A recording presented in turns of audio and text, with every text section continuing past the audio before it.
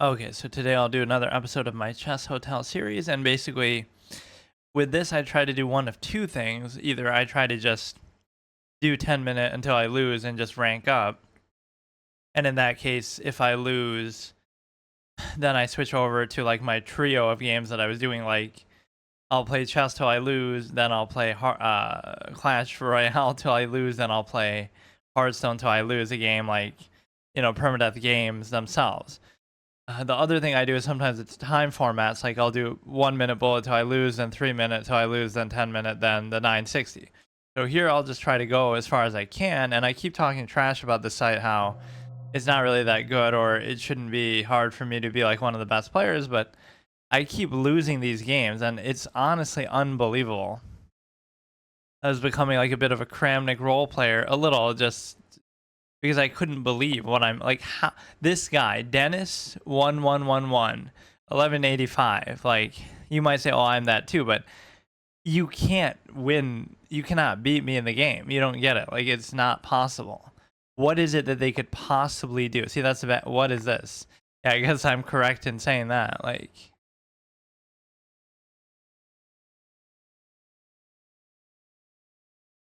not saying that that's what this rating should play like, but they don't have to be that bad. It's just, or now they're going to be a GM Smurf or something. But no, it's like, it's a situation where they really shouldn't be good enough to beat you. And the reason why they shouldn't be good enough to beat you is because they're only 1100 on an inflated, dead, shitty site.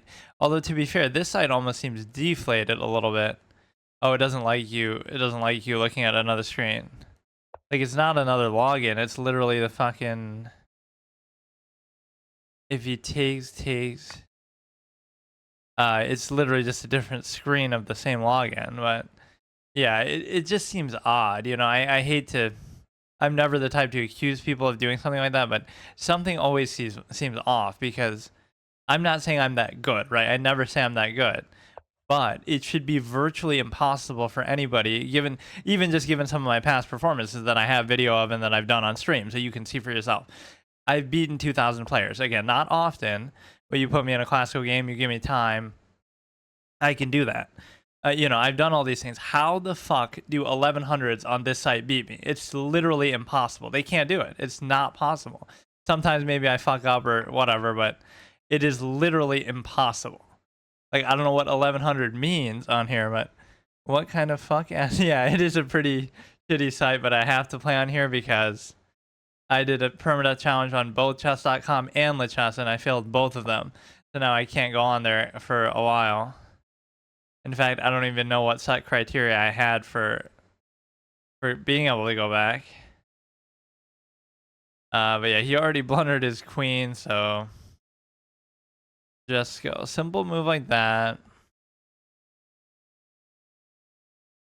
Yeah, it's a permadeath challenge, like where I have to delete my account if I.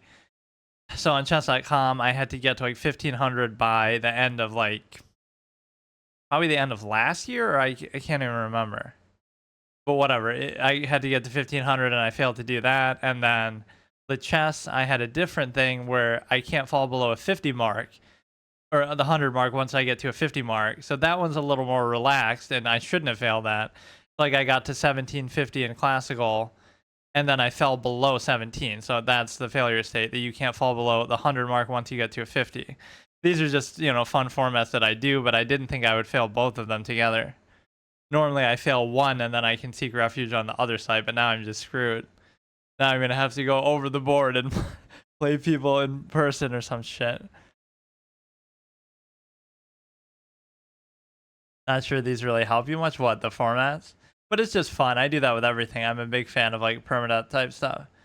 So here we can trap for a trade, and it does sort of motivate me, like, because you're playing for something more than just, you're not just playing just to win, you're playing to survive and keep your account alive and stuff. I always like it. The real point is I shouldn't have failed because I shouldn't be that bad. I don't think with chess I really ever had that problem, but on chess.com I would always say that. And again, I'm not accusing people of cheating or something, but there were times like, oh, it's some 1300 and he's playing like fucking insane, right? Like better than the 2000 on the chess. And it's just like, it's possible they're that good. Like maybe I just underestimate people, or, I'm not saying I'm that good, but there are moments like that. It can just sometimes be that like they're playing a certain type of game that they're really comfortable with.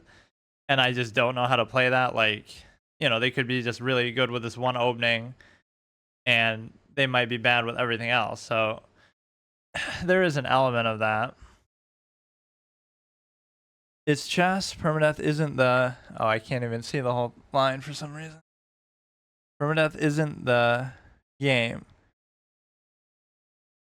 It's about losing and learning. Well, yeah, but that's just a bigger picture thing. People fail growth at different speeds. You're just paranoid. Cheating increases with ELO at 1300. The percentage of people cheating is astronomically low. And yeah, that's what I always joke about too, is that like you wouldn't need to cheat to beat a clown like me. What the hell is this guy? Almost seems like he's losing on purpose. From the beginning, he just wanted his queen. See, this is how an 1100 should be, but I think one of my problems is that I'm just too slow sometimes. So what I have to do is I have to go to an in-person over-the-board classical tournament and just, in that context, because it's like twofold, okay, and longer formats are just better because you can obviously have more time to think. But number two is like you're taking the time, you're going all the way there, you're paying to get in or whatever. Like you're committing so much time and effort that you're gonna try really hard because you've set aside your whole day to do it, and there's a certain immersion factor to that just it would motivate me at least more than just playing online. Somehow it feels like even with all those formats that I do, I should have been motivated, but on this site, I have no frame of reference. Yeah, basically, it should be pretty shitty, though. 1100 chess.com is bad. 1100, the chess is brain dead. Yeah, it should be worse than those, would be my assumption, but. Actually, chess.com, it's not so bad, though. I mean, 11 is still low, but. Like, what would I be on chess.com now? Probably like 14. I would probably be around between 14 and 15 now, but, and I was like 17 on Lichess in both classical and rapid. But the problem is that whatever, I can't play there anymore. So I was on that was one of my best stretches ever though, like where I went from 16 to 17 in rapid kind of very quickly. Intermediate, yeah.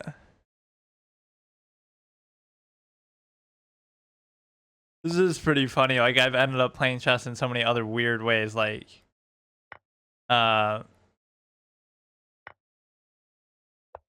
on Roblox chess just to try it, or what were some of the other ones? Like all these weird ones that you would never even think of.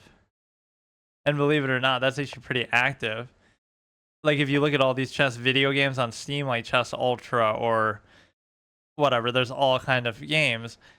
Some of them are pretty good, like they have some nice visuals and stuff, but they're all dead, right? You can't find a match, multiplayer, anything ever. Nobody's ever playing it, so it's like a total waste. So it ends up being that, oh, Roblox chess is more active than that, or just it's stupid, but you can't find any active communities. Obviously the sites are very monopolized as well. Yeah, chess.com with chess, and even then mostly, yeah, those are the two best ones for sure.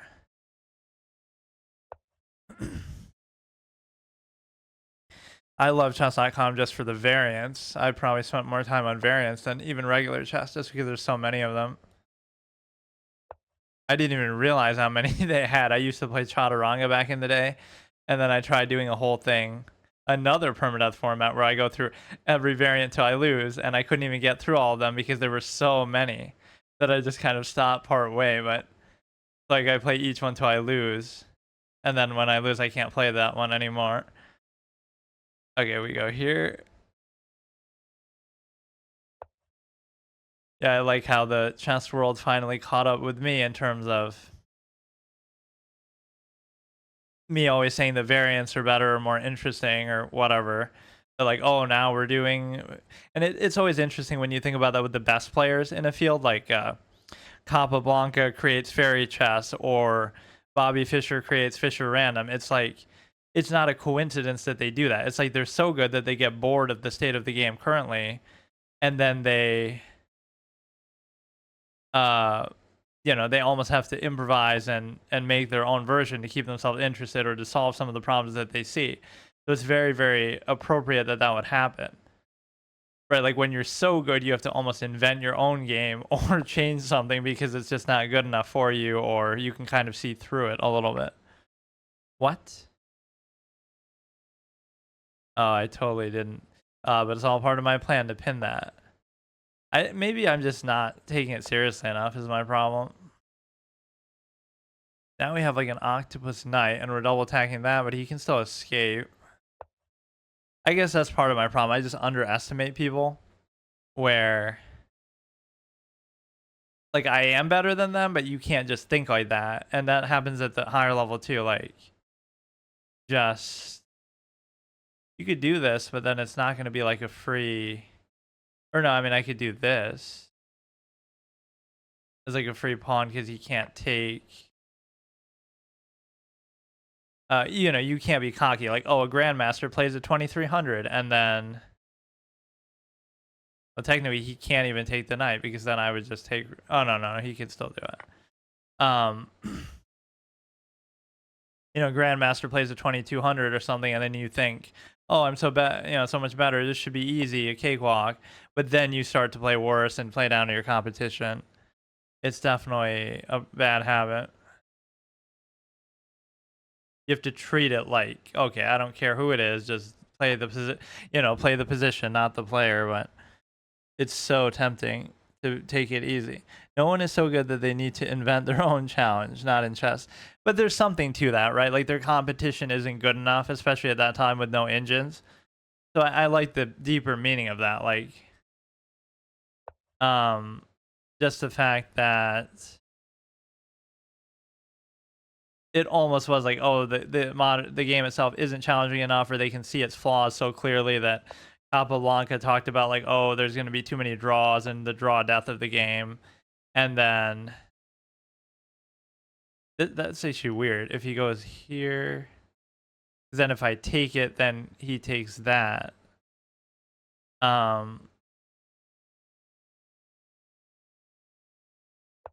So he's worried about the draws, so he tries to improvise on that. Then Fischer is worried about the just overall, like the game's not good enough. It's one thing like if a clown like me, oh, I come up with a variant just because it's a fun idea, but there's a certain meaning to it, I think.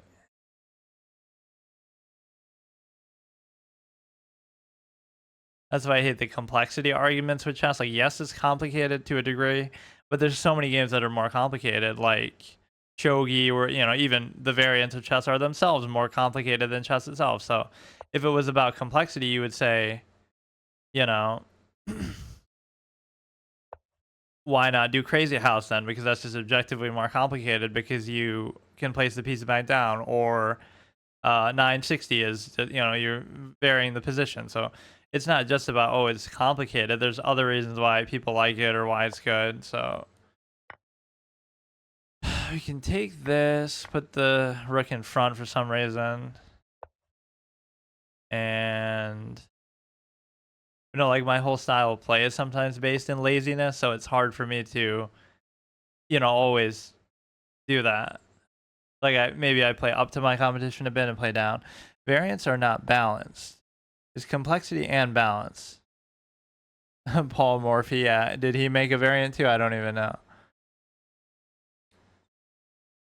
But I always call him like the Wilt Chamberlain of chess because people try to discredit the era, which I always think is such a fallacy. Like, they'll say, oh, the era wasn't that good, but then it's like, oh shit, I can get back ranked here pretty easily though. You know, it doesn't make sense to bring up the era just because. Oh my god.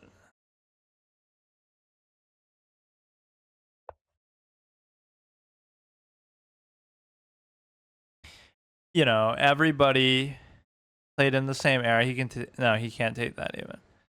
Everybody played in the same era. He came from that era too, so whatever made the era weak, he didn't have the engine. He didn't have chess theory, really. He was before Steinitz.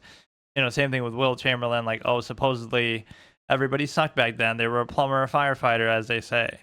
But it doesn't matter because then he should have been one too, right? Whatever made it weak should apply to him too. So that's where it becomes kind of dumb. Because, you know, it's like you're so good that you're putting them in a different category and saying, I don't know what the fuck to even do here.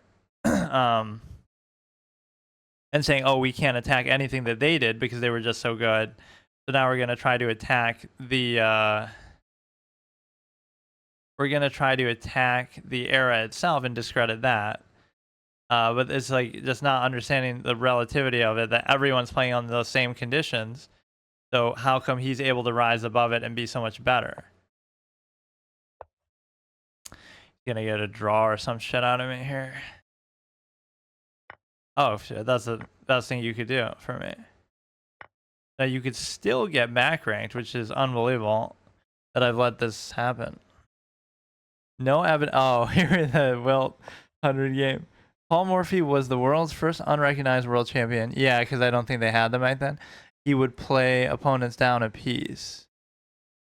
Yeah, he was better by such a margin that is insane. No evidence of Wilt's 100-point game. Not a basketball guy. Heard so much about. Well, the way they discredit him is more to say like, oh, he was just bigger and taller than everybody.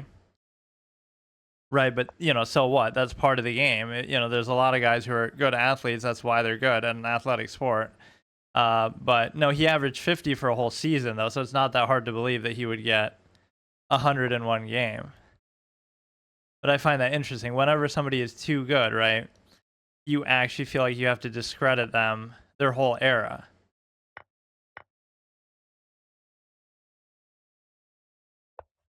Then you could say that with Magnus. Well, Magnus was only 6 points better than Fabiano when Fabiano was 28-44. And so with the engine, you know, oh my goodness,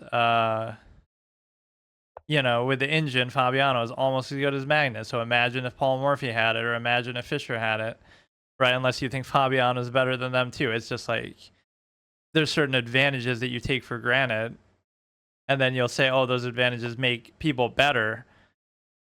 But actually it might indicate the opposite. You have those advantages, and that's the reason why you appear to be better, but you're comparing it on a level playing field to people who didn't have those things.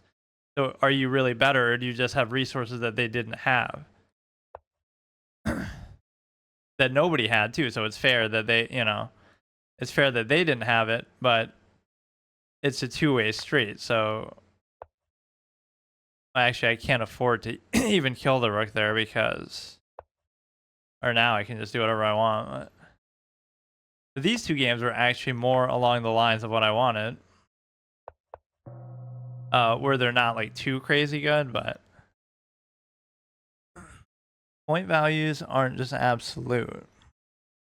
Magnus was definitely just, I mean, he was better, but I mean, Fabi had that moment too of drawing him in every single game of the Classical World Championship. So there's a sense that like, if he's the GOAT, I mean, this is just a hypothetical thing, but if you're really the GOAT, should it ever be that close in your prime where, oh, somebody can draw you in every single game of a Classical World Championship? Like, it's not that, oh, you have to win every game, but you have to at least win a game. Then it comes down to the, you know, tie breaks, and then he wins, but it just doesn't feel like that crazy, you know. I don't know. It's not like dominant the way that you would expect. Bobby was also that good, I guess, but I mean, you could counter that to say like, well, every era has other great players, right? There's always a second best player, third best player, but the level of dominance, like Bobby Fischer able to beat everybody pretty much. Kasparov has the longevity argument. Morphe would have like the height, the peak argument, or like the distance between his peers argument. So those are like the three best cases for it. I mean, besides Magnus, obviously.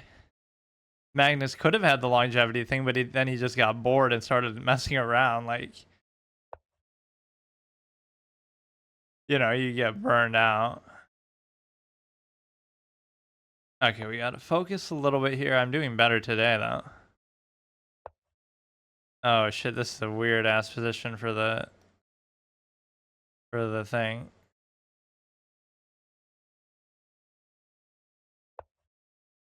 I'm gonna get forked, fuck me. But he didn't do it. Oh god. God damn it. Fuck. Not even about getting forked, it's about the fact that, oh god. But no, even there he fucked up because he could have then forked there as well. God damn it. Oh, is he just gonna mate me somehow? Yeah, I fuck up a little bit in the opening and then I won't be able to recover. God damn it. So stupid. See, like, that's more just, okay, I'm playing so fast. I have 8 minutes left. I could have easily sat there and thought about it. So I'm not saying... Wait a second. What even happened? He had the ability to take the... What is going on? Wait, what?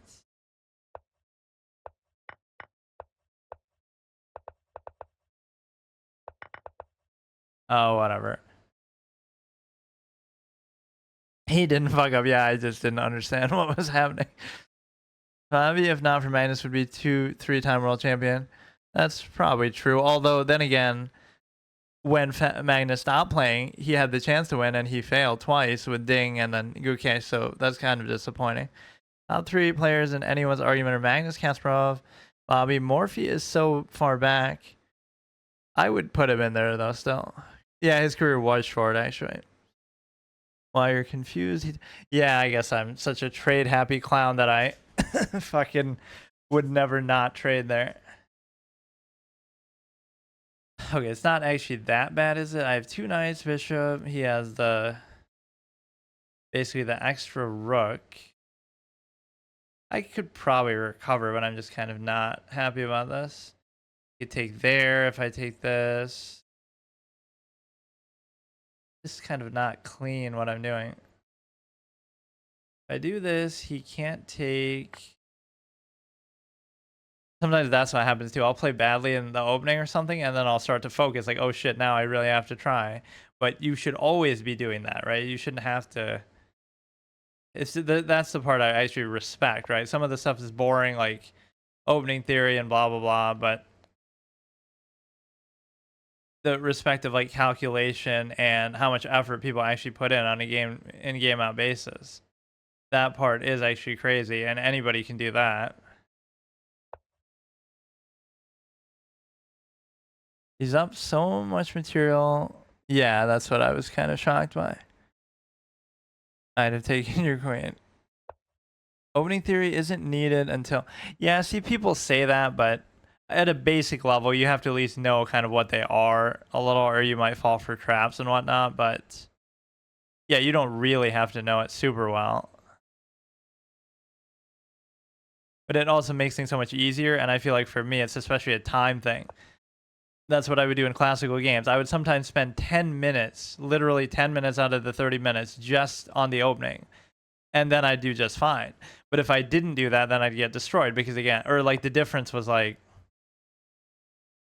they would, my opponent would take like 1 minute on the opening. I would take like 10 because they clearly know what they're doing with it. So it helps in time. It helps you save time. It helps you with a lot of things. So I don't know. It attack the queen. This is an octopus knight setup. Right, that we could bring the pawn.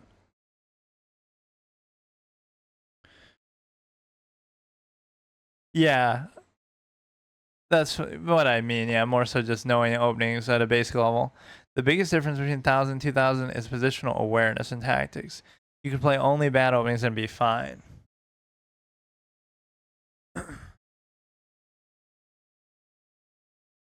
But you know, I feel like in an evenly matched game, it might be the thing. Like, oh, you're both, you know, equally good or equally bad. So now, if you do fall behind in the opening, that could be the difference in the game.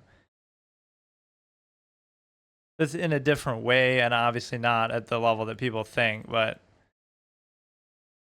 I love that though. Like, oh, even super GMs study openings still, just deeper in variations. But like, it never stops being a problem. You study this game your whole fucking life, and you still have to do that. I'm so stuck right now. You can't do anything to this.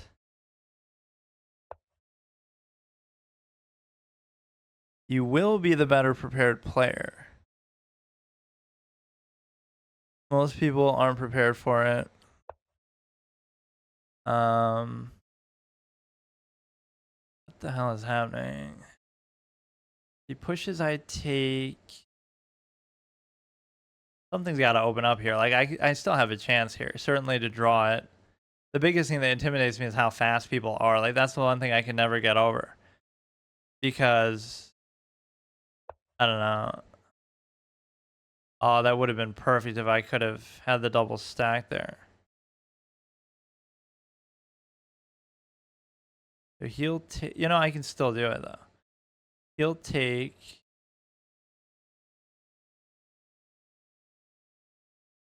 I don't know what's happening. I'll take with the pawn, and that'll be a really shitty setup though.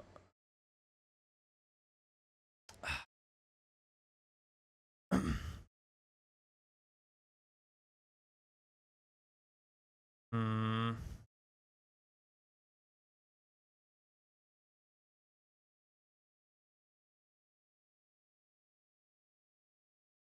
There's all kind of tricks I could have done with that. I could have. Oh no, I couldn't get a back rank because he would have still gone there.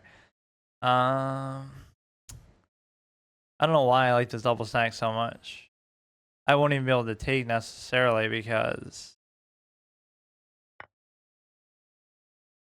always in my nature to trade, but this isn't the kind of position where you want to even do that. Like, I can't afford to trade this because it's the only good piece I have left. I can't do it. But then again, him having two rooks could be very dangerous. I don't know. And the Octopus Knight might sort of equalize with that if I was to use it correctly, but of course I can't do that. We do have the Octopus Knight. Now he'll create the double stack, and then we'll be in a ton of trouble because of the fact that the king already is in a dubious spot. So I see where this is going, and I have 3 minutes left. Only at a much higher level that you can't get away with such bullshit.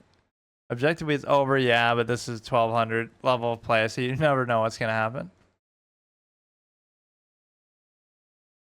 Especially end games, people struggle with. I mean, people struggle with everything because we're all low-rated clowns, but end games can be really tricky for people. So it doesn't mean he's going to convert anything. We have this pawn here, which is bizarre, but actually we can just do this because the knight's always going to be there. So even as weird as that seems, it's actually fine. These are the kind of moves that confuse people at a low rating because it's like, you think that happens a lot in the end game too. You think like, oh, I don't want to move the pawn there, but then there's nothing left besides the king, you know, or like one piece, so they can never get to it, or it just seems unintuitive, but right, that should be technically correct. He might blunder a fork here at some point. That's my main hope. Go back to that move. Okay, I don't know if I have time, but oh, for fuck's sake. See, you give them credit. That's the issue. You give them too much credit that, oh, he'd never make a mistake like that. He's beating me. You don't even consider it, right? Whatever, I'll still beat him. Fuck me. That is amazing. See, they'll give you chances though. That's the thing. Now we win the queen. Well, not really. They'll take here. Oh, I don't know.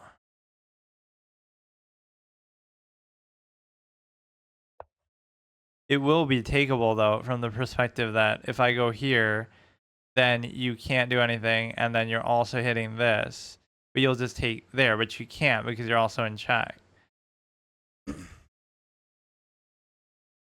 on, blunder your queen twice in 5 moves. Ah, fuck. If I go there now, he can take with the rook. Or he could take with the queen behind the rook, and then it doesn't do anything. I'm just gonna flag, man.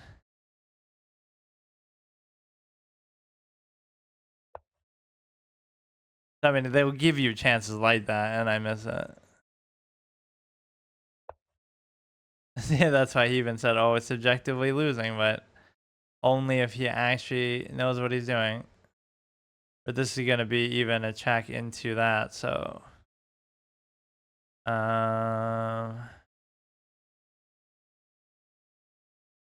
this could work because you check, but then you can't come here. Or would it be like he could almost sack the queen for the... I don't know, and then do it? But then I could take with this too. And we're attacking the queen itself, so... you have to address that as well. Now if you could block with the knight, that'd be so good because you have... oh, God.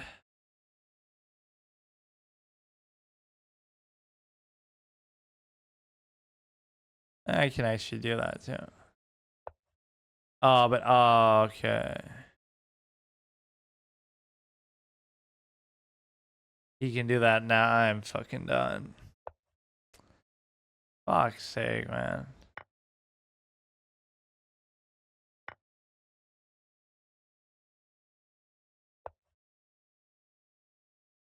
Certainly they give you chances, but I'm fucking garbage. Oh, God.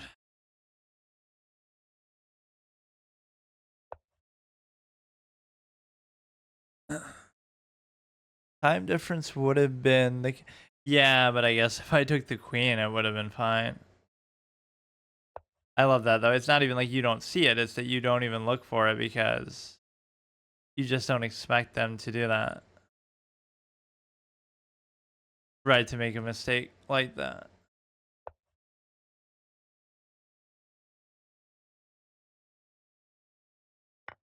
Maybe get a stalemate. Oh, shit. No, he did outplay me, especially at the beginning. I don't know what exactly happened. But yeah, you have to be more willing to accept that they might actually make mistakes like that.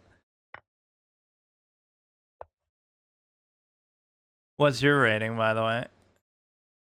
Or obviously on chess.com he plays, but...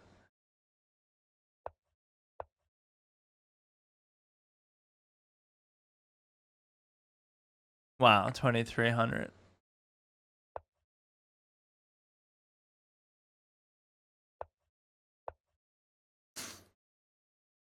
Come on, give me a stalemate, or he's not even letting me set up for it, though.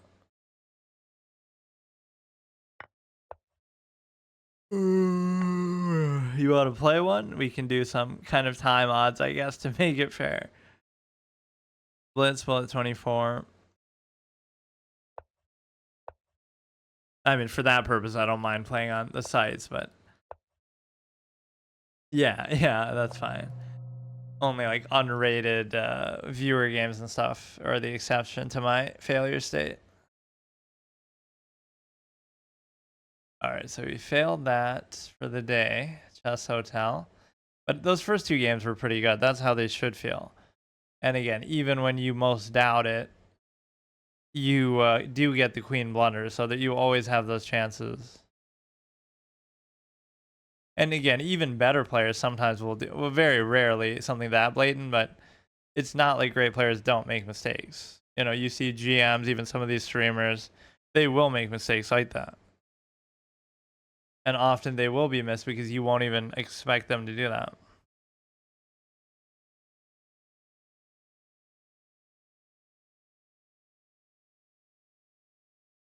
So,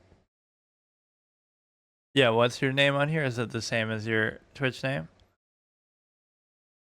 Yeah, this is like my dummy account too. Chaturanga only, but I barely even play Chaturanga. That was just my uh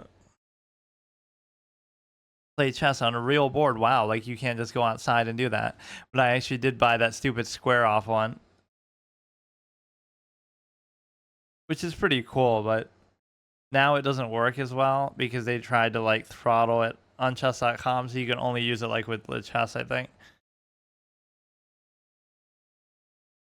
They're trying to take a monopoly. 20-year-old prodigy if anyone else quit chess.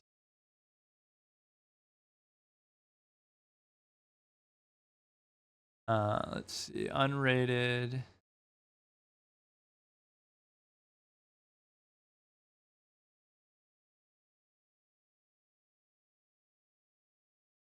Friends in at least 10 countries.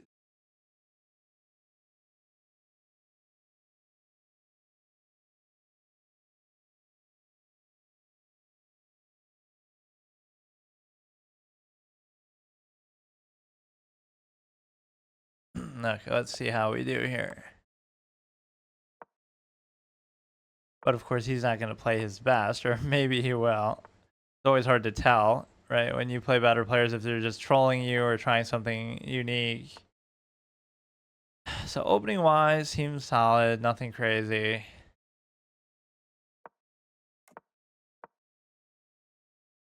I get my little V-shaped patented structure, very comfortable. I love this checkers board actually. And I love those on the chess, the mod I have where you can use like the chess 24 pieces. The one good thing about chess 24, which is no longer even usable.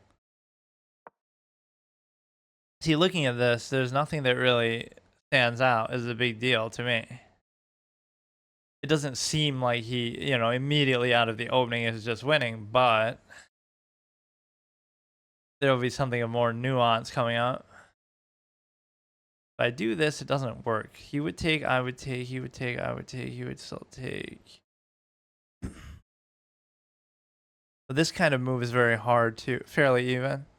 That must mean I'm good at openings or somehow, you know, didn't get punished to that level at least. Where it just gets confusing because London and D4 lines. More positional than tactical.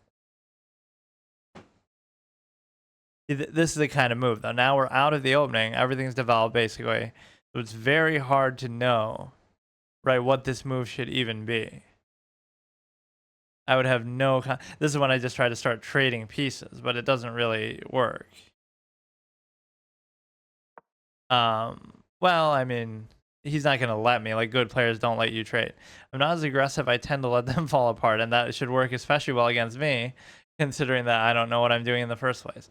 Now, this mathematically is a good thing to do, but the problem is they could, like, attack the knight then and do this, so... Yeah, see, I'm already kind of fucking up. Whatever I'm doing right now is very weird and uncomfortable, so I shouldn't do it. It's like you're trying to make something happen, but I don't even know what to do.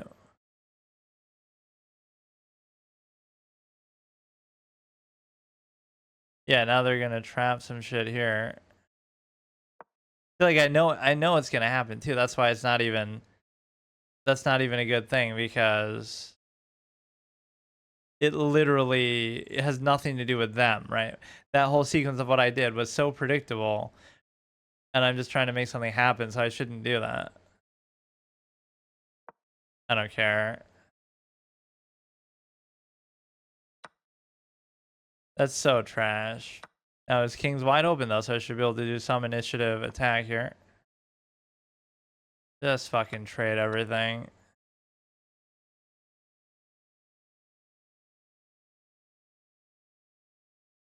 We have the check possibility coming up, but it's not that simple.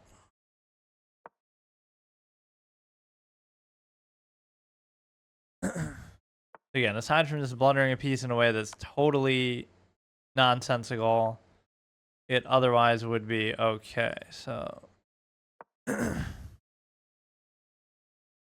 actually some decent attacking initiative though, of course. Ruined by that, but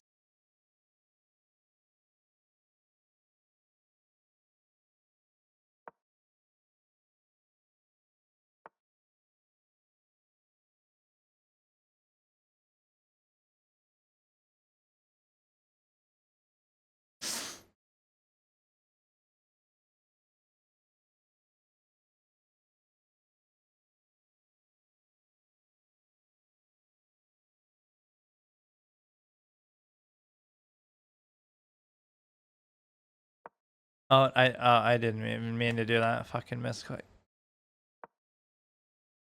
I think I sometimes when I play better players, I do that too. Like I'll try to do too much or fall apart. Oh, that's a fork, but I'm sure they have some shit they can check.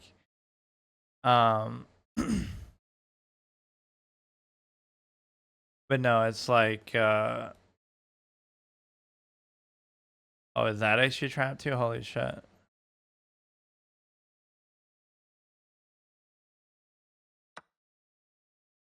All right, now they're starting to run away with it, but still. I didn't have to play. Let's do one more just in principle that I'll play more like I normally do. For which I have drawn many 2000 players, but I can still, yeah, I probably should. But he's more than just 2000, first of all. In fact, it doesn't really track that. Like on the chess, it would say like, oh, what's the highest rating you've beaten, but it doesn't show you the highest rating that you've drawn. Not that that's a bragging. Oh yeah, 5 minutes. Okay.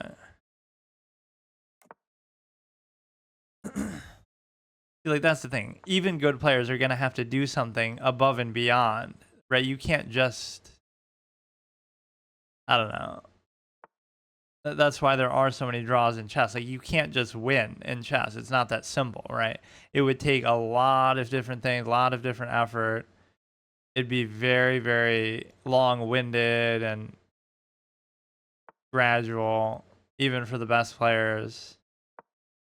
He's not gonna let me even do it. See, that this is the signature good player thing. They're not gonna let you trade because they're too good. They actually know what they're doing with their material, whereas I would take trades indiscriminately. Okay, that's kind of questionable too. Not terrible, but positionally that's awkward. And then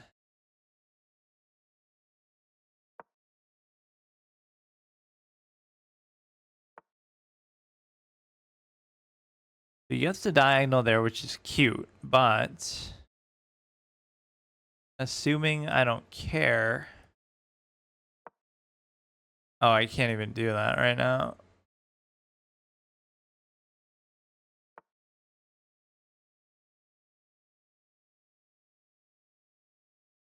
That's pinned. Shouldn't really be a big deal, or he'll do this stupid thing.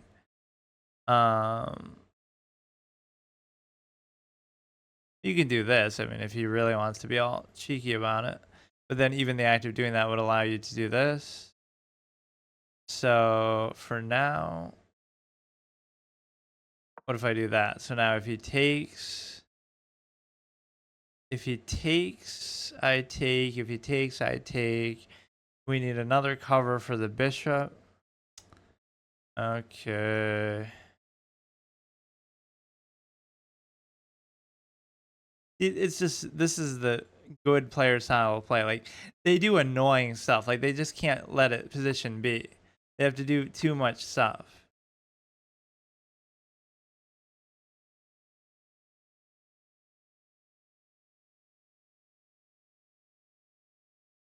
That's really what it is. You're like needling on a thread on and on and on like forever.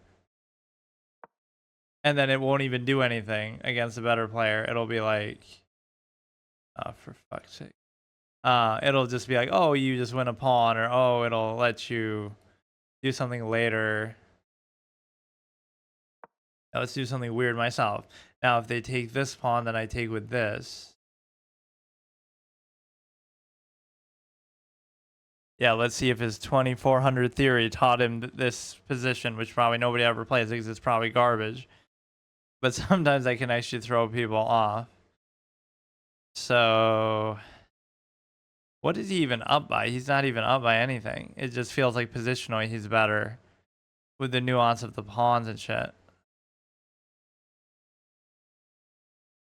What I was trying to do like a century ago was to open this. My knights and bishops are better placed. Definitely his bishop. I don't feel like his knights were really that good. Or I always make fun of like, oh, you never need two knights. There's no such thing as a knight pair. Like, this is garbage.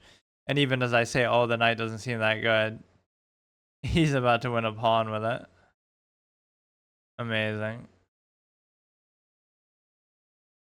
Yeah, I know.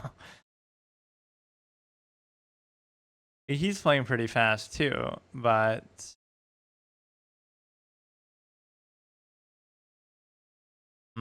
it's just annoying. But in general, there's not much of a reason to have a knight pair, and it's usually pretty bad. Now you have this ability here. 2400 in bullet. Well, yeah, but that doesn't... I'm slow even, just period, right? Regardless of that.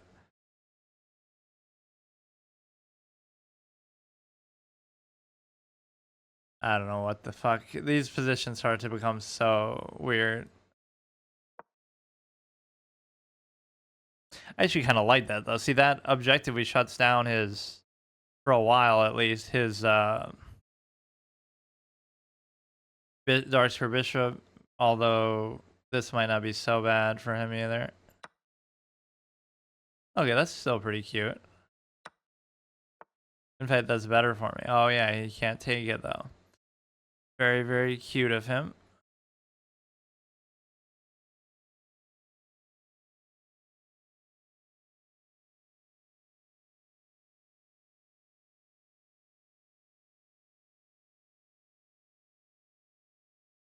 We have night covers night. We have this going on. A lot of things going on.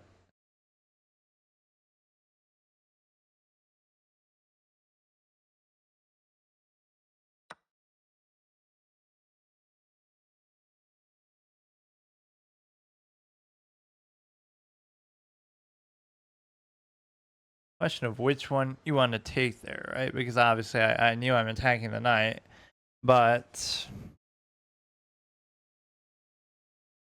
which one do I want to take and with which piece?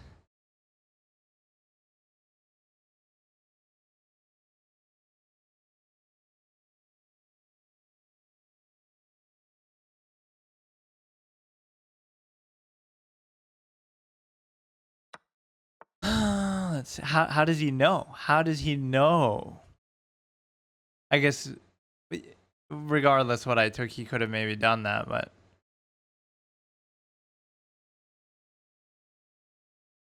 what the fuck?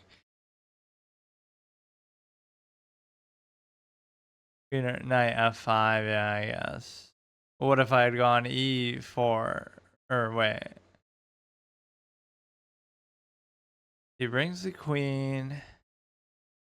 This is still under potential threats. You can go like this, but then he goes there. Sit the knight out for a minute. If you went e4 with no pawn, I'd report you for hacking. Fuck.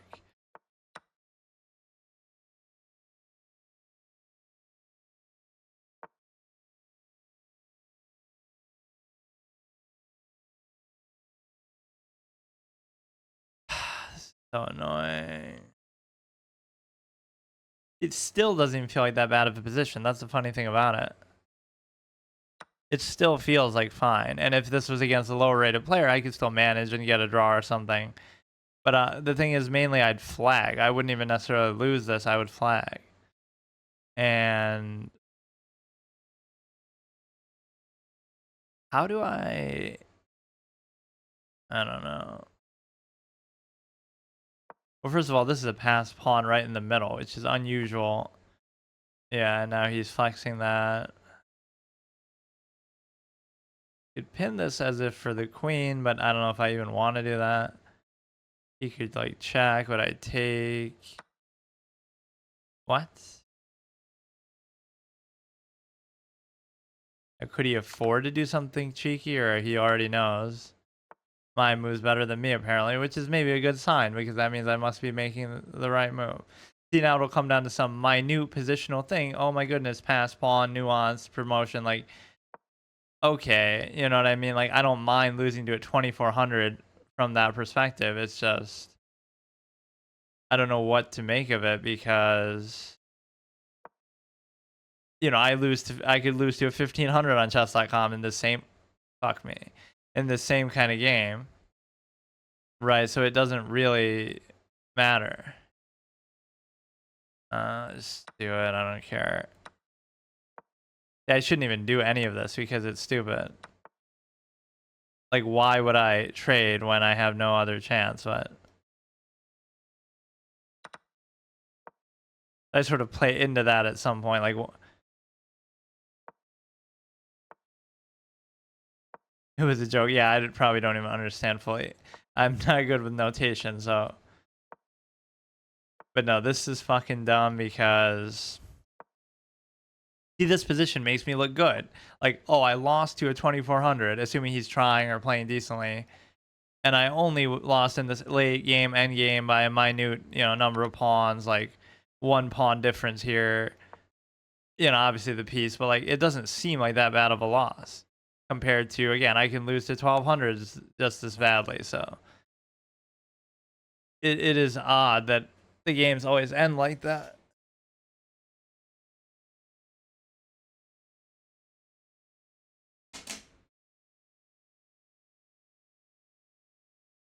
How much you lose by, but that's true. But I mean, it should be a good game. But at least that one I played sort of more my style. I can accept that. The first game I was pissed just because it's dumb. Like I'm doing something that I could do that same position against anybody, and like you didn't feel his strength in this first game. This was just me being a moron. The second game, you could obviously tell he was doing some very nuanced things later. So I don't mind that, but yeah, it's interesting. And of course, I can't use this site for anything else. Or the one thing I never do is puzzles. Oh, we can do another one if you want. Sure. Let me try to really muck it up defensively because that is my specialty. Which is just a way to say I'm shitty at attacking, but I embrace it where I can really frustrate people. Right, King's Indian defense for a reason, even though I don't really know what it is, or yeah, let's see if he appreciates my V-shaped structure that I literally invented this thing with the pawns. Like nobody does this, nobody ever told me to do this. It's literally just my invention, which isn't even good. Double fianchetto.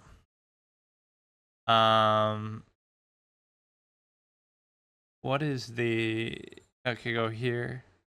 You discovered, not invented, but I mean, nobody ever. It might be a known position, but nobody actually does it.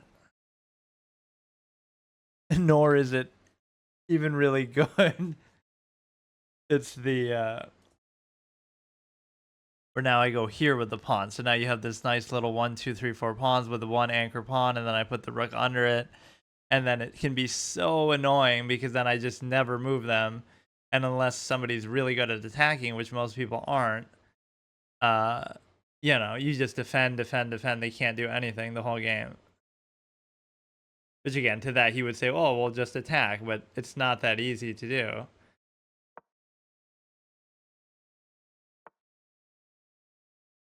Like, let's see what he does. Let's actually test him. Look how annoying and hard and obnoxiously difficult to attack this position will be. Dubious. Yeah, but I'm just hunkering down in the bunker.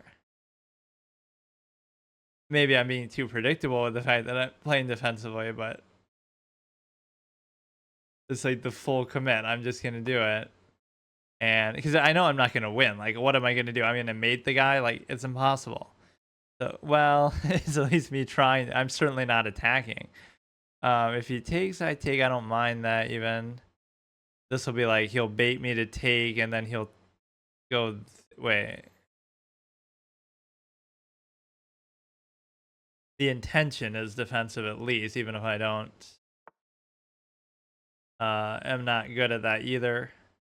Although I would say this works. Like this is shown to draw and win against 18s, 19s on the chess. Like this actually is a legitimate style. In fact, it's the only way that I can really play at that level because I can't really attack the way that people do. So let's see. It's not really a thing. I mean, it's my thing, and it does work to that low level still. So it's fine. This pawn move is a little bit unusual, though. That's not something that people actually do. So, if you had your king had made unnecessary movement with same with the knight. Yeah, I guess so. But see, that assumes something very important that you actually know how to attack at a high level. Which, if you can do that, then obviously you're better than me anyway. But okay, this move is tough because you want to get rid of that pawn, but you don't want to get rid of it like this right now.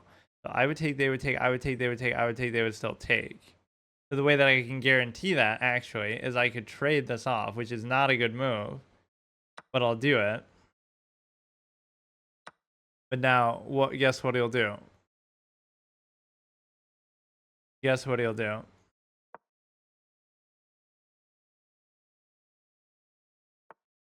Oh, he didn't do it. Now I should mathematically be able to do this because of the simple fact that he lost one of the covers, although now it opens up a whole nother set of problems with the pin on the queen. Like, whatever, man.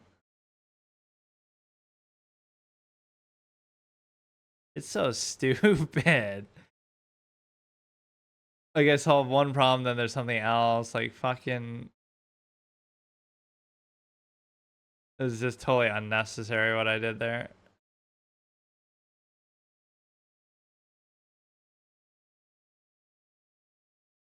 If I just do this, and I'll block my own bishop's ability to attack. And so now the only threat is the pin of the thing. Okay.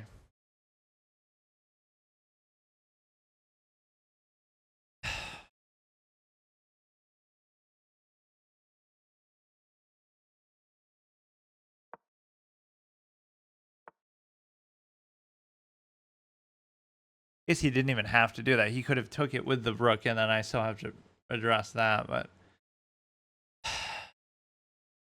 so this is hard to believe, though. Is this one pawn? His center pawn play was kind of fucking me up.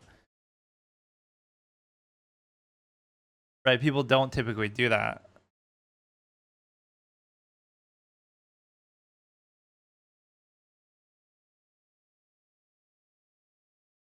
But again, he's also way better than the people I play, so it's not like that big of a surprise. Fuck, man.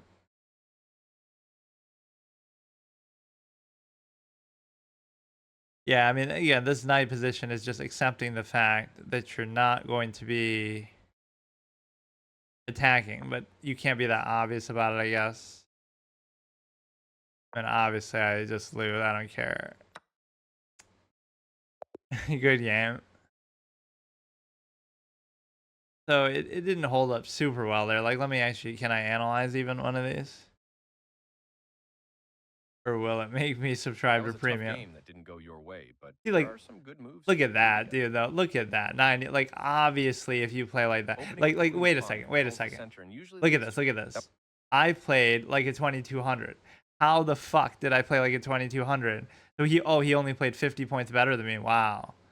Like, that's validating my defensive. Like, yes, it's short, I get it, but I mean, first of all, that's not even consistent because he's 16 accuracy better, but he's only 50 points better. So I played like a 2200. Like, what is this?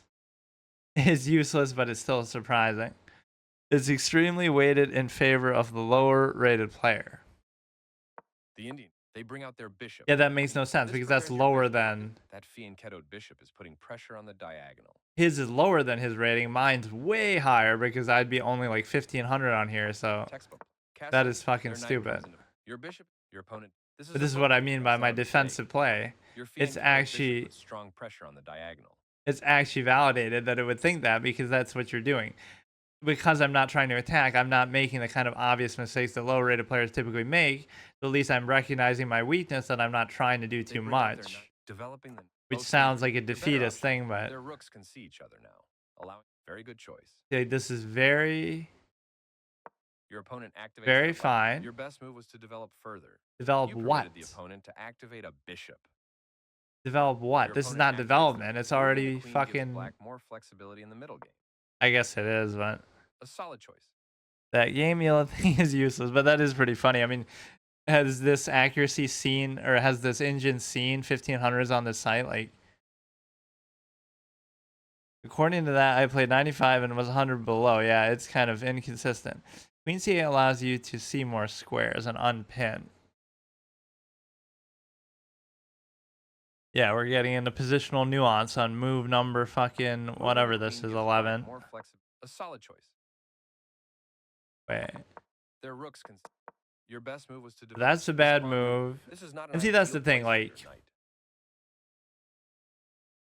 it's not even like I believe that either of those moves are good moves, right?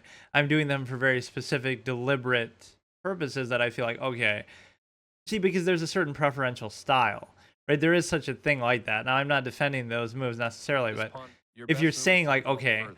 I'm not You going to permitted the opponent attack. to activate a bishop. I'm not going to attack for three reasons. Number one, I'm just not good at it and I don't typically do it. Number two, I'm playing as black. Number three, I'm playing a much better player, so I doubt any of my attacks are going to work, even if they were decent. So, because of all three of those reasons, I'm choosing to This play like pawn. this as a This is not an. They style. are threatening to check. Good job, Stan. And They are threatening. it's You kick still, the opposing knight with a pawn. They are ironically, threatening to win material through a tactic. it gave me probably still a better chance because, again, if I'm putting pressure and attacking him, he's just going to laugh at that and say, this is a shitty attack, right? Don't even have to worry about Your it. better So, option was to develop further. They I are just don't threatening to develop win material enough. through a tactic. But yeah, this pawn was god level that I couldn't figure out. As soon as he did that, Your better option. A straightforward. This moves but your again, rook. that's why I like their center choice. pawns are valuable. But That was a fair trade. that was a fair trade. But my analysis goes down. I like their choice. That was a fair trade. A clear recapture. This is I a like the fine tone move. of this guy's voice. It's kind of funny. He gives you so much time. You can't play the player. You got to play the. Yeah, that's what I say. But that's how I play anyway. That's the thing. I play defensive. I'm playing my player, as in I know my weaknesses, so I have to adapt to They it, found a right? way to win material. You ignore the threat and counterattack their bishop. What? They found What a way the to win fuck does material. that mean? Yeah. Oh, yes, of course. Like either way, you're fucked. So it just doesn't care. But You ignore. They found. You've moved. You're capturing I your mean, main knight. obviously, you're already lost at that point. Developing the knight and increasing influence in the center. Like, what is the key thing? Like, if I was to play this Both out, kings are capped. Your better option was to offer an equal trade of pieces. I'll stand by that no matter what. I don't care. Their That's my rooks can see V-shaped each other structure. now, allowing them to provide mutual. This is the V-shaped structure I'm talking about. Like, nobody plays like this. How do I know that nobody plays like this? Because it's even telling you not to play like this. So anybody who knows openings at a basic level wouldn't do this.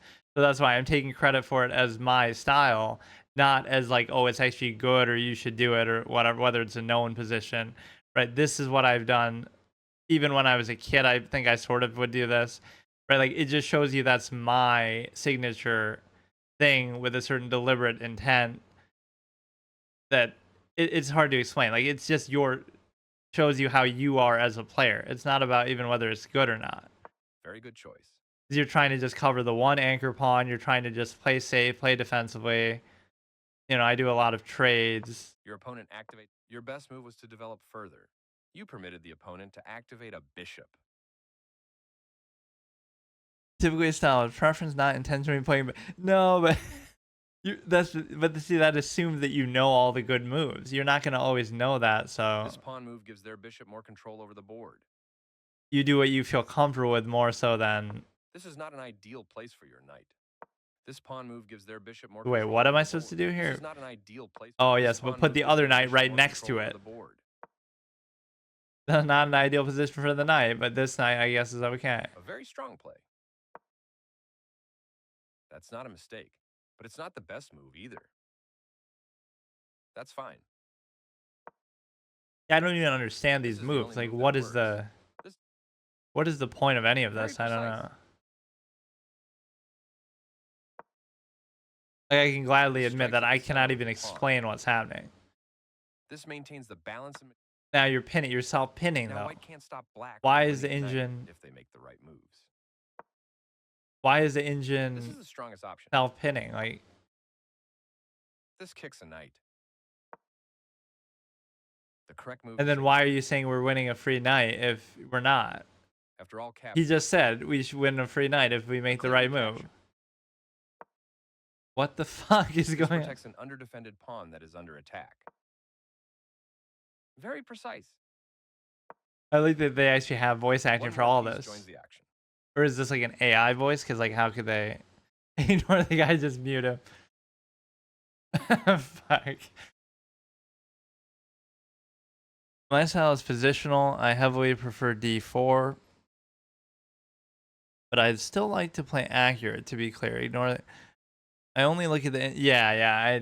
It's just a novelty because I never use chess.com anymore. He never even used to be there. I don't think. Or they're trying to show that off to make you do premium. So basically the main lesson is, I don't know, like, don't make those unnecessary moves. And, even this I could stand by, like, trying to trade. Right, so that's more my second layer. I do the V-shaped structure, I play defensively, but the part of defense is actually offense in a weird way. If I try to trade this, and if he does it, then that's one less piece I have to worry about. So that's actually part of my principle too. Because, if I trade everything down, what's the worst that could happen, right? I don't know. Comes down to, do you want to improve or just do whatever? Well, to the point that I've played so far, I've only really played. Like, I haven't studied anything. I don't, even when you mention openings, I can't even tell you what they are, really. Like, I've seen them, I've beaten people who know them or have used them, but, like, I don't know what anything is, right? By name or lines, or I'm not even good with notation. So I've just played in, like, a very raw sense. Like, just see what you can do, basically. Right, just by improvising, and then obviously at some point I can always study and do all that, but it's just shows you how much you have to do that in a game like chess because you could be literally let's look at this one again. I like reviewing these old games. Right, you can be Einstein, but you're still going to be if you don't study, you don't know theory, it doesn't matter, right? So like, Einstein probably plays like some filthy 1200 elo clown.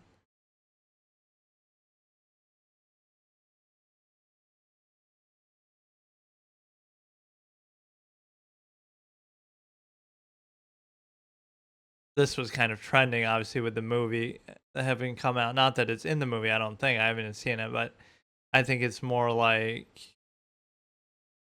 whatever. Just it became more of a topic again that people had forgotten about this. And Oppenheimer obviously wins, but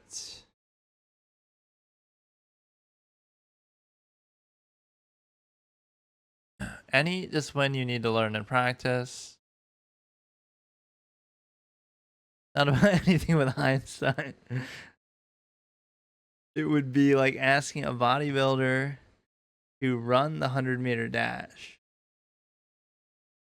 Well, yeah, but I mean, like, if he had studied it, I have no doubt that he would have the aptitude to be better than most people because he has a certain level of intelligence that would help in a lot of areas. But again, you still have to commit to it. That's the main thing. Or what somebody had said, I don't know if it was Einstein or somebody else, but they had said something about that, like, "Oh, I could have been good, but I didn't want to, study and it's boring." And maybe a lot of people have said that, right? So it's like, "Oh, I didn't want to go through the years of study it would take." So it's almost like them arrogantly saying, like, "Oh, I could have been good if I wanted to," but that's what you have to do, which is fine. But I've always hated the idea of studying. I could have been good is the sign of an asshole. Yeah, Elon Musk said something similar too, but it was somebody else too. Um, oh, not at his age. Yeah, maybe true.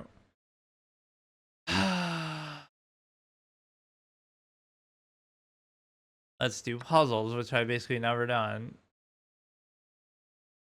It's kind of fun to see that from the perspective that, you know, if you look at all my chess experience so far, it's basically just very raw. You don't even have to. It's a very honest way to play the game because what people try to do sometimes is, um, I'm trying to like back because I'm in the back rank mindset. I'm trying to back rank. What the fuck? What I'm saying is, like, just most people would pretend like, oh, look how smart I am or look how good I am, but it's just like nobody's good, and it's all. Oh, it is a back. I don't even know who I'm playing as. I'm not paying attention because I'm talking about some random shit. The point is that, yeah, I have to actually learn to look at the board. Click the setting wheel. Okay. Yeah, we're playing checkers appropriately because, it's like I'm playing checkers while everyone else is playing chess because I'm so shitty. I spent about 120 hours on puzzles. That actually doesn't seem that high considering how good he is. Is that all it would take? I played chess at least that long easily. Oh, at the bottom. Oh, okay. Standard hard. Let's try extra hard. Finish this puzzle off with a checkmate. See, the fact that it even tells you what to do is itself kind of like cheating. You should have to figure out even what you're trying to do, which is just that's not even checkmate though. It takes time to. You'd have to put the queen there and go through the whole thing. Oh god, need a premium account. Yeah, maybe I should get that thing this year. The chess up and fucking try it. Let's see what people say about that. Chess up versus chestnut air versus square off swap. And obviously people will be riding on square or chess up because it was on Shark Tank or it's associated directly with chess.com. I love the whole concept of this too. Like you pay hundreds of dollars and then you go through all this effort to be able to play on your board as if you couldn't just go and play in person, but obviously not against that many people or that high rated people all the time or at your convenience. So I get it, but turn off goals and feedback. Okay, see you later. Yeah, it wouldn't let me do anymore just because if I don't have premium anyway. Yeah, good games. There's so many interesting topics that you can go into with chess too. Like, let's debate which one's better, even though I don't have the other one. Um, it would intrigue me to try it, but the problem is I'm not even allowed to play on there now. So that's honestly the next step of content that I wanted to do with chess. Is that I would like want to go over the board like to a tournament or some event or something and just have that first experience ever because I've never done that. I mean, I barely even played over the board ever, like just against random people, but I've never played a tournament, right? I don't have the FIDE rating, anything like that. The problem with that is I don't know how to record it without either getting in trouble or being a big personality already. right, like, oh, Botez can just do it, and they encourage it because they want the attention or whatever. They're famous, but it would be hard for me to do that, right? But it would be memorable because like, it's my first experience and it's really worth doing. Um, okay, so today let me continue this little chess hotel thing where I'm trying to just basically become the highest rated player on here. Not really, because there's like a 3,800 or some crazy shit. But see, like, yeah, like, I don't know if that means they're cheating or they're actually a title player. They're really good, and just like, how does it even work? If he loses to this guy, he'll lose like a fucking 1,000 rating or what? The world's first 2,900. Oh god, the world's first 2,900 here. But whatever. For all intents and purposes, could I get to 1,900 on this site? Like, I should be able to. But as much as I talk trash, these people are maybe better than I give them credit for. But that can be sort of a self-fulfilling problem. They might not be that good, but I'm also not putting forth the effort that I really need to do to win. So, and because of these stupid ads on the side, I actually do show my chat with this for once. You take with the queen, go here. Don't try to play too fast in the opening, even if you do know what you're doing. Because what happens is you basically, oh god, it's gonna set up for a fork or some shit now.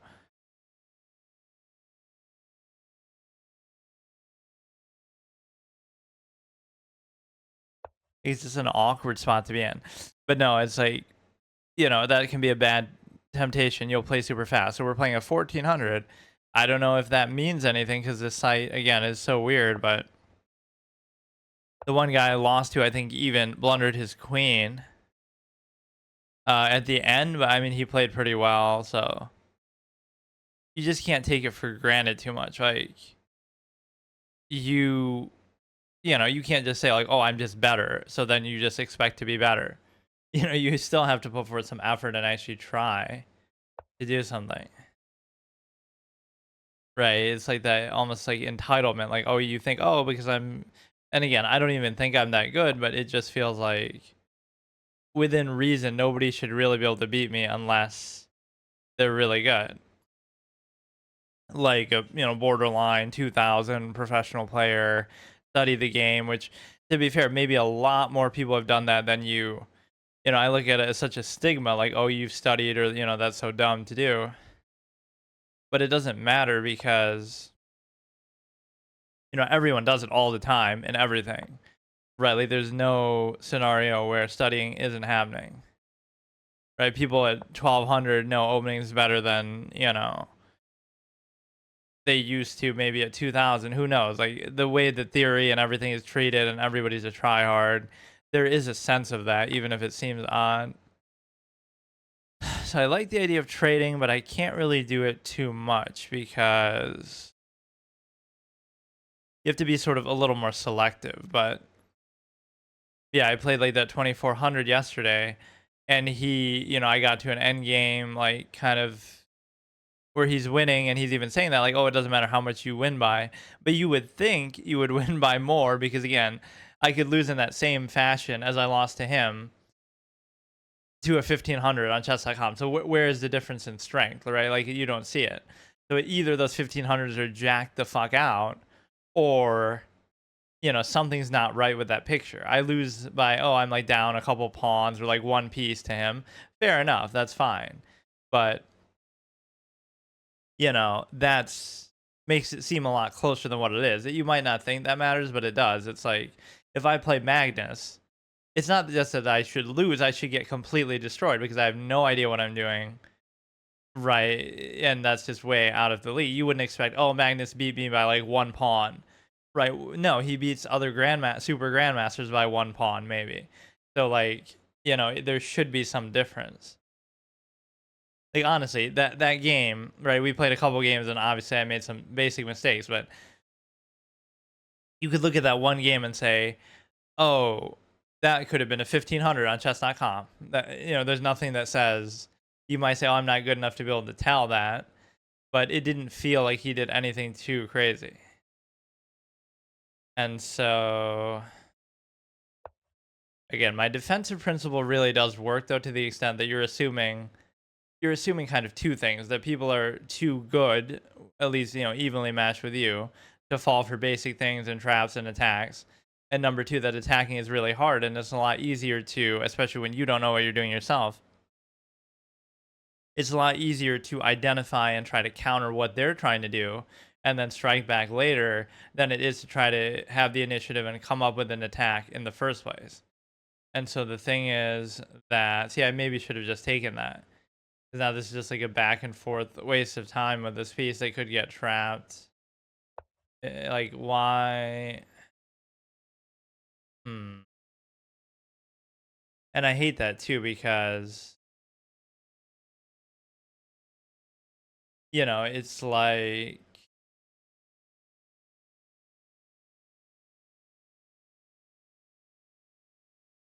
I even say kind of what's going to happen as it happens.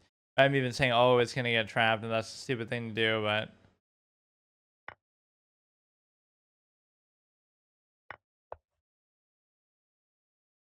so now, for no reason at all, right, that happens because there's nothing he did really to make that happen. I'm just doing stupid, sloppy development. I'm doing things that I don't normally do. I would normally have just traded that. Um, the raises I can take, although that's an awkward pawn position.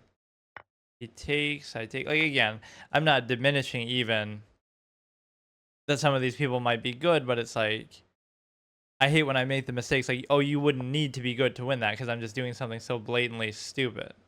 And so, obviously you have this, but I don't understand fully whether I should raise the pawn or I should try to cover it with something, or I can't really even cover it with something. And now if he just goes in there, then I can do all kind of things. I can probably block it, or even that doesn't necessarily do anything. But see, in this case, I almost shouldn't want to trade. I should almost try to put a certain amount of pressure. So what can he do? He can't do the little thing where he takes the pawn here. And you can set up for all kind of sneaky little traps and shit here. Like, is he gonna see that move? That, oh, I could mate him if I just go there. Is he gonna see that? Meanwhile, oh no, I'm blundering a pawn, or oh no, I can try to take this. Like, is he gonna see that? And the fact that I would even ask that question shows you the problem. Like, you shouldn't. That's so obvious that you shouldn't even be thinking that or trying that. Although, to be fair, I was just moving out of the way of the trade, but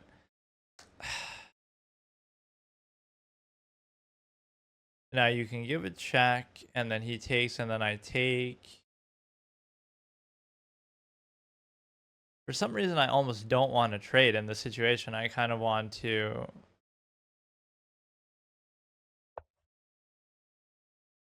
But I'll do it anyway because I'm a clown. But no, I should have just saved that bishop by just trading, which I even said as I was doing it, but I still didn't do it. This pawn could be covered here, and then I don't know what exactly he'll push. I'll take.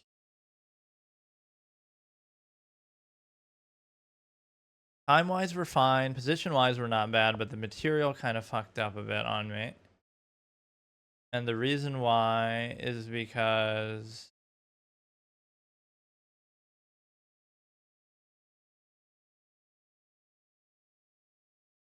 he seems to want to go to this diagonal, so I should almost switch.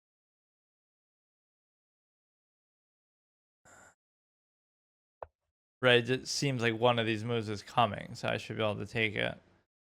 And then he's got the bishop pair. I don't. So the one way you can sort of recover in situations like this is an octopus knight. If you get that, it can sort of equalize the value of something that's missing or something that's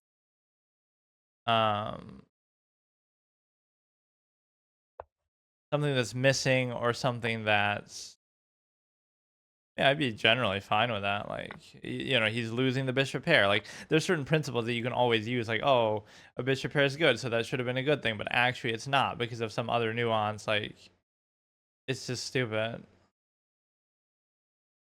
Right? There'll always be some second reason to do it.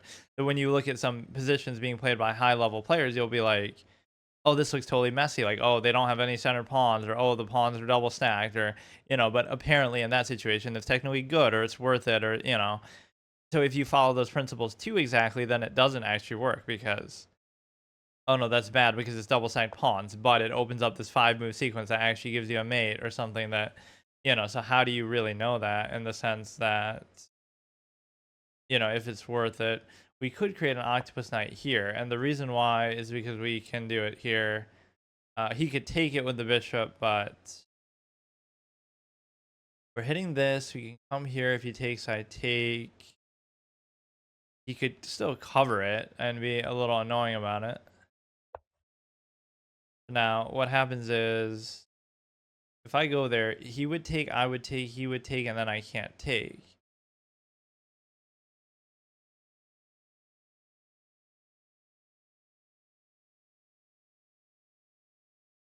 This could sometimes be good, like, oh, you're blocking it, but the problem is that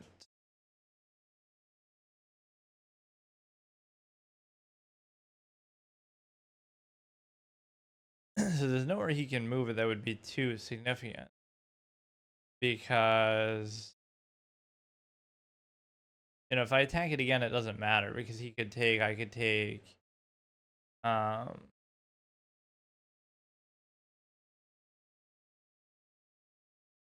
like I don't know what all the implications from that are, but I can't figure it out. He's played okay, but again, I make one mistake early that just haunts me for the whole game. That it allows you to. If it takes, I take. Otherwise, I can fork, but then it won't be even taking that for free, so there's no point. And this pawn will be in an awkward spot. 1, 2, 3, 4, 5, 6 pawns. So, I mean, I can do this though.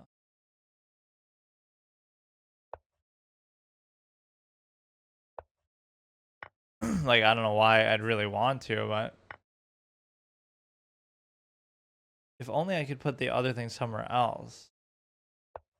Like, you can't move this, right? I take the rook, but it doesn't matter because he'll take back. But now if I double stack, you might not be able to respond in time. But then you can still cover it like with the king, but then I can give it check. Like, you're not really going to win the knight, I don't think.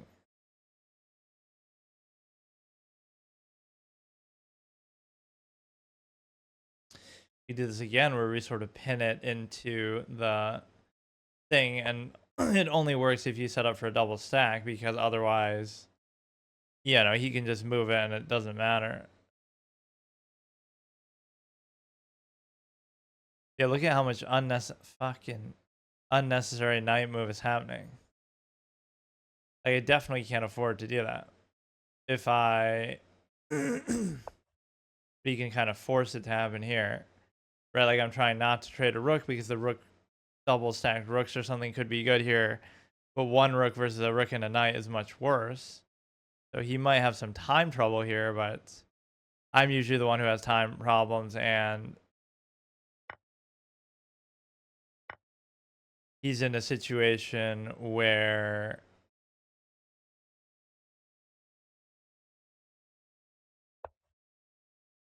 he's in a situation where I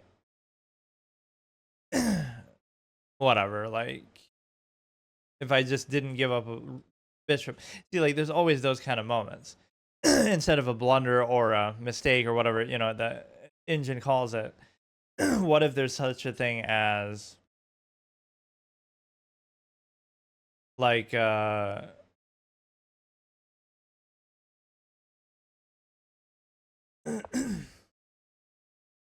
whether it's a forced mistake, like something, you could say nothing is forced, but it's more like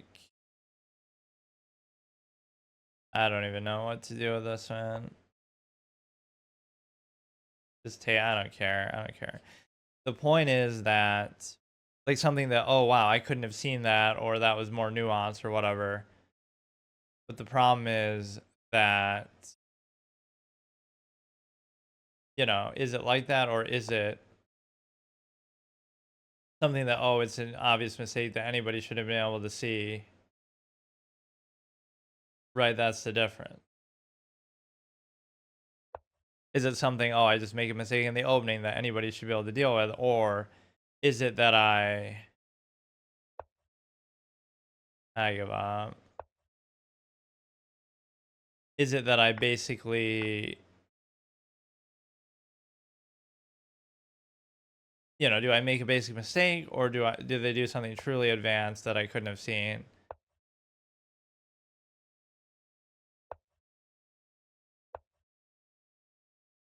They don't even have to take that pawn. Yeah, that's the thing.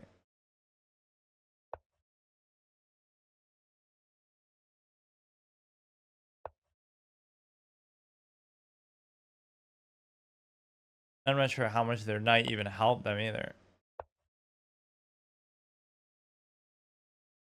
The problem is they can just sack pieces. Like, even if I do get some momentum with these pawns, it's like they could literally just start sacking pieces at this point that,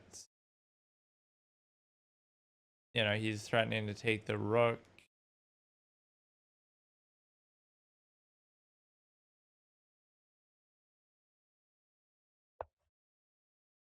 You check, and then that's pretty impressive. I mean, 1400 on here is pretty good, I guess. But again, he didn't do anything that impressive. It's just, oh my god.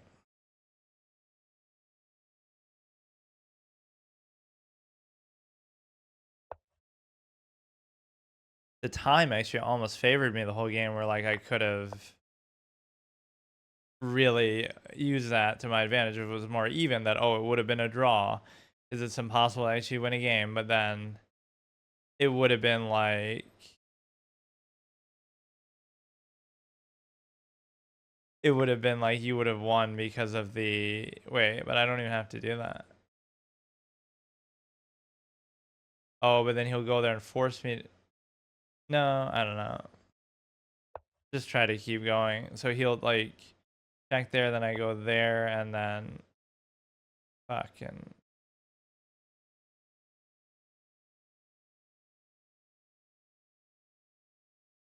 this I can't even do, obviously.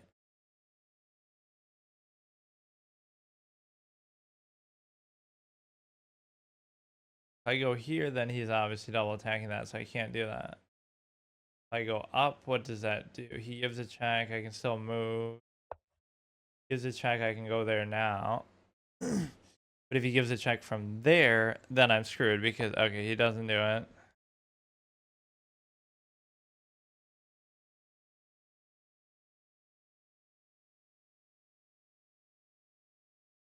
Yeah, let's maybe just keep it. No, but then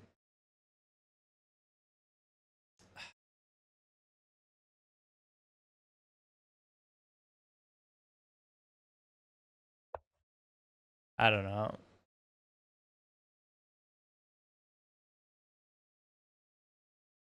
Yeah, that seemed like an even matchup, but again, you can't make those kind of basic mistakes, which often happen at the beginning, like where you're not really trying super hard and you're kind of just, going through the motions, even though I don't necessarily know what I'm doing in the first place. So,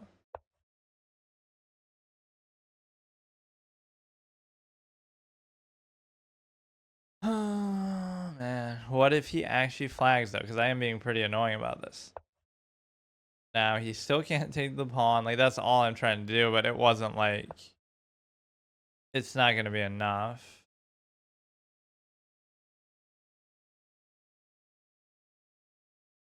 I go almost here.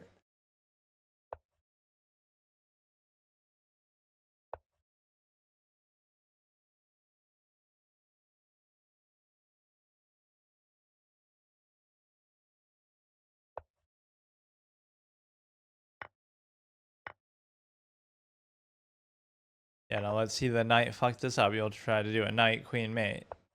See, like, look at how this 14. I'm losing sometimes at these 1200s. Like, how is this guy struggling so much on time? How is he struggling so much on the basic position like this? Like, it's alright, man. It's just inexplicable, like, how I play like that. Like, what is it that they're doing? You know, nothing special in the opening. Like, what is this development that you're supposed to do? It's so stupid. With these two center pawns, you have to do what? Yeah, move it here and get forked. What a great fucking game. You go here, then I can take what it's like. It's just gonna be uncomfortable, man. But even here doesn't favor him that much. But at some point, you get the bishop trapped. You're supposed to bring the knight. You're supposed to ignore the fact that the bishops are got to get taken and just worry about the center pawns. Like they're really that important and that valuable. Okay, so today I'll continue my chess hotel journey, trying to become the best player on this site within reason. Like not the 3,800 clown cheese, but whatever, you know, the highest on these kind of lists. These are just whoever's on right now, I guess. So, you know, it doesn't seem that hard to attain, but some of these people are better than I give it credit for. And it's funny that this is one of the few things where I actually show my chat. It's only because they have ads on the site that I try to cut out. So by doing this, I have room for the chat. I think my weakness is I underestimate people, and I also get sort of bored or lazy in the end game, or as we go on, where I start to get comfortable or something. Like I'm good at, you know, I'm very deliberate at what I do. Like these very controlled, stale, repetitive, defensive kind of positions that the game is all made of, but you have to actually do it. You know, you can't just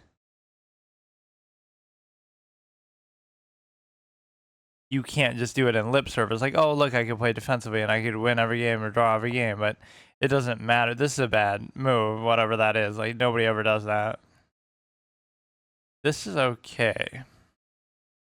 Right, he's letting me have this position that there's certain spots you get to that like you just assume they won't push you out. Right, like you go here and then oh he could attack it with the pawn, but then they just don't.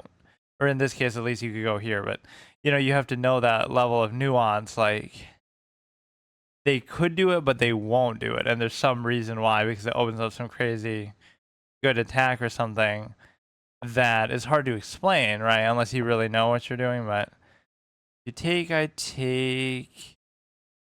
I don't really want to take, but then see the danger is if you let him keep going, then it ends up becoming more of a problem.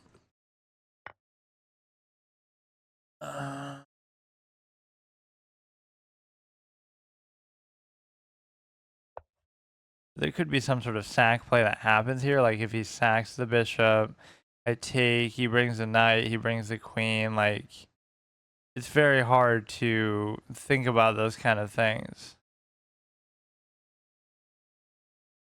So I want to bring my queen in, but I can't figure out how to do it. This is a very nice spot for the knight because you're also checking here. It wouldn't take much to create a good threat. Like we can do this. And his knight can come in pretty easily. And there's some sack play capability. There's the queen play capability. There could be a number of things he's actually playing at here.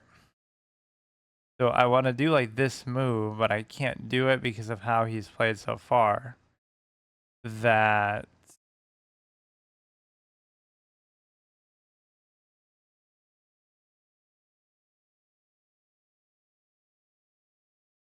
I don't know sometimes what to do with the knight. Like I honestly don't know.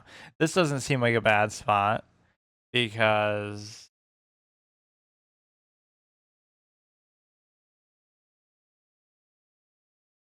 I just don't know. Like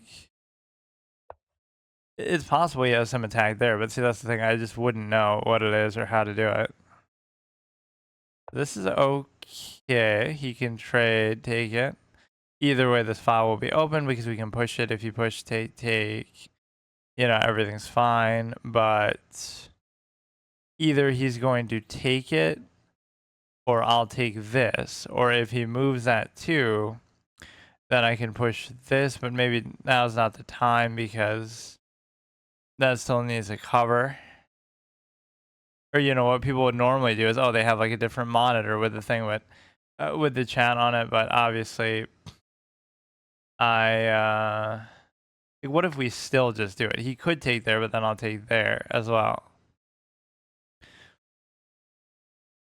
He takes, then I take, then he takes. Like, it's still just a bunch of trades, but it's like, the order there wasn't particularly important. We'll bring this back. We do have a pretty interesting bishop pair by virtue of that. Now you can immediately do that, which is just hard to believe that that was even what happened. That's hard for me to believe what just happened. Like, how did that happen? How? That's one of those moves I can't explain it. I can't explain. Everything's solid with the position. Like, how does that happen? I cannot believe it. So now you got all this kind of clown shit going on. You could bring the queen there. You could also bring the stupid ass knight though. But then I take the thing. I take the bishop itself. You could bring the other knight in. You could bring the queen.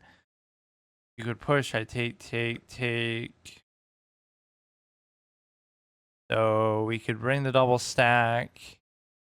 He's playing. They play too fast. Like, there's just something that I don't like about that. There's no way that you can't do it. Like, you cannot be this fast. It's not possible. It's literally physically, humanly impossible to be this fast. It's some shitty 1200 rating on a site like this. It's not even the level of play, whether they're good or not. It's like, how are they so fast? I never understand that on any site. I'm not talking about even the opening or certain things that they've studied. It's like just the basic. You're making, I don't know, you're making moves throughout the game. So now the thing is, you have the double diagonal coming, but the problem is that if you push this, if you take, I don't know, I take here, I would take, you would take, I would take, you would take, I can't take. I want the knight to be able to attack this fucker, but I don't know how to do it. You could do an annoying move like this, but then there is no darks for diagonal or anything, so it seems like a really annoying move to do. But they push the pawn, I take, they take, I take. I don't know what he's playing at. This seems like a bad move, I can just tell you, but I'm just trying to make something happen and I can't do it. Because again, this is how stale the game can be. It just goes on and on forever. Now I should theoretically be able to take this, but you won't be able to. Or no, I still can't do it. I would take, you would take, I would take, you would still take. Now this will be uncovered by pushing this. We're also double threatening the knight, so maybe I can do some little sneaky play with that. But even that's actually bad. No, no. It's a miss. All right, misclick. I'm done. I'm not fucking playing this. It's so fucking stupid. Like, obviously I'm like right clicking to cancel, which you can't do on here. I don't care. I don't care. It's so stupid, man. Forget it.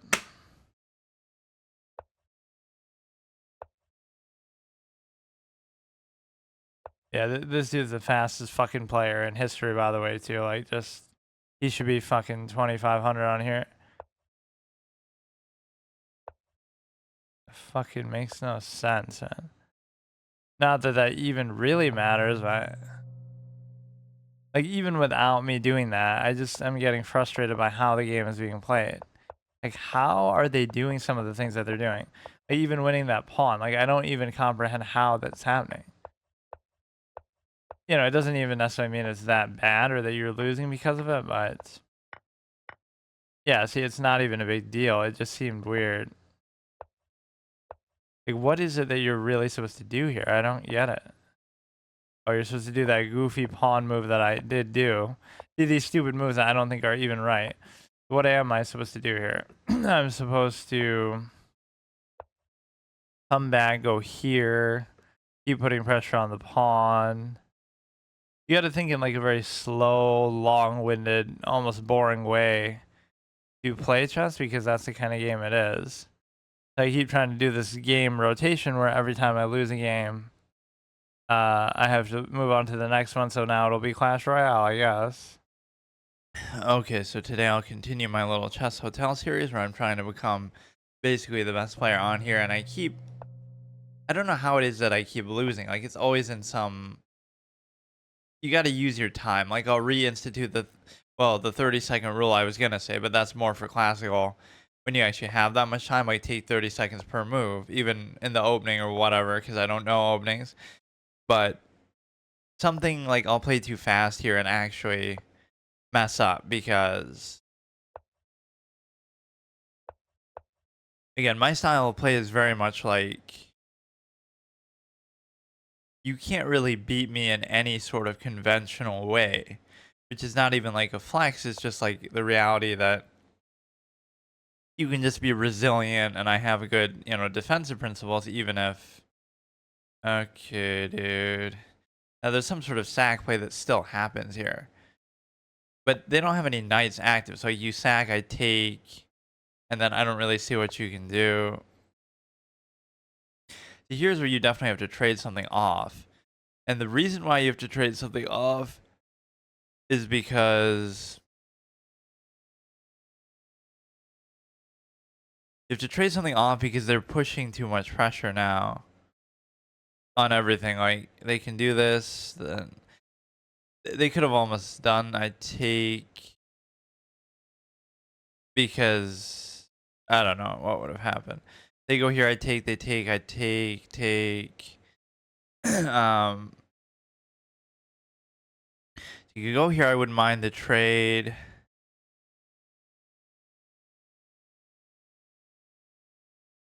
Maybe this isn't the time to be doing this kind of move, but I'll still do it. Or in fact, they can even take there. I'm just trying to put pressure myself. If they take, then I take. If they take this, I can take back, take. It would still be worth it for the sake of a trade, but it's still fine.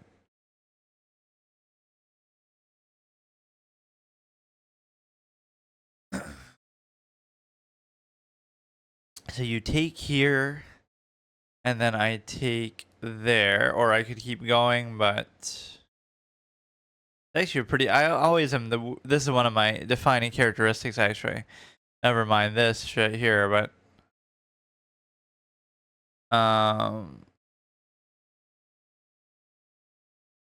I take the. I tend to push this pawn when you're typically supposed to take and open the file for the rook. I typically push it, and try to keep doing something, which actually sometimes has worked out pretty well. But generally, you're not meant to actually do that. Like even here, he can't take. He would take, I would take, he would take, I would still take. But I don't see exactly where it's going either. And now we create this where we're double attacking that. That was good of him to do that. The thing is, though,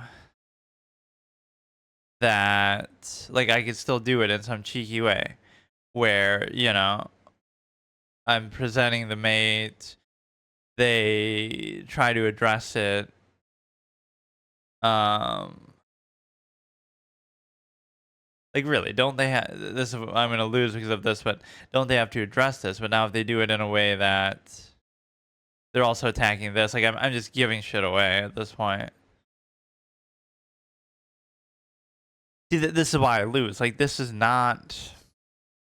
I wouldn't even say this is not how you play or you should play, but this is not how I typically do things. Because again, this is, or if you are going to do this, then you just have to be better at it because now we are going to lose a piece anyway. Wait, what?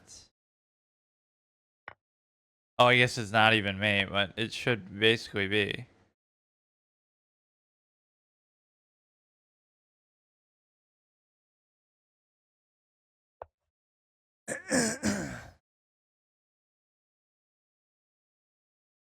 Yeah, like sometimes you're just doing stuff just to do it. Like it's not really. He goes here, and then I'm fucked too because he can. I give up. I can't do it. You can just tell when you're not in the mood. Like, although this is pretty dangerous, I still won't be able to figure it out, or I expect it to be maybe too easy sometimes. He'll take with that thing again if this happens. Um, took here, like he's just taking whatever he wants. That's the problem. I can't do it.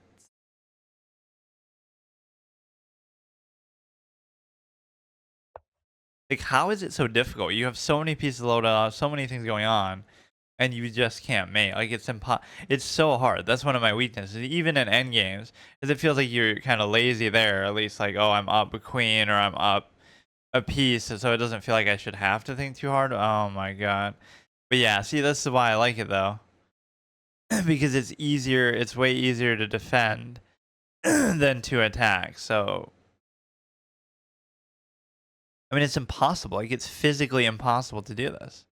I don't know how you do it. You gotta be more patient and look a little longer.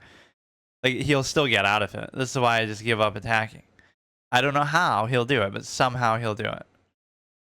I can't. I go here, he takes, I take, fucking. I check with the pawn, he takes. Then I take with the bishop. I check with the pawn, he takes with the bishop. I take with the bishop, he takes the queen. I take. um.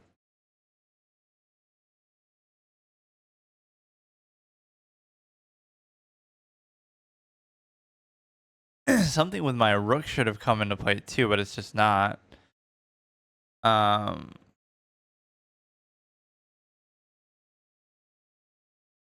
it was a cool attack, but it didn't work. I mean, it just didn't work. I don't know how it didn't work, but I moved the pawn. He's checked. He takes with the bishop. I take with the bishop. He takes the queen. I take with the rook. Like, that's all cute, but it's probably not going to work. So, right, like I need the queen to actually do this. Like, how is it this? I don't even accept this. I don't accept it. Now I'll like promote into a check from here. So how does he even do it? He can't take the one queen. He can't take the other queen. Like, how do you take both queens at the same time? I don't understand how. Explain this move to me. What does he do? I don't get it. What does he do? He takes this, but he's still in check. How the fuck? What kind of illegal position is this? I don't even understand. How do you take both? You take this, but you're in check. You take this, but you're in check.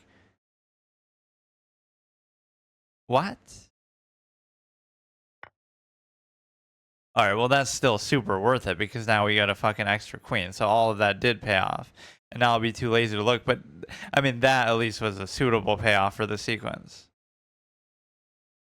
Although that's not good. Like even here I'm not 100% sure how to do this. Or like even here I could take the queen and a rook. No, I keep fucking up. But how? Like even with all this I still can't figure out how to do this.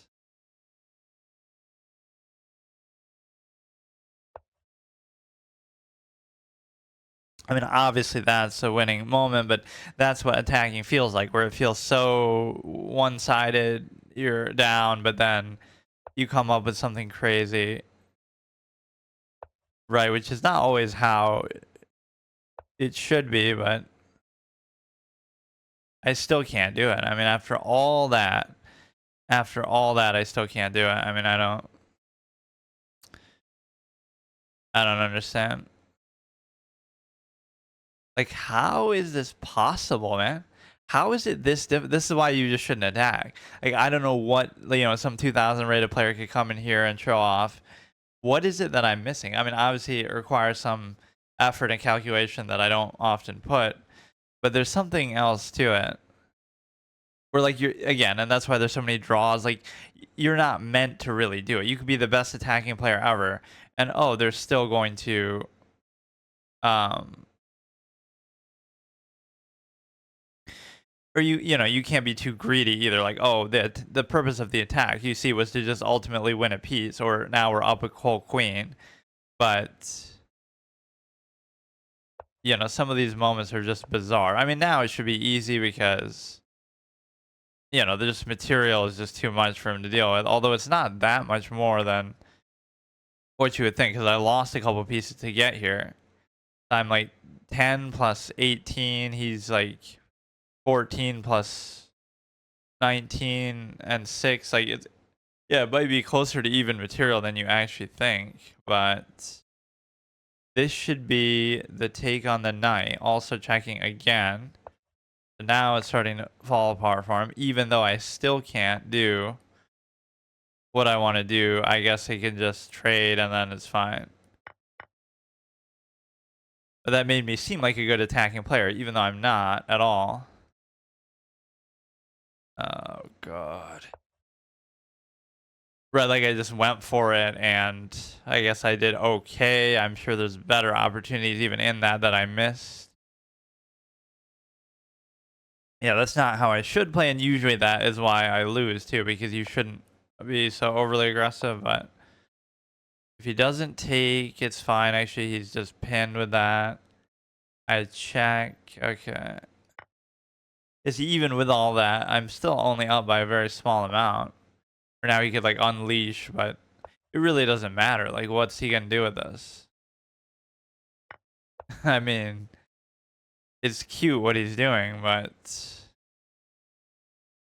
it's very cute. He could have. No, he couldn't have gone there. Oh shit! I better not blunder to a fork.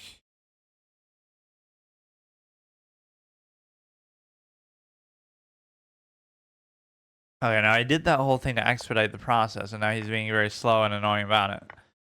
So it's a situation where you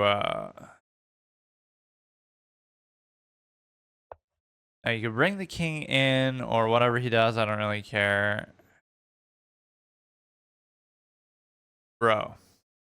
Look, we've had a nice game. It was a good attack attempt. Like enough is enough. You know, I trade down my queen even there, but you know that seemed like a. I was even like mind blown myself. I'm attacking him with two different queens in two different directions. It's like, how do you even? Or wait, now I'm actually fucked because I can't even move it. Okay, okay, dude.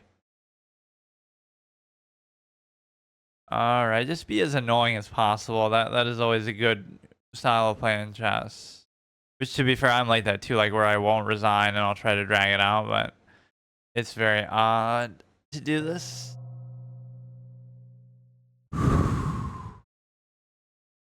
That was at least a satisfying attack, which I often don't say that or don't do that.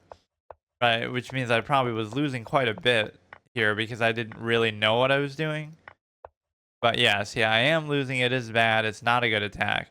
But because they don't defend properly, like what are some of the moves it was telling me to make? Put the knight there because you are covering, you are attacking that. And it would have protected it, I guess, too, but and it would have been forking that and this. Like there was a lot going on with it. Even this is a drawn position. Ah yes, of course. You got two queens up in his grill. That is a baffling move even to like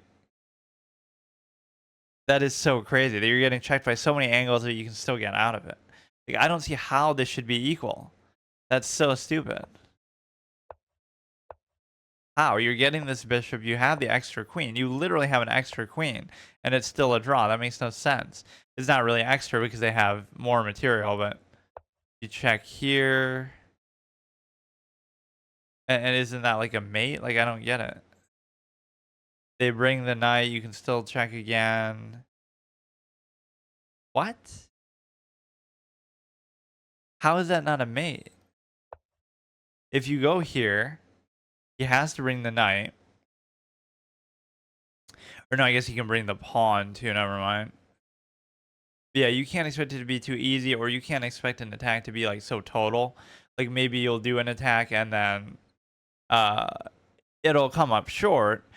But even if it works, like, oh, you did it to win a pawn or to win a piece, not like to win the whole game and mate them, right? That never happens. Even the rare times it does happen, you see a resignation before, like, oh, in high level, chess will kind of cuck you.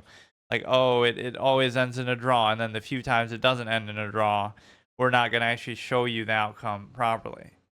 Right, we're going to resign because, oh, we're salty and we see it coming. Genie AI scam detection.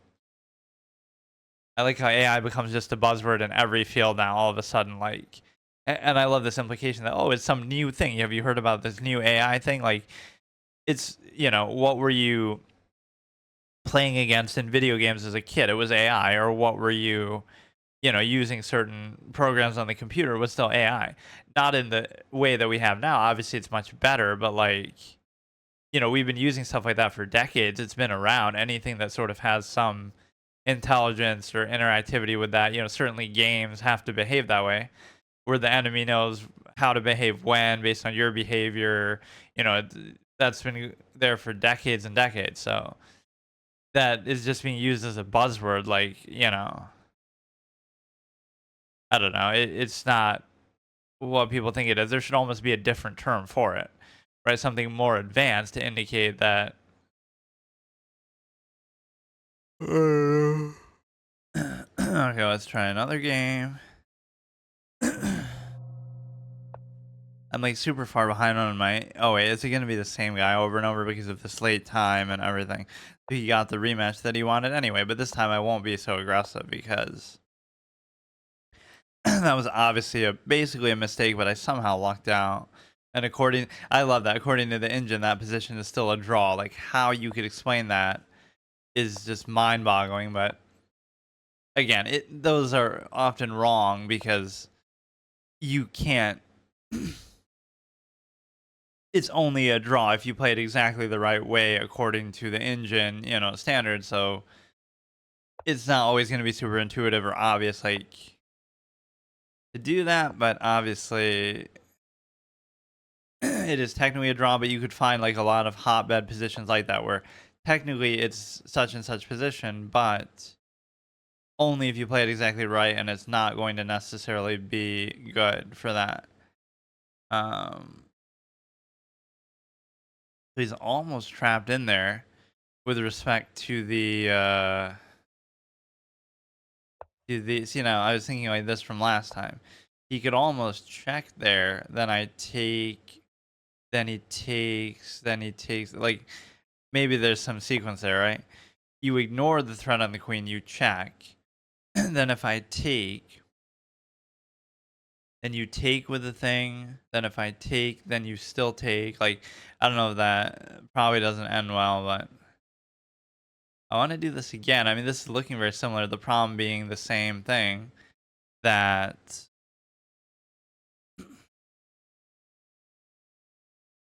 the knight, so he goes there, he checks, I take, and then it's not really worth it for him to do that, but it would mess up my pawns. Like, you check, I take, you take, I take, you take, you'd be able to immediately take that.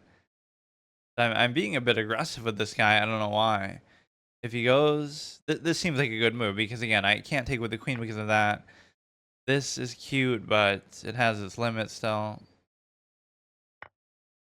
Like now at least you have another cover for that. So now if the knight moves, then I can also take here. This is almost working out the same way as the other game, even though I didn't play it quite as aggressively. For some reason, I feel like really hammering this guy early. Just, you take, if he takes, I take. Okay, okay, dude. Okay, okay. Now, is there something that happens here that would make this worth it? And the answer is it's kind of fucked up because you. Oh, I'm not even getting. Oh no no, I still have the cover.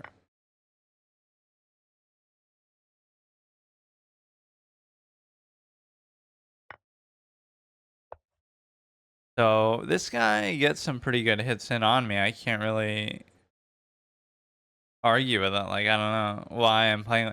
Like this is totally nonsense. It's not even a question of whether there's some set style. Like oh you should or shouldn't play like this. It's a question of should you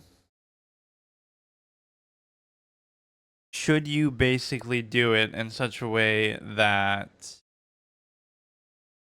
um it's not comfortable to my style. Now this is easy. I take there, I take there, I take. No, no, wait. I still can't do it. I was gonna say I take there, take there, take there, but it's and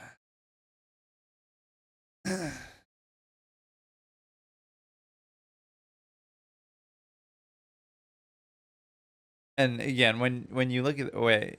Oh, I'm fuck. I'm not even seeing this myself. I swear. I'm so focused on other shit. But no, I could end up farming the same guy over and over, not because I want to, but because the site is actually dead. Because it's just some unknown stupid site, but that's kind of the point. But that always feels like bad sportsmanship to do that. Like, is it gonna be the same guy again? It's not. My Mile Bacon.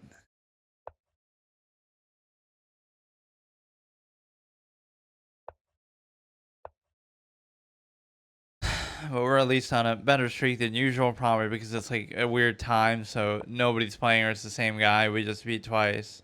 Who he really wasn't bad, but we're doing like these crazy attacks that I don't normally do. And they're actually kind of working a little bit. Although again, they're giving him opportunities. I just don't. They're just not. Fuck me. They're just not always going to take advantage of them. Like, it's a case where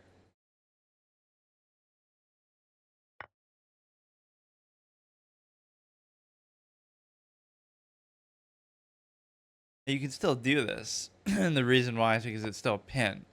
So now I can resolve it of its own volition here, I guess. If I just, even if he covers this. So now I take. That should be fine regardless because of the simple fact that there's no pin play or anything crazy that you can do. And so it's okay.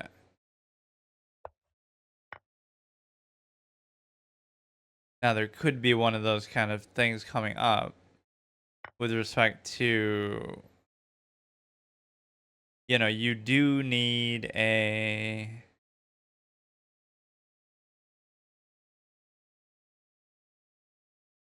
I wouldn't mind even baiting for this, but either way, we have to move the stupid ass. We have to move the stupid ass bishop. And so him doing that would allow me to castle with some initiative here because you have or I mean I could castle even the other way too, which I always make fun of that, or I always hate doing that, or I would always do that as a kid and it would throw people off. But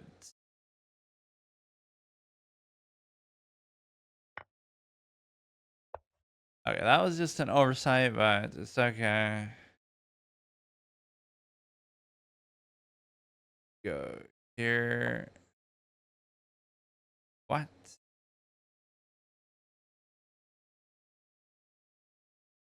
I don't necessarily want to trade everything off like this. So he would take, I would take. He would take, I would take, he would take, I would take. Trying to preserve the castle, but sometimes at this point it's not as important. Like, do you really have to castle when the king is still, or when the queens are off the board? Like, it's not that important to do.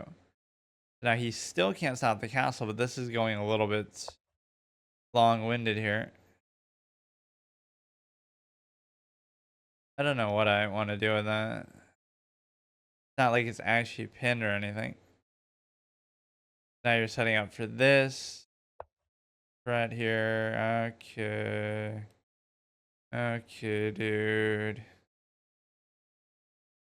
He'll come here. He's double. I give up, man.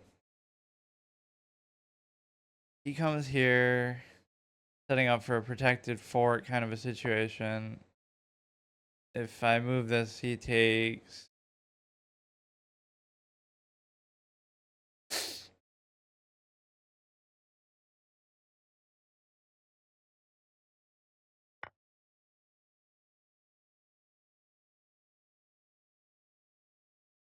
You can take here, so I don't know why I'm even doing this.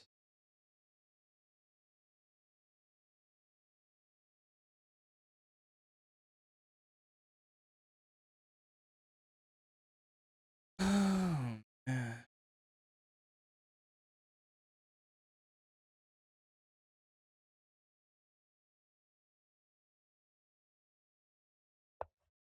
But you can still negate the castle too. This is gone for sure. Yeah, I don't know what the fuck this is. Take here is fine. I'll raise the thing. He'll go here maybe. Wait, can I at least use this till I get a trade out of it? But no, now you can do something cheeky like you check and then. No, but I could still just take. Check, take. You could, oh, like this. Check, I take, he takes, but then I still take. It's not that bad of a position, but I mean, he is better, and it's just kind of fitting because this is stupid. Like, I don't. It's still not a mate, though. He goes here, I take, he goes there, I take. We're threatening the rook. I would say we gotta raise this, but you can't even do it because then the dark square bishop can still get you. So I almost have to raise one of the other ones. That's something in the end game that you kind of have to be aware of is like there's certain positions that you conventionally wouldn't want to do and that are bad, but now you can get away because they have so little material. So like I can go here and it's like, oh, that would normally be bad. Why would you give them that light square diagonal to the king? But there is no light square diagonal anymore because they don't have a queen or a bishop. So like, you can make weird moves sometimes that throws me off. Like, oh, you can leave a pawn like out here by itself and that's still really strong because it stops his king from coming in somehow, or there's no way for him to get to it even though it doesn't have a cover, it's in a bad spot, it's still okay. So he goes there, it's very cute, very very cute kind of play to make.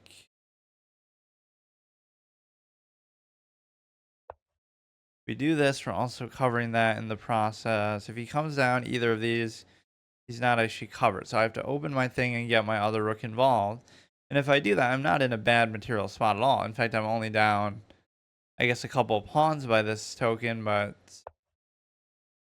I mean, I obviously can't do that, but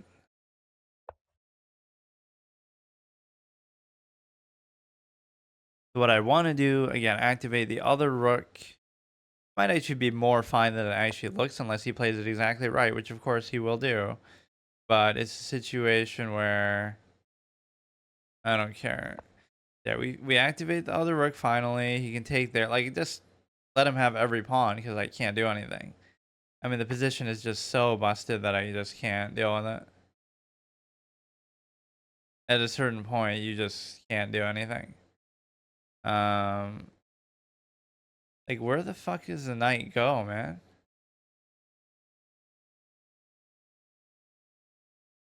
I love this liability of a fucking piece. Now it gives you an easy target. Like, I give up. I give up. Gives you an easy target. Now you can take, and then I can't take back. Like, fuck it. So stupid. You can check here and guarantee a single take. This is still under attack. You can go here, and there's all kind of good shit that comes of it, or go here. Yeah, he was afraid of like a back rank possibility. And the reason why is because now he could try to put the pressure on the same thing again, the knight. You go to here maybe is cute. Try to push around the thing a little bit, but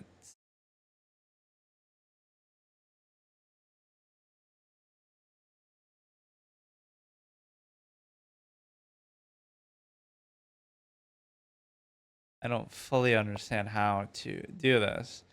So we give it check, he goes here, it doesn't, really do anything still. You just have to assume that people are going to be good or that they're not going to make mistakes, but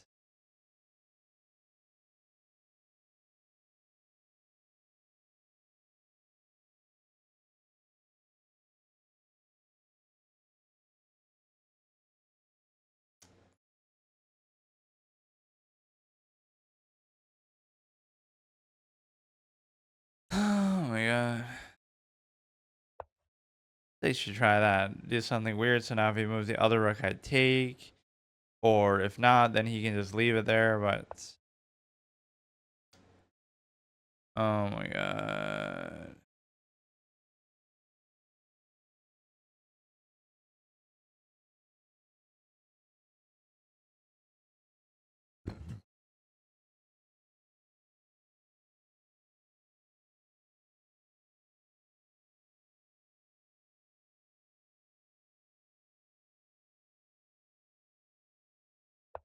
Like, I highly doubt that's going to be a good thing in the long run. But if he checks, I take.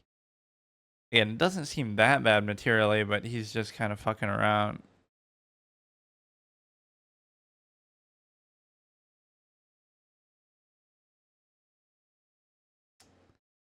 This knight, I mean, this is where the knight reads a certain amount of resentment that it's just a useless piece. Like, it's not actually doing anything in the game at all. Right? It's just not useful. It's not doing anything. It's just kind of sitting there.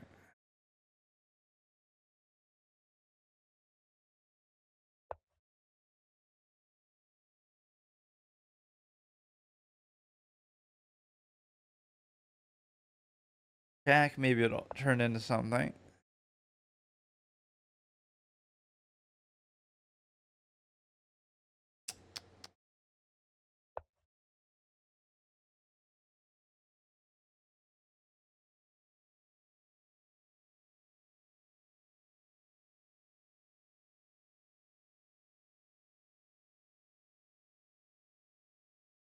Yeah, I mean, the knight, if you can explain to me how to use the knight, I mean, I would love to hear it because there's so many positions where it's just not a valid piece. Like, there's nothing it's doing, there's nothing it can do. It's just useless. I mean, I don't know why anybody would defend it.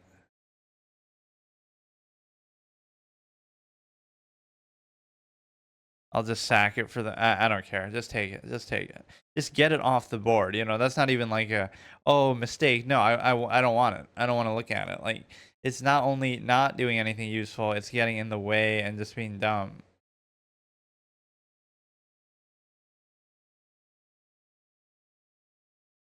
And he doesn't even take it because that's how shitty it actually is. They just take it. I don't care. Take there. I can take. I can take this. I can take this. I don't know what exactly. Oh, okay, never mind. I don't know what exactly went wrong there with respect to the good thing at least is he can't give checks because the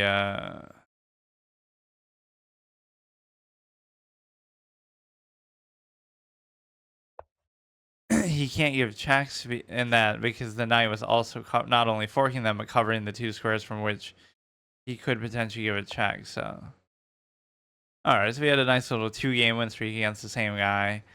It'd be interesting to see. Okay, he's taking way too long to do this, man. It would be interesting to see like what exactly was the trigger point. Something in the early-ish game that I did badly. I can't even remember. We tried to trade, which is maybe a mistake. Oh yeah, we give up the pawn there, which is still not a big deal. Like, where do we really go wrong? What is it that we're doing that's so bad? We just keep giving up like little pawns, but specifically we yeah, the knight moves are just nonsensical. Block your own castle, like so I guess so you can save it in a manner of speaking by putting it here, but put it there. Like of course, just not a weird move at all. And then he again, often people will give it back here. That's the thing about low level play. They're not going to always maintain it or do everything right, but basically you're screwed. Or see, yeah, even there he does give it back, but I don't know how. So if I took, why is that a good thing? I take, he takes. Oh, and then maybe I do this. See, just that little extra calculate. So even there, I'm just assuming it's a bad spot. I take, he takes, and I go here maybe. But then he checks. But then I still attack it, and then he can't come back to protect it necessarily. Or why couldn't he just... I go there, why couldn't he just cover it with that? Because that, I guess, would also be a take. But even in a situation like that that seems lost, right? It's actually not, because you just have to look a little deeper. So that's what I mean by, like, people will still give it back to you, even when it seems like they're winning, right? Because they're not playing exactly like the engine or every move perfectly. Okay, so today I'll continue my little chess hotel experience, and we're meant to go on like pretty good win streaks with this that, you know, I play until I lose a game, but I keep losing like the first game. I guess yesterday I maybe won a couple, but against the same guy too, because the site is dead, but it's it's odd sometimes, but I can't I just have to be a little more patient and disciplined, especially at the beginning. There is a temptation to like just get the opening over with. Right, especially not that I know them super well, but it's just kind of they're annoying and you don't really want to spend a ton of time on them, but you probably should. Where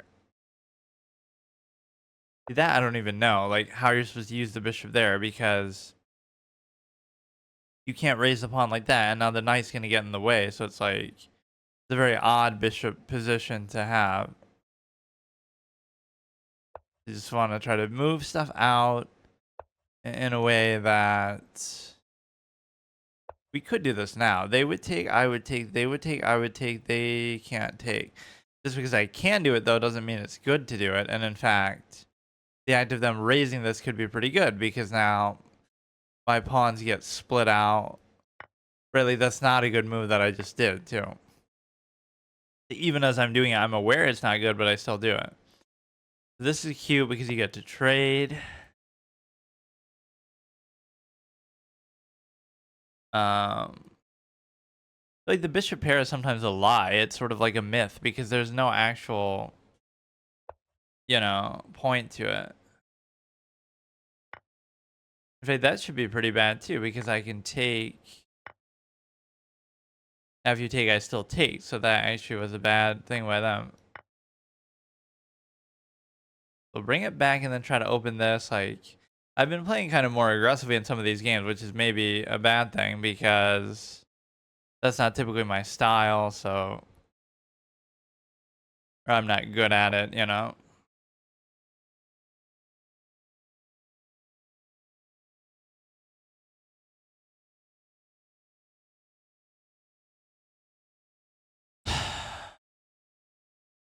Going to just get rid of this for now. You don't have to try to. Those are the big mistakes that players make too at a low level or whatever. You're trying to do too much. You're trying to, you know, just you're trying to um everything's like a home run play. You got to mate them just right now. You got to, you know, everything's like super immediate gratification kind of a thing you got to get. No, it's like it can be very slow. You can do very long sequences for very little. You can definitely, you know, have to be patient and everything like that. You can't expect it to be too easy that way. Um, you have the bishop going there. This is the problem though. You do a sequence like this in which you're able to. They would take, I would take, they would take, I would take. But that opens something better up, but you can't tunnel vision too hard either. Like maybe now just wasn't the time to do that. If you take, I still take. Going here is actually kind of cute. So you're hitting that. Not that I really want to do that, but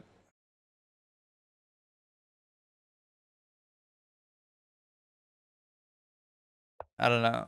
It's not like I really want to even protect that, but just for the sake of it.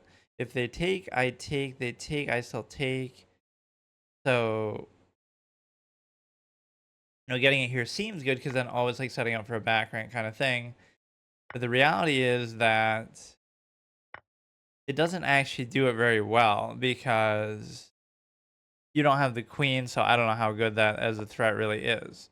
I would take, they would take, so it still doesn't work.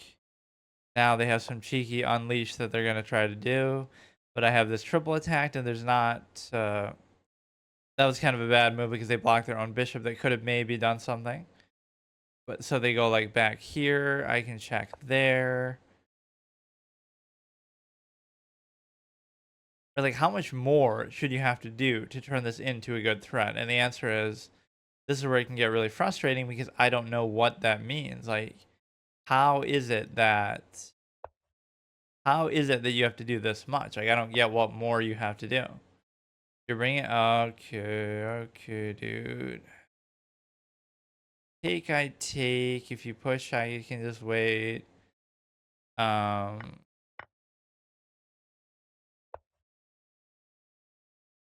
so he blunders his bishop for no fucking reason. Why did he do that? What? He played pretty well the whole game. That I do not understand, but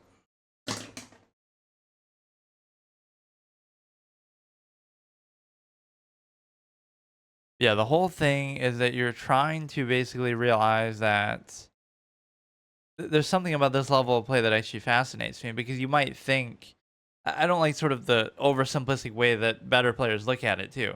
Like, oh, it's obvious, or oh, you should just do this, or oh, like there's a reason why. I don't know. Like, look at some of the great players' games from when they were super young, if they're even recorded or whatever. Like when they're 5 years old, 6 years old, and oh, they're a GM by like 14, like Magnus or whoever. It's like there'd be little signs that they're good, but they still would be not doing things that you would consider obvious now. Like, oh, obviously you should do this, or oh, of course. But even Magnus wasn't doing that. Even Einstein wasn't doing that. Even, I always use that Einstein. Like, it's not as obvious as people say. It's one of those borrowed knowledge, learned things over a long period of time, using external resources. Like, that's what it is. So there's sort of less pride in that now. Again, the level at which that's pride is like,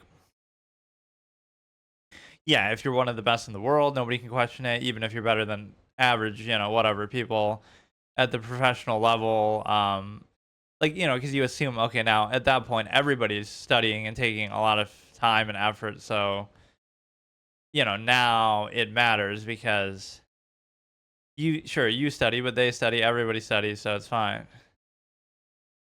And so you have the ability to,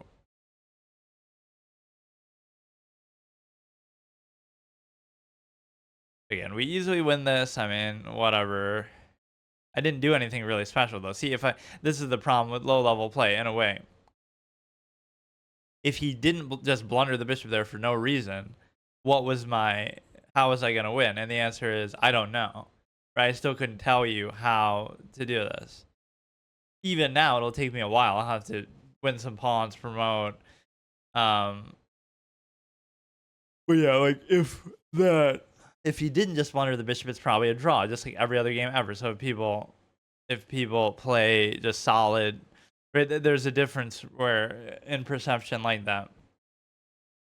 If you have a decent amount of time, 10-minute to 30-minute kind of format, or even longer, if you're evenly matched, roughly the same rating, skill level, if you play just solid, don't make obvious, simple mistakes, then most of the games are going to be a draw. Not because, oh, it's a perfect game.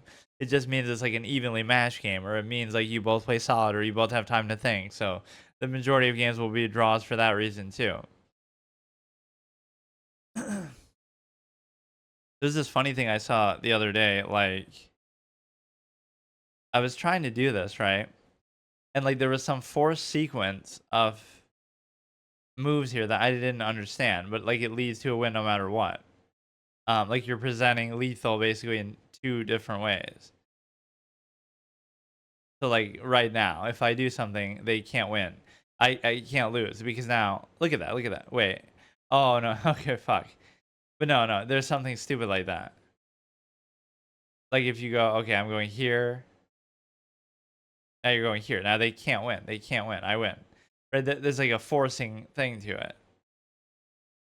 Isn't that kind of dumb? Like, so there's nothing they can do. You're just guaranteed to win no matter what. Or it's like, I don't know if that was the game I was thinking of because I was trying to make fun of a game and say, oh, it's impossible to win this. It's always a draw. Maybe it's not that. Maybe it's like Connect 4 or something. Or it's always a draw if you just don't make an obvious mistake. I wonder if there's a professional scene for that or fucking professional rock paper scissors scene. But no, it's like that would be almost like poker or something, where you're kind of trying to read your opponent's thought process and stuff like that more so than anything else. Right, bluffing and faking and trash talking maybe and stuff like that. This guy's being a poor sport, but I mean we do win. We're on our way to being the top player on the site, which again doesn't matter, but I don't even want you to look at that. Yeah, I'm in a weird spot. Oh, maybe that should be an unlock condition. Oh God. You know what, dude? You know what, dude? I was saying, oh, I should have to get to 2,000 FIDE or something. Oh, fuck this site. Um, if I get to be the highest rated player online at any given time on this site, then I can do something. I can reopen, which is a fucking stupid criteria, but this is the only site. So I have to get to be the highest rated player online at a given time on the site, which might not even be that difficult, right? Because some of these times that feels almost like cheating because it's too easy.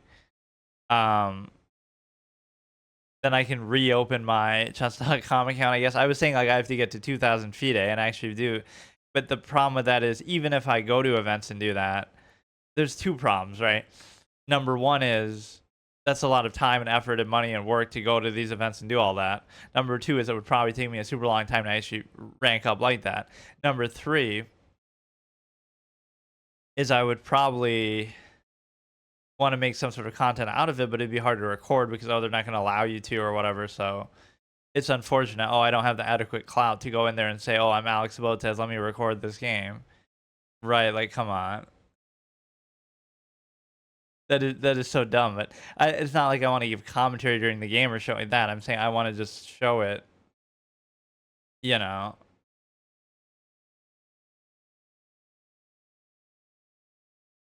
that is really stupid. I want to have adequate clout just so I can go in there and without them refusing or seeming dumb, like, oh, you have a channel with 300 subscribers, like what a clown, or whatever. I don't know. Okay, so this is a really annoying opponent to the sense of at least play the game out. Maybe you still have a chance, or maybe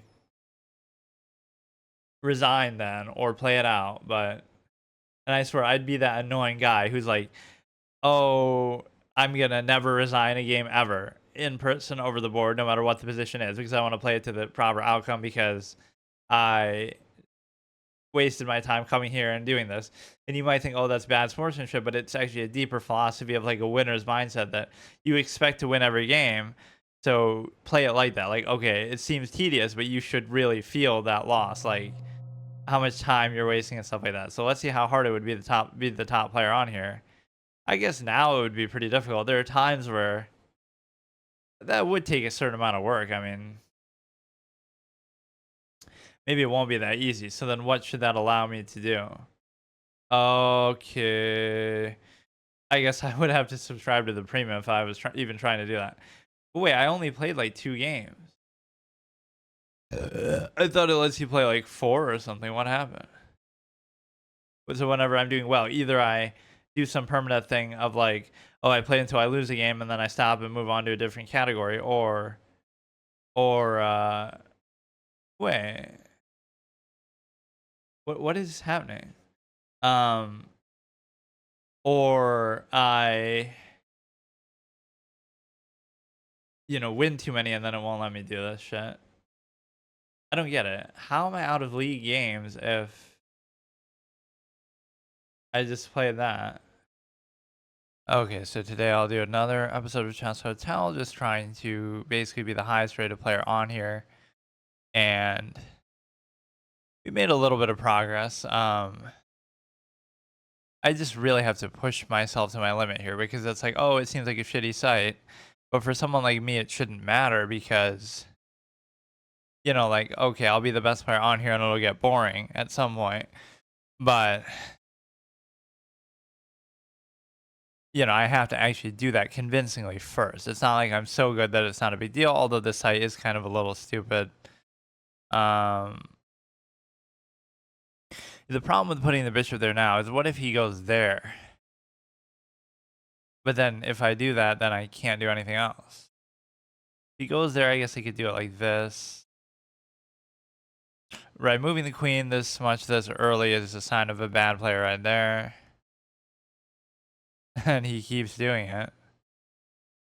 But yeah, we castle. It's tempting too, I know, because again, I would do that when I was a kid. Just, it's the strongest piece, so of course you want to do that.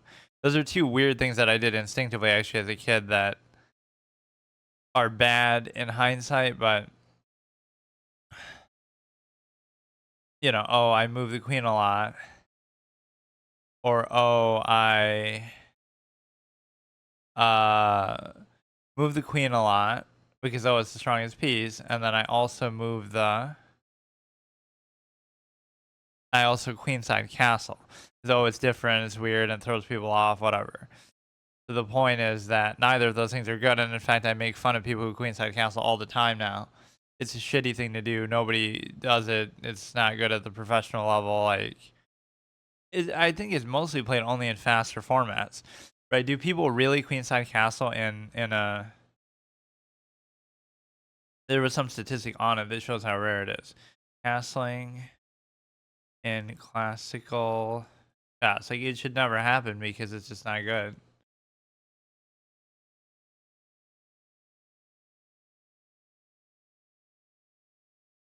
Like, what is the frequency that people actually ever do it? Disadvantageous. Why is it so rare?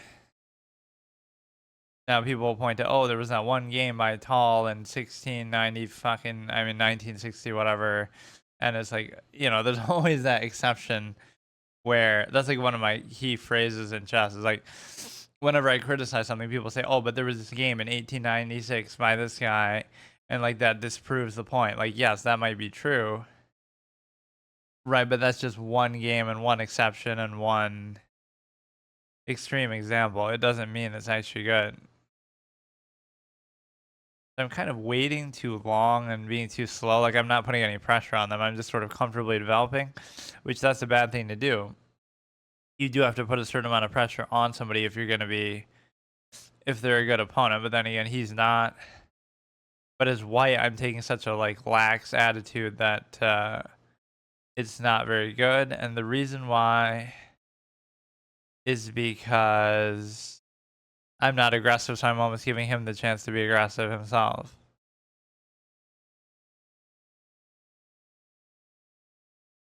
So this sets up for like, you can take this. It's not an octopus knight though because he can push that out. So I just have to like kind of put my maximum effort. It's not like, the reason why I lose is not because of something uh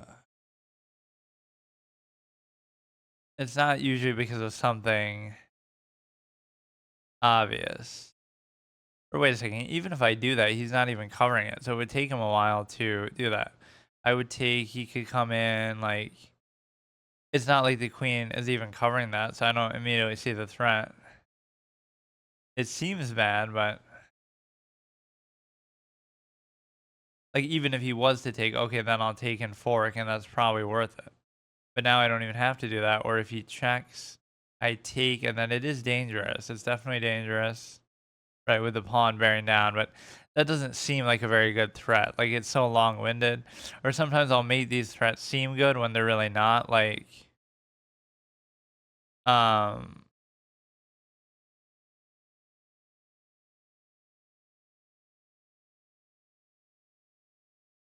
I'll make a threat seem good, like, along the lines of, like, they'll make a move that's not good, but then I'll still mess up later, and then I'll make it seem like, "Oh, that's why they did that stupid move.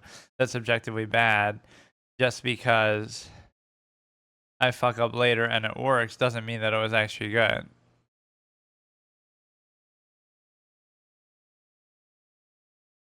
So if you take with the rook, actually I take there. So that fucks up your castle for one. And then I want to attack this thing here. But you can't do it.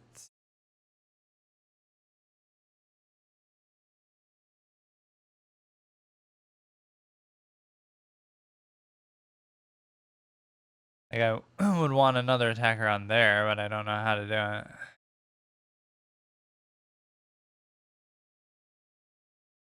Imagine if a website had a touch move rule, like, oh, I touched the queen, and so now I have to move it.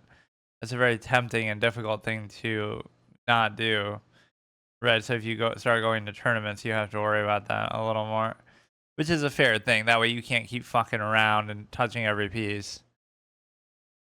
Or even like the adjustment of pieces can be kind of a troll. Like, oh, I was just adjusting. Like, technically you shouldn't be able to do that, or it should be very clear.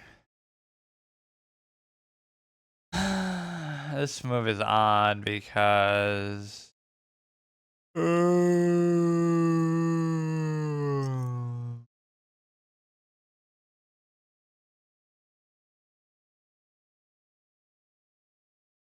like once you okay, I basically just trap my knight for no again. This is where the knight just completely loses me because again, it's just gonna go to an odd spot and like I can't, man. I can't deal with the knight. And this is still setting up for like a trade, but I'm sure there's something sneaky they can do to fuck it up. It's just unnecessary. Like the knight's not doing anything; it's just getting in the way, and then it gets itself trapped. Like, how does that make sense, or how is that good design of a piece? Now it still won't do it, and now you'll be able to. Let me just move this so you have something better going. So you could take here after hitting this. So the problem is that once again the knight has nowhere to go, and this square is also going to be setting up for a fork. Like, how is this happening, man? Because yeah, even if I don't do that, then I almost have to go here. Because if I move that, then you still push this out and then take this. Or I mean, you push this out and then it has nowhere to go. So maybe this actually seems like the, or no, I could do maybe this. No, but this, oh my god. This would actually give it somewhere to go is the point. You give the knight there to go and then it actually does something useful for once. The queen needed to be maybe a little more active here and I just couldn't do it.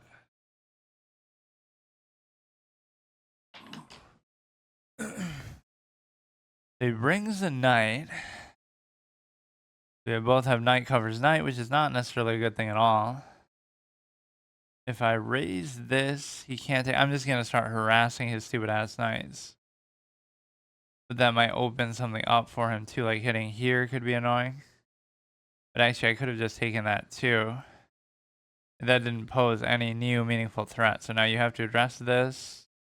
And I can take this. And the thing is that if you go here, I could still take it. Yeah, we're hitting this. This might mess up my pawn structure in the long term, but it's still good. So nothing you do here should matter to me at all. If you take, I take.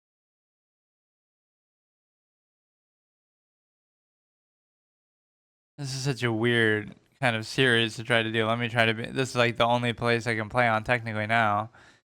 But no, like I'm trying to be the highest rated player on here, which I would check it, but then it'll fucking act like uh, like I'm just trying to look at the fucking site. I'm not trying to play another game like it always says that.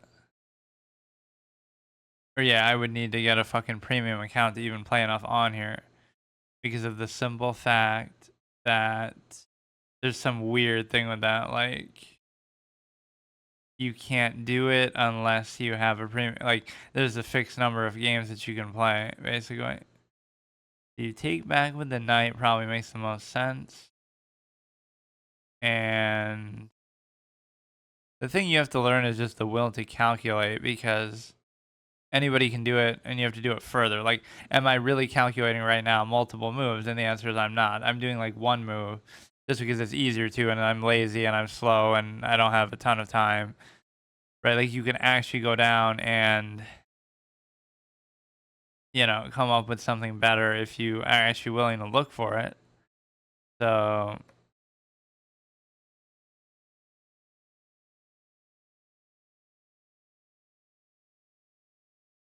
maybe at this point I should start pushing the pawns because he's not really doing anything either. Oh no no no. Even though I could like pin it to stop that effectively, I should try to do the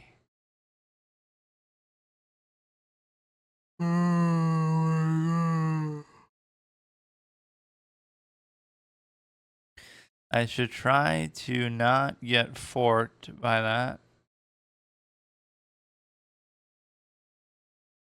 And also you're covering this so that I, again, wasn't even looking at that necessarily. It just has to become like such second nature. It shouldn't be like, oh, look at me trying to calculate. Like, let me try to guess. Let me turn it into that mini game. Like, let me try to guess their next move.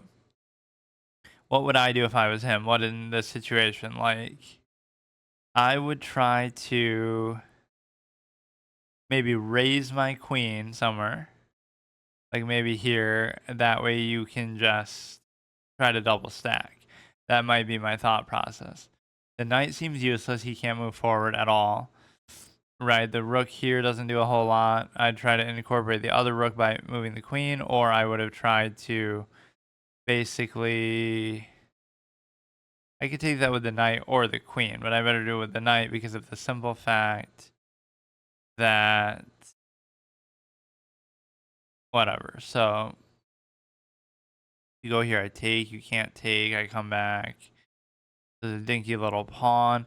That's the problem too, right? Like, you learn these sort of bad habits from low-rated chess because of the simple fact that you don't have to always think super hard, but you can. That's the thing, and maybe a lesson in many things in life. Like, you don't have to always exert yourself. You don't have to do your best and max out your potential because again, you're going against people who aren't that good for a long time, right? So at what point do you stay motivated? Like, okay, you're better than everyone else at your level or at your age group or whatever the metric is. Then how do you stay motivated to keep doing better? Right? Like, wouldn't you be satisfied? Like, oh look, you're 6 years old and you're already 1500 and you're better than everybody your age. So like, you might just be happy with that and then rest on your laurels. It's hard to be like, right now you want to keep being better, and then you're 2000, and then you want to keep being better. Like, at what point does that become difficult to do? So you have the queen behind there. That's actually a fascinating move. That because the queen's not covered, and now he can try to bring a double attack. I could like go here and pin his knight. Realistically, I should just cover it. Oh, but also the thing is there. Oh shit! Also the king is there. Holy shit.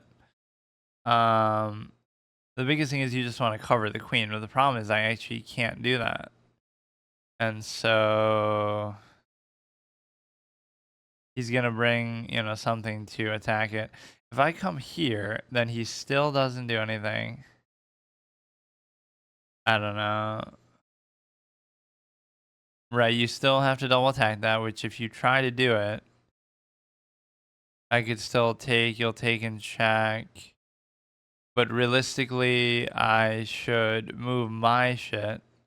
Move it here. He takes, I take.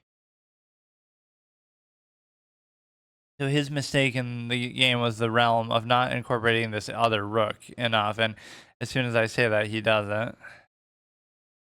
And like, what would stop me from going here? Because he can't move the knight. But now he's going to do some crazy shit. Like, he'll go there.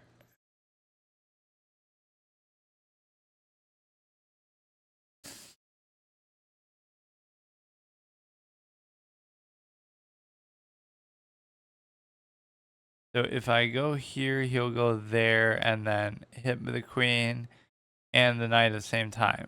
There's a big surprise that the knight ends up fucking everything up. Never mind the fact that... Oh, I don't know. Never mind the fact that... I just don't even know what to do anymore. I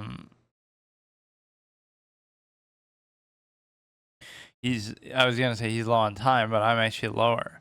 So he actually wins the knight. I don't think there was anything I could have done to save it there. It's really no coincidence that the knight is always such a liability. Right, this is innate to the piece, so just take it, give it a check. It's not a trick or something. So the bishop is actually sitting pretty nice here, though, because you get to, you know, stop the advance of anything else. Kind of let it sit there almost like an octopus bishop. So, yeah, he's up the one piece. There's nothing I can do about it. So, let's see. Brings that to attack the queen. I don't see what his like great follow-up plays here though are. Everything he's doing is pretty basic. You know, he could just keep doing that and hopping along and trying to harass the queen. Or no, I guess he can't do it now with the bishop there. So yeah, see, that's my problem sometimes is I take too long. Like he was doing okay, but even if he's up the material, he should still lose because on time, but I'm not taking advantage of that enough.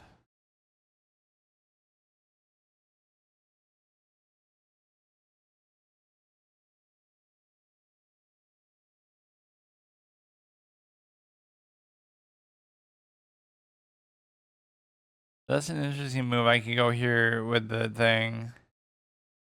With the with the queen to stop it from taking, but that still seems unnecessary. He's definitely leaving his king very open. Mine is okay, but it depends on the light square bishop a little bit. Because we are still pretty open too. So now this bishop is pretty good value, but I gotta bring in one of the rooks into the game. And so if he goes there, that's problematic for sure.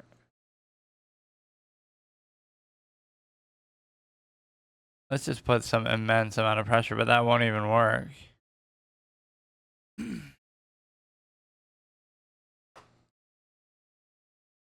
He's playing around the light squares pretty well. Wait a second. In his brazen attempt to do that, is this not just a mistake?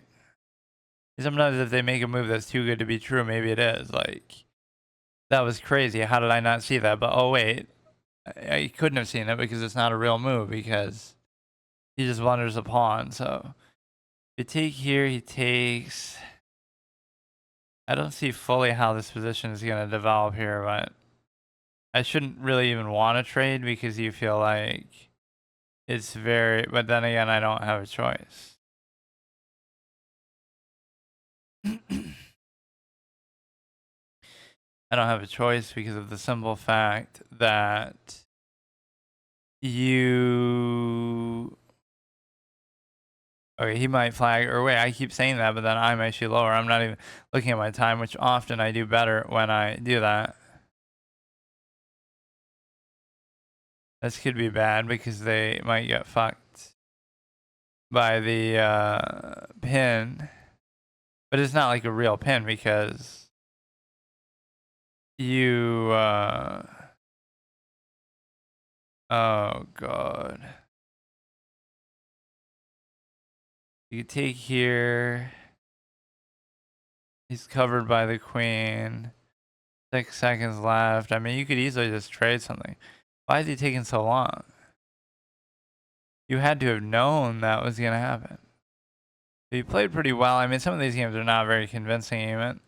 Let's see how much I was winning by. I feel like that's how it always goes as white. You're always slightly winning. Because clearly these games are so evenly matched or whatever, but what was the big move that would have clinched it here? That's the mistake, blunder. So you go here instead, where you bring the knight back. But how do you even do that? What? Wait, is this like some sort of Chat GPT type engine? Oh no, because oh. Well, wait a second. You go here, you check. Then he takes. Wait. Oh shit, is that actually winning the wow, okay, I gotta give it to you there. That's actually a brilliant move. I can do that cheeky unleash. He takes the knight, and then I get the queen for free. Or no, I still don't though. Or no, I do. I do, because even that's where that he could go to that would be above, that would then connect the rook. Okay, that I gotta give it to you there. That's actually good. Like, oh my god. See that level of creative imagination. I'm not saying you should definitely see that, but whatever. That's kind of a tough game. These people are sometimes a lot better than I give them credit for. Like, maybe I shouldn't underestimate them, but it's very odd sometimes. Like, why can't I just get an easy win? It's once in a while, so this dude is 1200. 12 versus 1253. And the reason why is because he's... I don't get it, though. It says guest, but if he's really a guest, then maybe he shouldn't even have a rating. It's just like a placeholder. So we put this back, and then we try to raise this. You do an attack. That's a bad knight move. I mean, this is generally the point that you are trying to do that. Trying to basically...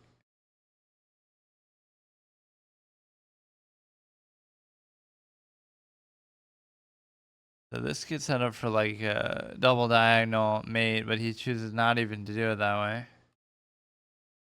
This could be setting up for something good later.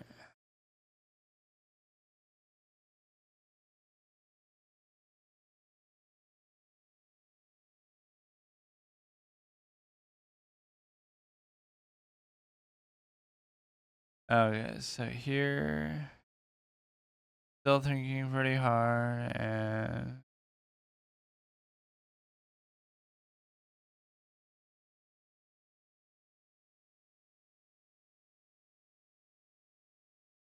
let me see what he did. He rings the knight.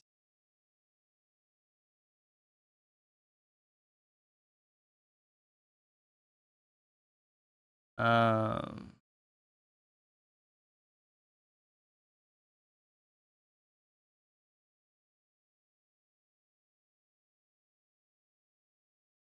let me see. Covered, you take, you take, you take.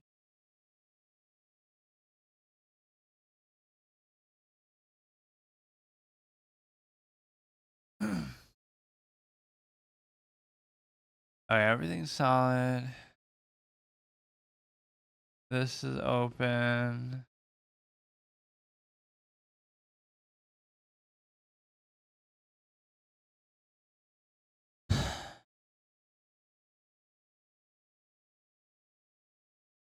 We try to take the bishop there again. My style of play can be sometimes a little too trade happy, but it works for me. I tend to enjoy it.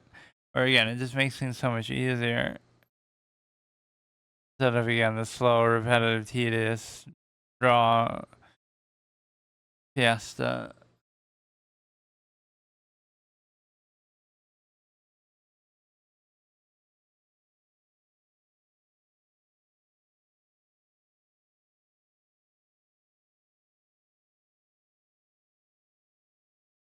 We double stack on like a useless thing. Putting the knight there was a mistake for him earlier anyway. It's like an edge of the board weird position, but even this is covered. This is covered. I'm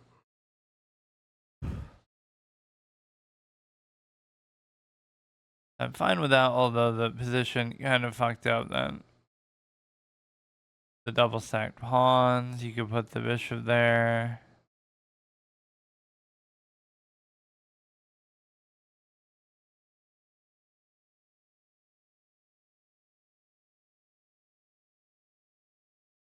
This is side effect opponents will be literally putting you to sleep. But queenside castle clown behavior and go here or no, you can't. Okay, I'm too tired for this last game. Let's just try to win this one too. We are climbing the ranks a little bit, 1250 now. Again, I shouldn't underestimate this height too much, but logically speaking, none of these people should be good enough to do anything. I could have taken a pawn here. If you raise, I can still take.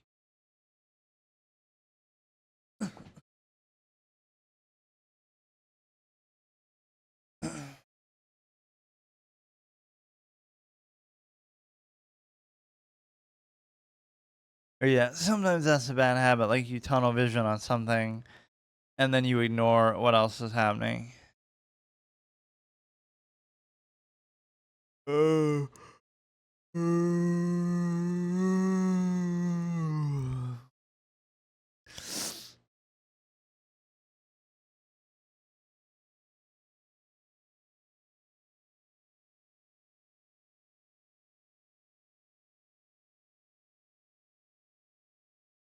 Okay, so as long as you have, I don't know, you can just go here with it probably.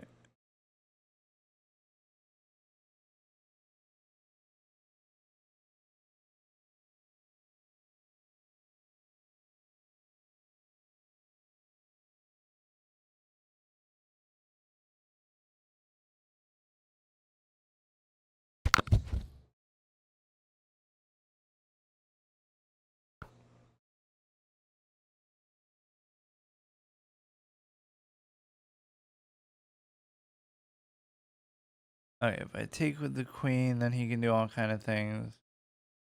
With the knight, or maybe not even. But then he can take the pawn. He's not really doing anything too substantial. And of course, the knight isn't even covered, so he has to make a decision quickly, and he can't go anywhere forward.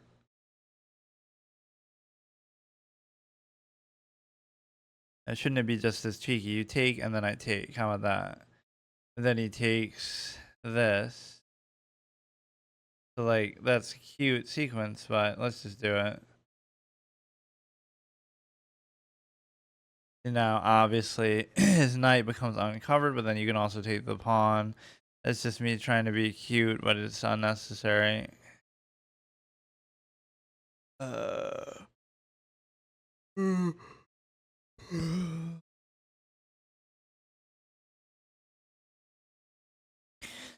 Yeah, that would have been a +1, but it's not even that. And the darks for bishop could be pretty good here to finish him off. Because we already have like a check that way incoming. You take.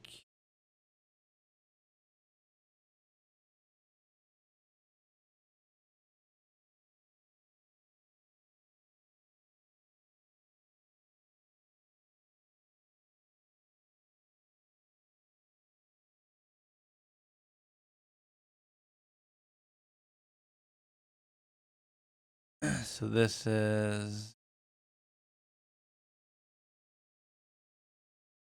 So the last remaining ingredient, we're double attacking that. He can hit this.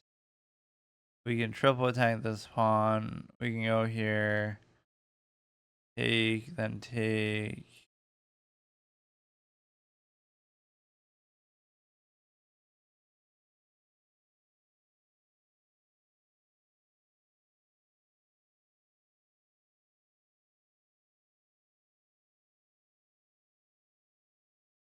So yeah, if you could incorporate the dark switch better, it would be really good. And so here's one of the rare cases where you wouldn't actually want to trade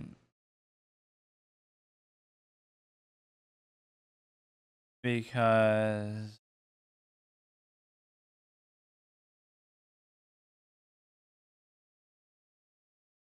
uh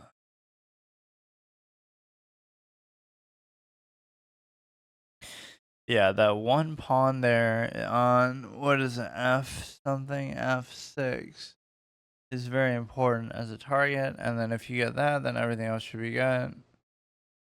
You could do this for a trade.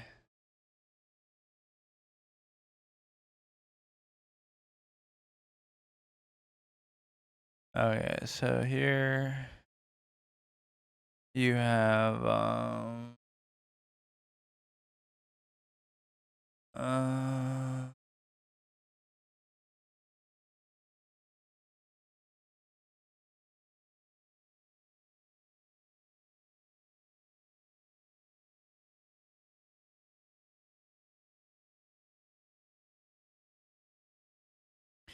as much as I would normally like a trade, I can't do it here.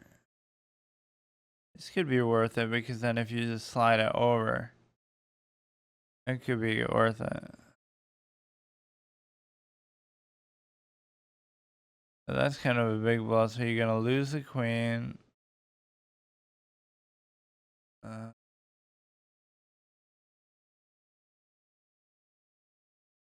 this is like my Hearthstone half asleep kind of style, where it's just completely,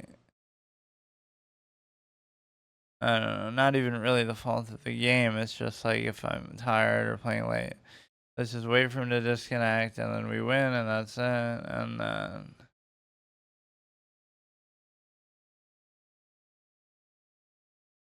gives them maybe a little too much time to report in the big context. Like, I don't know. Making people rage quit even on fucking Chess Hotel. Imagine that. Okay, hurry up, please. For you. Okay, so today I'll continue my epic little Chess Hotel series, and I just try to go until I lose, which I really shouldn't lose, and we're trying to go as high as we can. So 1266, not a bad thing, and it's very hard to measure rating on a site like this because it might actually be deflated because there's so, again, not that it's really a good site, but everybody is only like, 12 to 15 and that's it, right? And then you see like one person who's 3,800 or something crazy, but typically there aren't a lot of 2000s or people in between, so it's maybe a 1200 could be a lot better than what it would expect from these other sites, but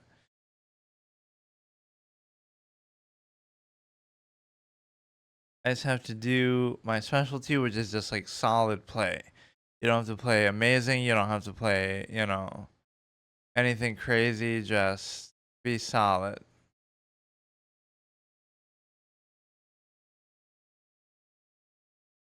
And take my time to an extent, which I often don't do. Uh,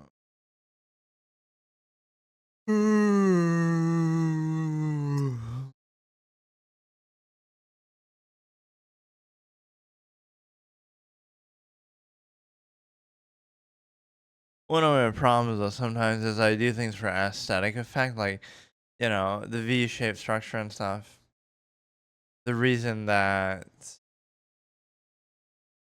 like maybe that's not a good thing to do, but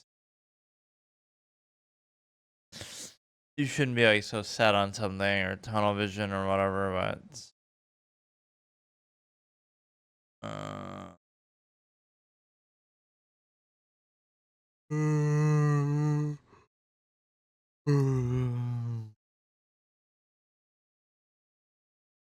there's like a little mini series new thing I want to do though, like where I saved for a long time, like a couple years, and I got a couple different things, so I want to do like an unboxing, almost mini series. But even though I don't do face cam, I have a couple different things I could like unbox and then use them. That could be a fun little thing that I do.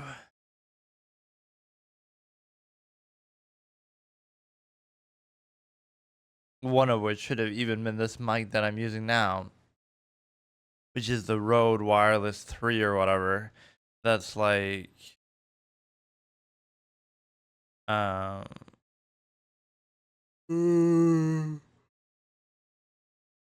Rode, one of those handheld. I call it like the content creator mic because it's the one you always see people using to interview people and whatnot.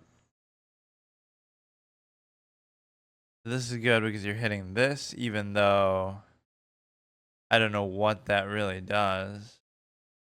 Like, you got to worry about the trade potential. You got to do this. Whenever I get to just trade a night, I'm always immediately happy with that. But it's a situation where, and see, that's one of my big problems, which again, even I'm aware of so actively. But anytime anybody does that, or like I have a trade opportunity, I just take it. Right? I just do it. No questions asked, nothing.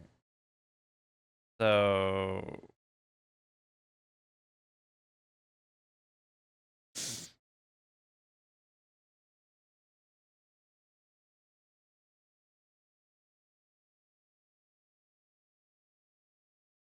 right, for example, I just uncritically take trades just because it's my sort of style of play and it simplifies things. There's less to worry about, less pieces for you to blunder, less pieces for your opponent to attack you with, whatever, is my old expression. But the problem is that you have to be a little more selective, that's all. It's still not necessarily a bad idea. But good players will do a little more with that because they tend to want to take advantage of a situation. Like, it's not even so much your up material. It'll be like you're in a good position to be able to press an attack or to do something significant, and you got to use that. But then, I'll just trade off. Like, it just suits me though because it's like, um,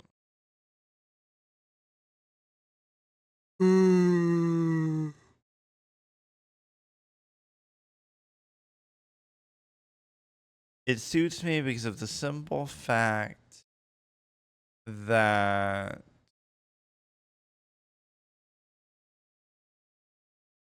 I tend to be defensive anyway, and I don't try to attack. But that initiative is something you have to have, especially in longer games. That's the sort of contradiction.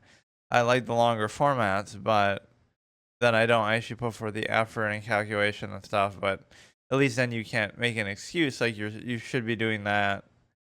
You should be. You have the chance to do it, so you can't make an excuse. If you miss something, then you at least had time to look. Whereas again, bullet and whatnot is so uninstructive. It's, oh, there was some stupid take that I should react to and get triggered by. It was like, I don't want to do this move, but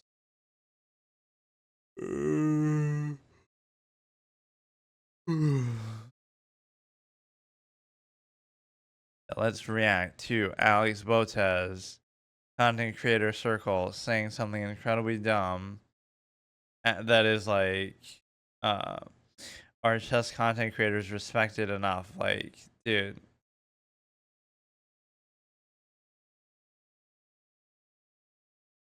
I mean, I'll do it, but this seems like a bad move somehow. It just feels incredibly unnecessary and exposing you in some kind of weird way. So you go there, I can just take. I don't care. I can, or no, I can't double take though. I thought that would have been better. I mean, I'm kind of forcing this in a way that I don't need to do. But this is the problem. I don't like the knight being there because I don't know.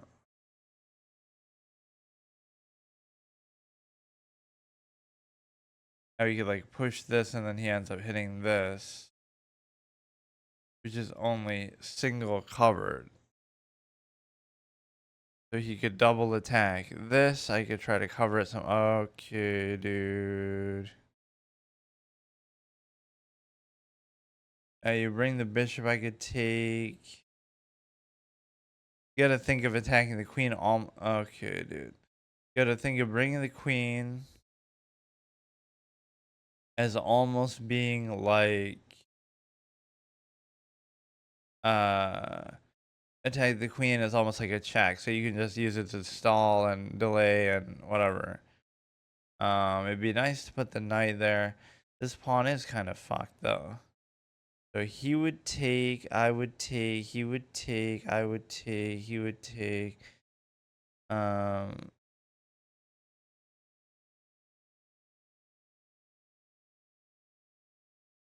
yeah, that pawn is kind of fucked. Let's do what I just said yet again. Right, we attack the queen once more. And then you take this, and it's a fork in a way that he would take, I would take, he would take, and then I'd take the queen. So you have to address that, so you can still do it though.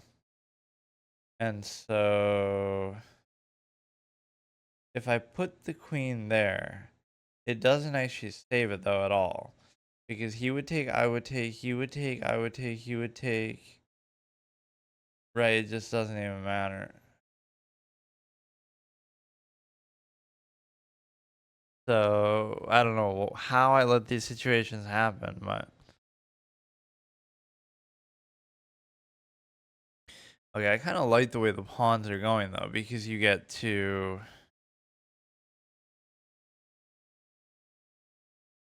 it sort of settled everything down too. You take, then I can't take, but I can pin it sort of.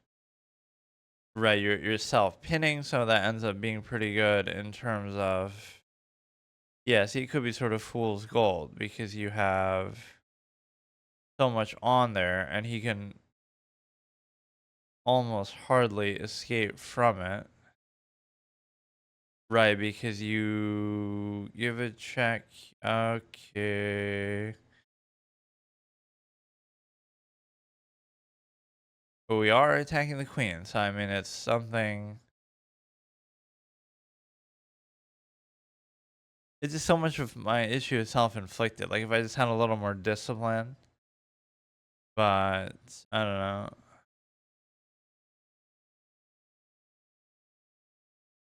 If he does what he just did again, then again, I'm just trading. I'm just trading just for the sake of it. If he does it again, it's a pin situation. Um, we take here. He does a check. So yeah, there's certain comfort in this that I have. I don't know that I have the. Oh my god.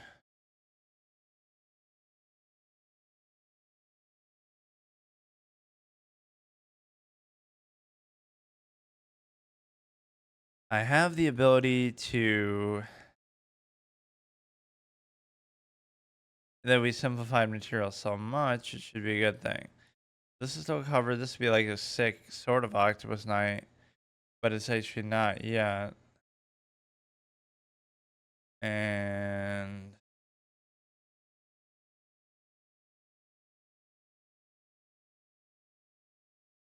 okay, dude.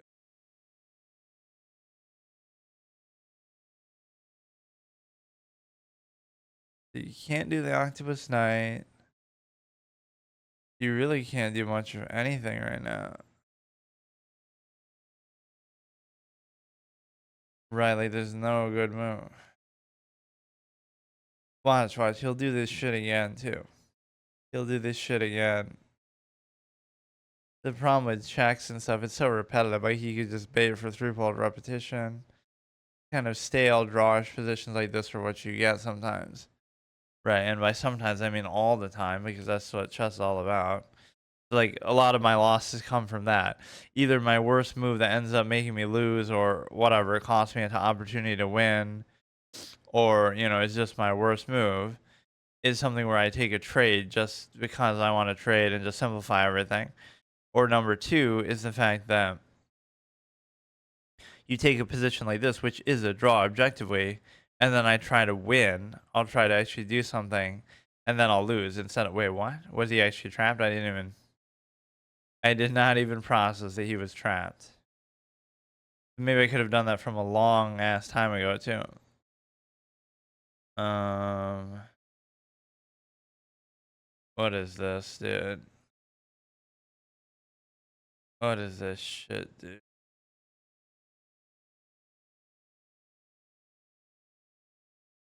Oh shit.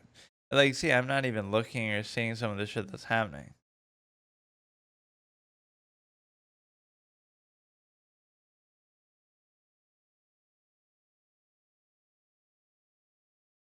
You technically can't come down still to attack any of this.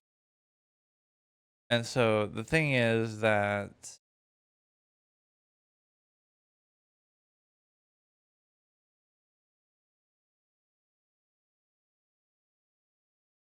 I don't know. I'm too lazy. Like it's a hard thing to really focus, and I hate it because it's like, oh, I shouldn't have to, or these people aren't good enough. But at what point do I go above and beyond and do that?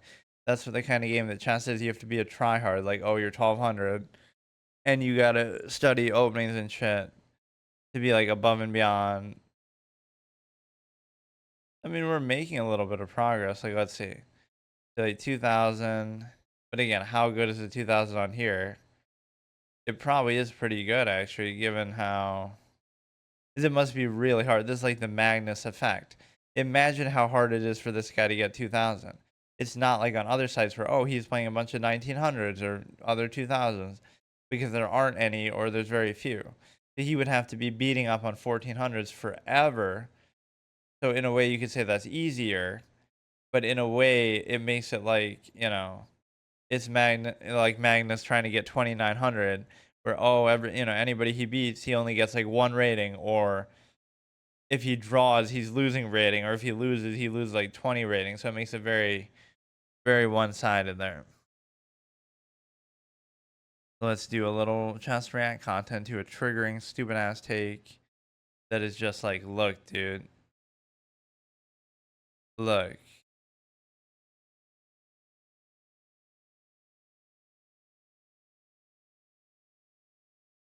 here we go brother, they're gonna bait me, troll me. And that's the thing, my prognostication of the stimuli acme is even more relevant here, although it applies to many things. That right, society is obsessed with certain things on a superficial level. It doesn't even have to be what people think, right? You can say, "Oh, it's female privilege that content creators get so much." It's more common, at least on that side. Like, oh, Benjamin Feingold can be a GM, and he, you know, would get a certain amount of attention. Other GMs get a certain amount of attention, but oh, where do you see the 1700 FIDE player like Andrea Botez really get that much attention? Or where do you see even 2000 FIDE like Anna Kramling or Alex Botez, or at least Dina is a little higher. Like there should be some standard in meritocracy where at least you're pretending, but there were sort of two premises as to why they get this sort of special treatment. There's this one premise that it's like this Queen's Gambit era fallacy of like, and there's even that stupid ass article that's like, meet the real life Queen's Gambit, and it says Alex Botez, even though that's a completely bogus comparison. It would be more like Judith Polgar, who is actually at least a world championship challenger. Right, but it's operating from this marginal, ignorant perspective of like, oh look, a girl's playing chess, or oh look, women can play chess too. Wow, what an inclusive kind of thing. Even though you're being ignorant and stupid by doing that, because you think, oh, you're doing some token gesture of saying, oh, look how cool it is that a woman's playing chess, as if that's some novel thing, even though it's not at all. Right, where it's sort of an insult. You think you're complimenting and saying, "Oh, look at this cool thing. He's the real life Queen's Gambit." Meanwhile, you're disrespecting thousands and thousands of way better female chess players over decades and decades of time, especially now, right? Like you're not being accurate. So again, that's why I bring up my stimuli acme thing is like you can say it's about like, oh, it's about looks or whatever, which again, in any sort of field like acting or modeling or whatever, that can be relevant. Like it's not even a negative factor. I always made that joke like I think it was like with Pokimane or somebody like that. If people say, "Oh, she's only," people would say this at times, not saying it's true or not, but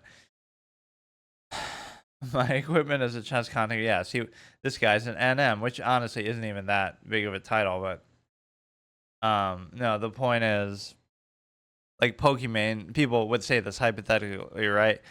Oh, she's only so famous because she's attractive, supposedly, right?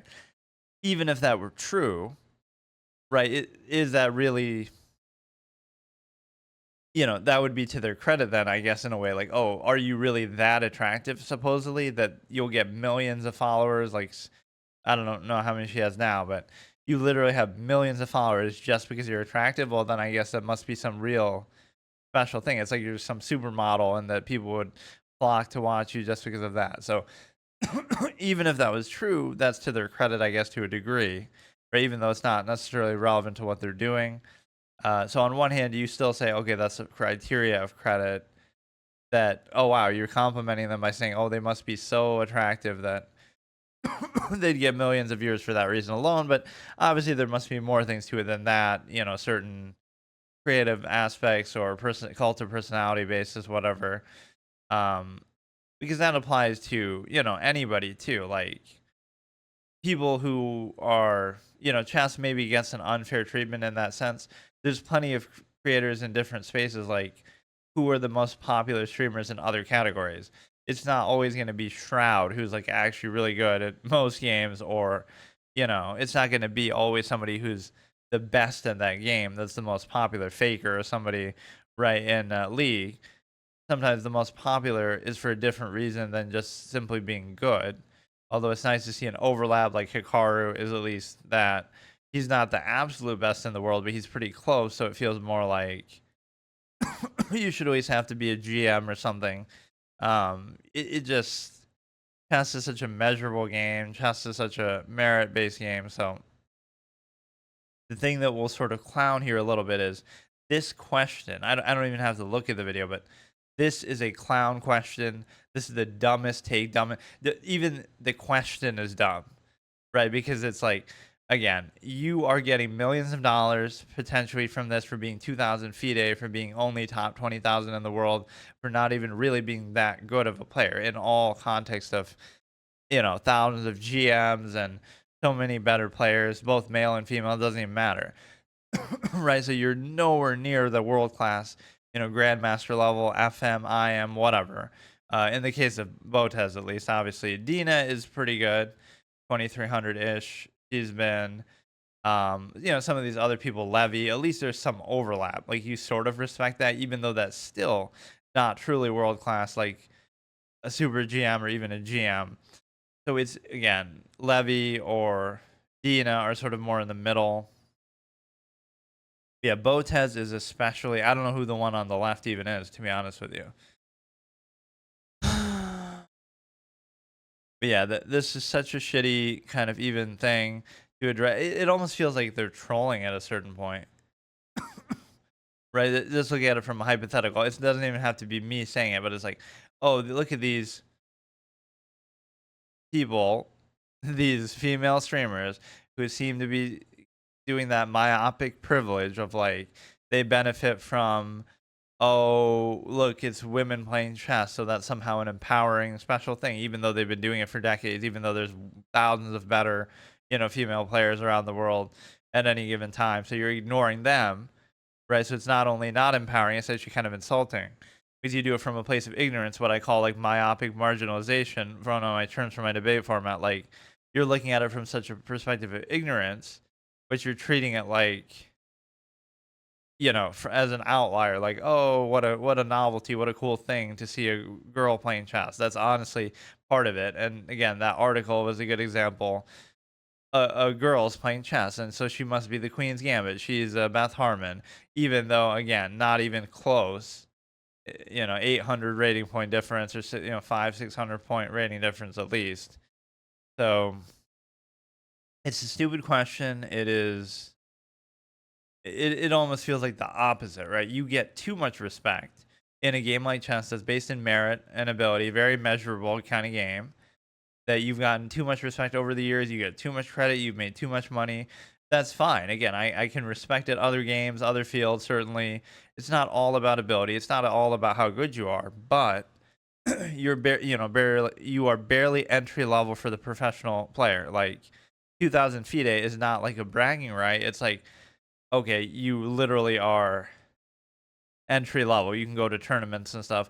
I mean, anybody can go to tournaments, but you know what I mean? Like that's top 20,000 in the world. It's barely anything. So show me the number of male players, I guess. I hate using that, but show me the number of male players who get that amount of attention for being that rating. There might be some, but it's like it doesn't feel as pronounced, right? You have Botez, you have Andrea as well, you have Anna Cramley, you have so many female streamers that again you're playing on the two things like the stereotype, right? That oh what a novel thing, like you think it's somehow an empowering thing, and then are you benefiting somehow from other superficial aspects, which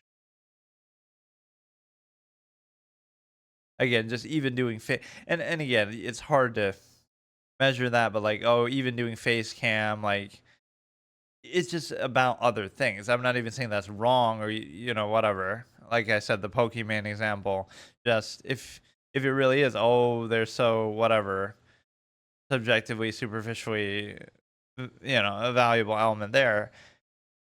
That's to their credit, I guess. Like, oh, you're saying that they're so special that they get attention just for that. Like that's all it takes. So why doesn't everybody do that? Right? Are they really that special? But it is a level of triggering that I cannot even explain. Like, oh my god, I can't. Oh, I don't even have like my headphones in to be able to do this. But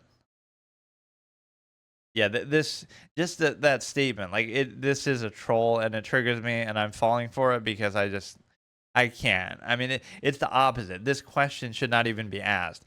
Do creators get too much respect? That meanwhile, again, the grandmasters who literally make minimum wage, right? You can look up. I mean, it might be a little better now, but historically, grandmasters make minimum wage. Do not typically make minimum wage. Struggle to earn a living. Majority earn significantly. No, they don't. No, they do not. Significantly more than minimum wage through a combination. Yeah, I don't bring up streaming and content creation. I'm talking about on average, they don't do that. Like they're not all going to be doing that. No, you're wrong. It's not really that good. You say some, but it's actually not even accurate. No, that's not. I mean, again, I'm sure it's gone up partly, because of this content creation sphere. Even if they're not doing it themselves, they get more attention that way. But like, there's so many, like, some average, random, unknown GM, which sounds kind of stupid, but they're not. They don't really make that much. Again, at least historically, it's been like that, right? Where a lot of them would only make about that much. So, look, man. There is it female privilege? Yes. Is it stimuli acme? Yes. Is it myopic marginalization? Yes. It is all of those things. You've gotten too it really this could trigger you like to death here.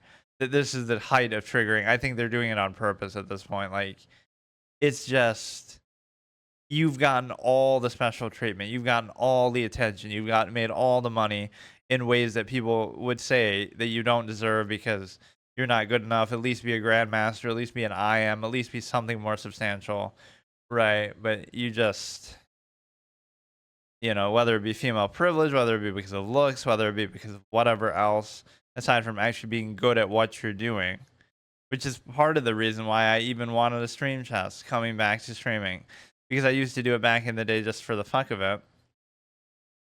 That would be my whole standard of meritocracy. Like, oh, you should be good. So it's like, if I have 0 viewers right now, that's justified because, well, even now I'm just reacting to something, but that would be justified because, oh, I'm not that good, so I don't deserve it. That's fine. But then you see people who aren't that good either.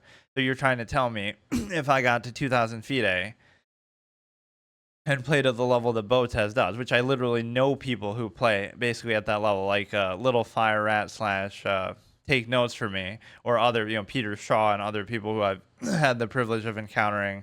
There was the guy the other day whose name I forgot, unfortunately, who I was playing. Like, these are like 2,500 people on some of these sites. That probably should translate to about what Botez is, which is like 2,000 FIDE. Obviously, there's inflation, so that's what I'm saying.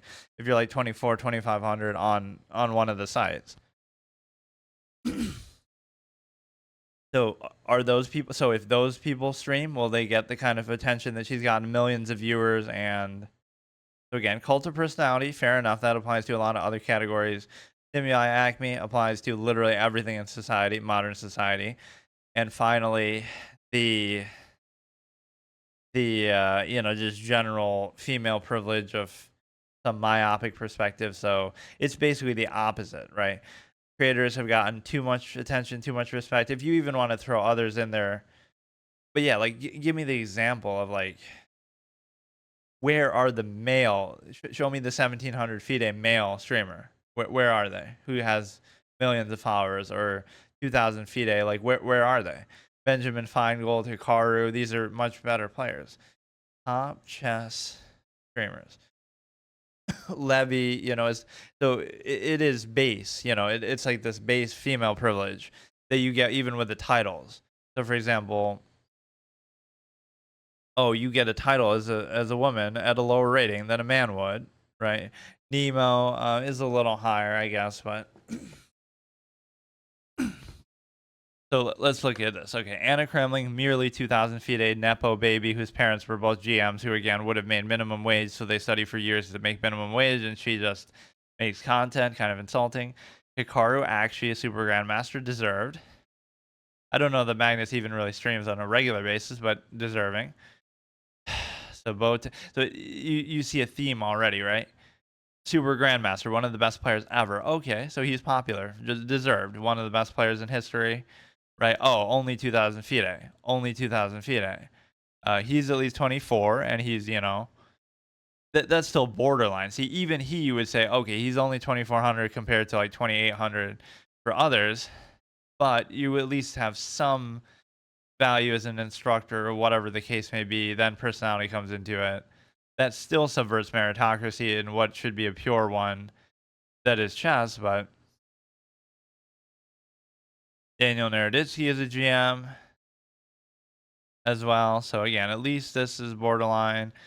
Dina is somewhat okay. She's a woman's grandmaster, still a female privilege, but at least much better, right? 22, 2,300.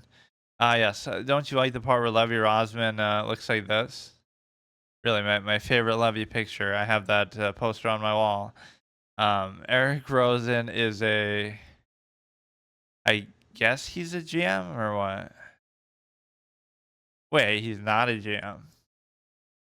Um, but whatever. Yeah, these are some of them, and yeah, some of these I don't even look at as streamers. She's like, I think around 2,200 as well.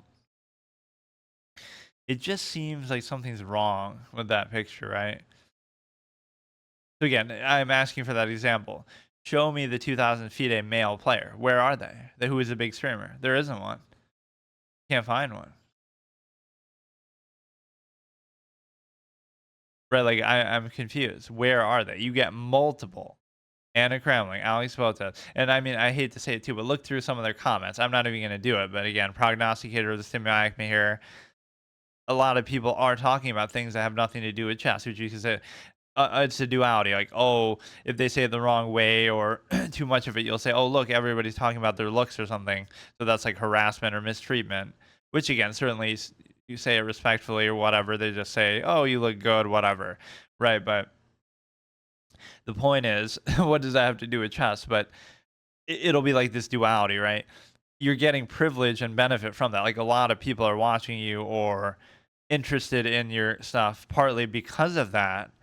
But then, and that applies to everything, any sort of these little TikToks people do, right? It could be some stupid, simple thing you're doing, and two people could do it side by side, like two exact same videos, but oh, because somebody's more attractive, subjectively, conventionally, whatever, right? That gets views. The point is, you're benefiting from that, but then all of a sudden you'll turn around and say, oh, look, people are objectifying you, or it's somehow negative treatment towards you because of your looks, but you don't see that you're also benefiting from that substantially. Like there's a middle ground where obviously it shouldn't be disrespectful, but also it's very, very stupid to do this. Right? You can't do it. I mean, it's just I can't even explain it. Wait, that's it though? Wait, that's kind of shitty. Oh, I guess Botez just doesn't stream. Wait, this is kind of lame though. What do you mean? 2,000 viewers? I thought they did way better than that. Wow, is the chat streaming dying out or what? What the fuck? I thought Hikaru got way more than that, 10K or something, 3K. I don't know. There's something disturbing about that, which shows a genuine disparity in society. Again, it happens in all areas of society, right? Anything you look at, you'll say, "Oh, why is this Hikaru?" Yeah, and you can say that's a personality thing. Oh, maybe Hikaru's a stick in the mud, but he's actually really good. The people would rather say, "Oh, but these other people have better personality, so therefore." You get that, but there should be a middle ground. Chess is a meritocracy. It's uh, it's a real shame. I mean, and the framing of it'll be like that. You get it. You get special attention and privilege because of something, but then you'll play victim because of it too. Like, oh, we get special titles for being women, and then what will people say to justify that? There's no physical advantage, and I love that I said this 10 years ago and got flamed for it too. It's it's too bad. When you're too far ahead, people get mad at you, and then now, oh, I don't get any credit for it because I didn't really post shit back then. Oh man, but no, you get special titles for being female with no physical advantages in the event in chess. But what do you say? Oh, but some women get harassed at these events and unfair treatment. Again, those are two separate things. Like obviously, you should not get harassed. But I mean, and again, that can happen to anyone theoretically, but it obviously happens more. I get it. But again, that's not a justification for special titles. That's just like, okay, try to have these venues take care of it better, have better security, have better oversight, better arbiters and stuff. Right. Those are two totally unrelated things. So again, you're not acknowledging the special privilege that you are getting, and the reason why for just simply being female. And then number two is so you get these special titles easier, and then oh, you get to flex those special titles that are imaginary because they're not really, because again, you can be a woman's GM or you can just be a GM. Anybody can be a GM. So, like, oh, this will be funny with transgender chess, the ultimate, like, oh, that's not fair, but it doesn't matter because you can do that anyway. Well, it'll be like a trans man playing in women's tournaments or whatever. That might seem like an unfair advantage, but it's really not. So maybe that'll be the way you break through and just say, why not just let it be unisex anyway? Which it is in the other sense. Like women can play in any event with men. So again, you get special title, special privilege, and then you also get this sort of content creation sphere of like whatever it might be that you're benefiting from. Because yeah, I like that. It's a bit of a false duality trap. Like if I just acknowledge and observe from a neutral, objective perspective, right? You get this thing of like, oh, that seems like a criticism of them that you're saying, oh, because of certain subjective, superficial aspects, they might be popular. It's more like you're trying to fill in the blanks and explain it. Like, what could explain a 2,000 FIDE player who's only top 20,000 in the world, right? Multiple of these being so popular and famous. How can you explain that? You're not one of the best players in the world. You're not a GM, Super GM, world champion. You're not an IM, FM, right? You're none of that. So there's thousands of other players. So by that logic, if you would bring up like, okay, it's because they're good at what they do, that's why, right? Then that would mean that everybody who's higher rated than them, which is a lot, like 20,000 people, that would mean that they could stream and they'd get the same attention. So it's not because of being good at chess. It's not. Then number two is it because of personality and stuff? Okay, that I can't even argue with because that's just subjective. And again, that applies to many, many other fields, many other, content. Look on Twitch, I'm sure the top streamers in any category are not always the best at what they do, although there's usually somewhat of an overlap. Like they're probably pretty good, but sometimes no, it's just because they're funny or interesting or cult of personality. So that's fine, right? Even though it's not based in merit, that applies universally. And then the third aspect is stimuli, acme, the superficial appearance, etc. basis that clearly is a benefit. And I mean, again, there's a certain hypocrisy even in that. Like, oh, if you just point that out that you benefit because of that, um, there's nothing really even wrong with that, I guess, and maybe even you deserve credit for it. But it's just if you point that out, it seems like it's objectifying, but it is a reality of it. Like you could just not do face cam and then see how well you do there, which I'm sure they do well now. A lot of these people because they're already established and they already have followings, but um but yeah, you have that. So the appearances clearly play a part. Oh yeah, the hypocrisy of it, like in society, even in general, you say, "Oh, women don't want to be looked at like just as a general standard.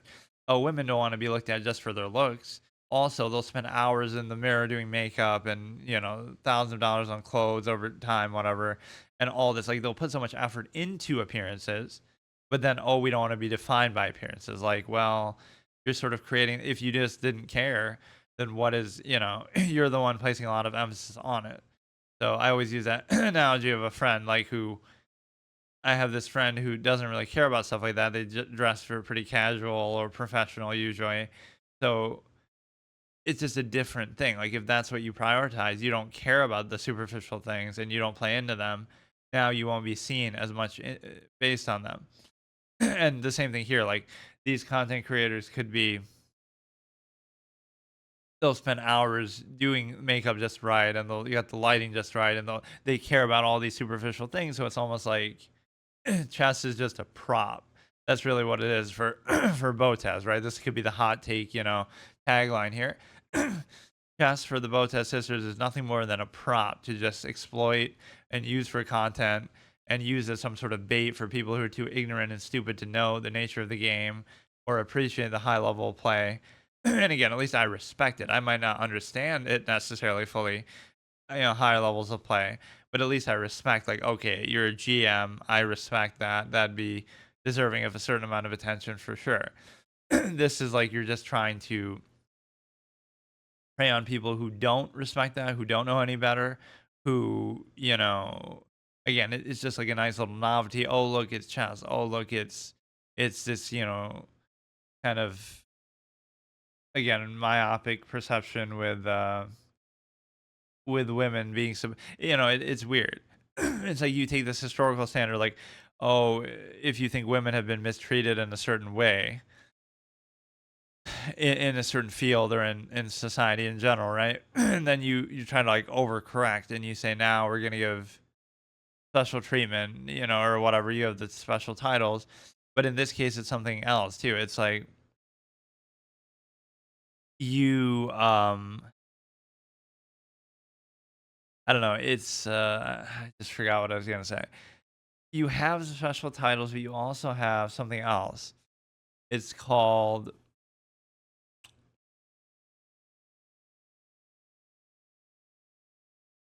I don't know. It's just like if you point it out, it's a fair thing that you're being appreciated for that. To acknowledge that, so you're at least averting meritocracy that way. No, the answer to the question is you clearly have gotten a lot of credit, not based on how good you are. That would be hard to replicate, right, for anybody else, based in, again, a lot of superficial appearances. That clearly plays a major role. So it's unfortunate because, again, people would say, "Oh, don't look at someone in terms of something superficial." But what if that's all they have to offer? What if that's the main big source of their appeal? Unfortunately, what about that? Right? It's no coincidence that you get certain criteria in there. So the point is, let me see. I had one more thing I wanted to say. Like, just you get a certain privilege, and oh yeah, yeah, like the insult false duality of it. There's this like assumption that, oh, women aren't good at chess, which isn't true at all. I mean, it's on an individual level. There have been plenty of GM women, Judith Polgar, Hao Yifan, etc. So the point is, there have been so many good female players. So you ignore that, and you have, again, this ignorant mass collective myopic assumption, and so you treat it like a novelty. So you might think, oh, look at us supporting female players by doing this. It's actually the opposite. You're actually insulting female players by doing this, because if you really respected them, you would treat the higher level with more respect, like actual GMs and women GMs, whatever, even 20, 24, 2,500 players. You would treat them with more respect instead of saying, let's praise low rated players, which indirectly kind of insults women in chess, because you're saying, oh, they're so bad. This is really what it comes down to. Like, oh, they're so bad at chess, women, supposedly, that we need to celebrate these relatively low rated players because that's somehow an achievement for them to do. That almost feels like the perception. And so I'll show you that article, Life Beth Harmon. Vera Menchik is partly the basis of it.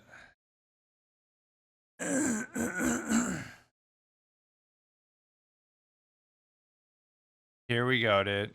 Here we go. Has been called the real life Beth Harmon.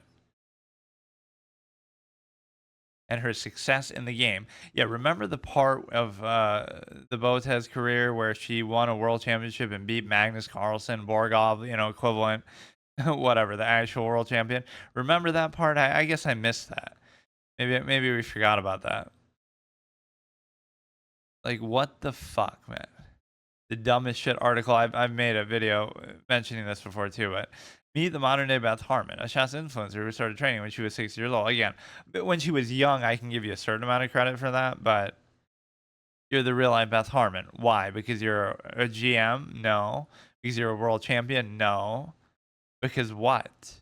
Like, there's no similarity. There's thousands of better, tens of thousands of better female players historically. You were the farthest thing. Like, I'm closer to her than she is to Beth Harmon, like, easily. Where, you think I couldn't get to 2,000 FIDE? Like, it's even like a weird flex. Okay, I'll make a bet. If I do that, then I deserve millions of subscribers. Like, fuck it.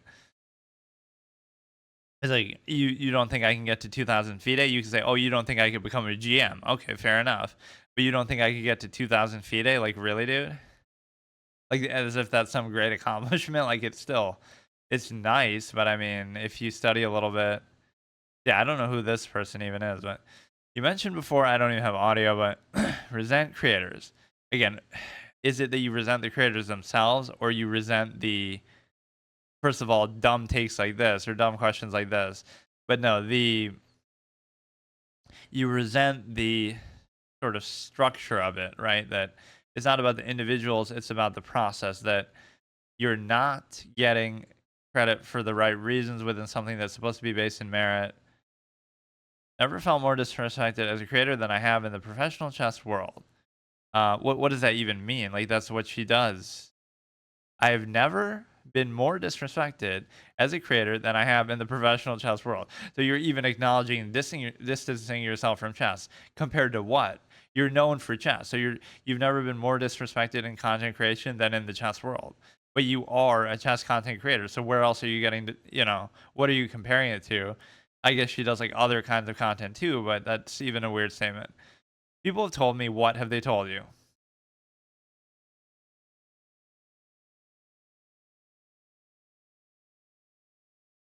and destroyed the set, the camera.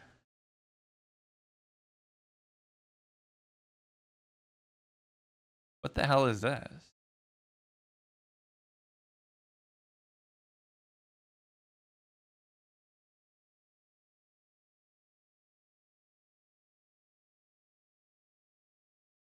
Is this trying to make a point of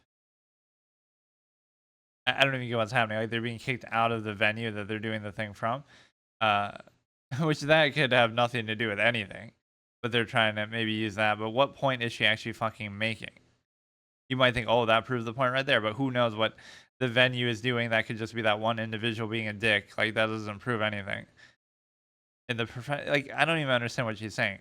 I have never been more disrespected as a creator than I have in the professional chess world.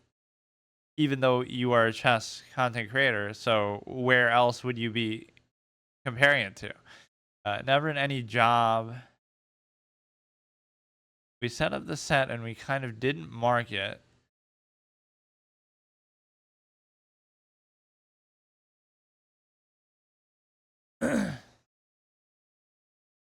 I hate that they even put that part in there too. Like, we don't know the whole context of that. They're maybe just there at the wrong time or something. I don't care. It's so trash. Like, just fucking take your privilege and just enjoy it. That guy throwing a tantrum.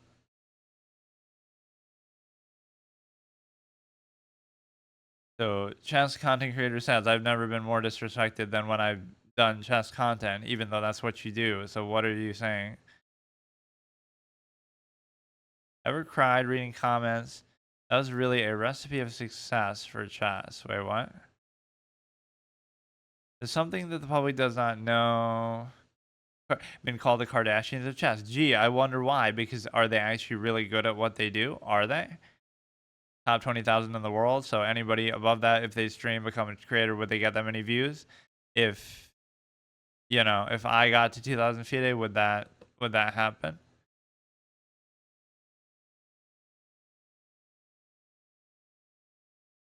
I don't even have to look at them. I'll just look at what the text is saying.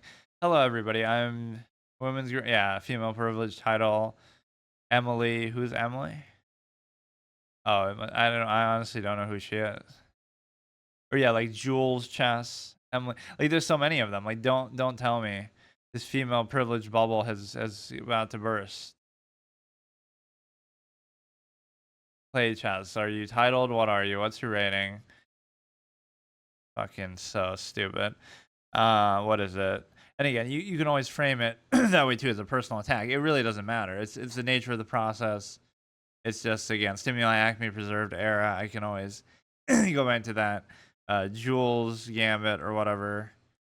It's just a pattern. Pattern recognition is important in chess, both in life and in the game itself, right? Clearly, yeah, great chess content. I mean, really, 10 out of 10. Just, and again, it can be framed a certain way, like, oh, as a I didn't even see that. Sorry. It can be framed as an attack, you see, but it's not, because it's like, um, you can do whatever you want. You can say, oh, they can post whatever pictures they want, but there's an overlap of why they're popular in the first place. So, all right, what did I want to see here? I don't even want to watch this shit, man. It's just so triggering. Like, I guarantee you, they're doing this on purpose, just laughing at themselves at how much they're triggering people. Like, let's benefit from certain privilege for years, and then we'll act like we're the victim somehow. Like, the one criteria that people are appreciating you for, and then you use that to play victim and say, oh, well, you're like the Kardashians of chess. Like, no shit. You're getting millions of dollars and all this attention, despite being only top 20,000 in the world. So you explain it then. What is it? Your personality is so good, or you're instructive at a low level, which has a certain value to it. Don't get me wrong, but it's like you're doing a kid show or something. Let's do the Blues Clues of chess. Like, there is a certain low grade value of that too. Or like you might be famous for that, but it doesn't mean that, oh, Blue's Clues is popular, but it's not the highest form of art, or it wouldn't be fair to compare it to like, Shakespearean works or something like that, or Hollywood movies. So you fit into that kind of category, but it's a situation where like what is the point? What point are they making? I don't want to like show the video like I'm stealing the video. I just really want to see what they're saying. Amazing product we've done, attention we've gotten, face of the product lifestyle. They're mostly clickbait, top players. I guess they don't do clickbait that much. Botez, from what I remember seeing on their channel, they mostly just would post stuff like they're just playing people in public in the park or something. It almost felt like Levy would do more of the clickbait type stuff. Media day, I'm just triggered. Overall views that you're getting. Again, but let's just look at it from a raw perspective. Okay. You're a 2,500 player, right? You've studied your whole life, worked your whole life. You're really good. You're, one of the best players in the world, top couple thousand. And what you need to understand is imagine how you would feel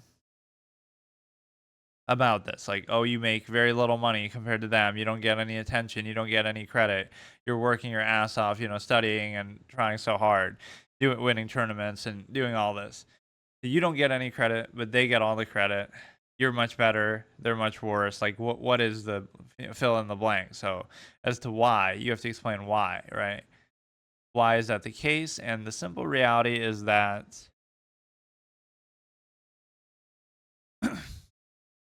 it's not really disrespect to say what it's about, right? Like, what is it that you're getting credit for? And at least acknowledge that. And there you go. So, oh man, fuck.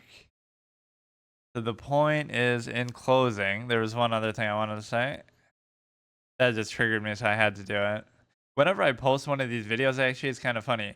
These have gotten a decent amount of views. Like, I posted the one where I make fun of what was it? The dumbest take in chess history, I called it. Like, where they're saying the reason why Magnus and Hikaru are the best in the world isn't because they are actually the best. It's because, oh, they had support from sponsors and parents and stuff. Um,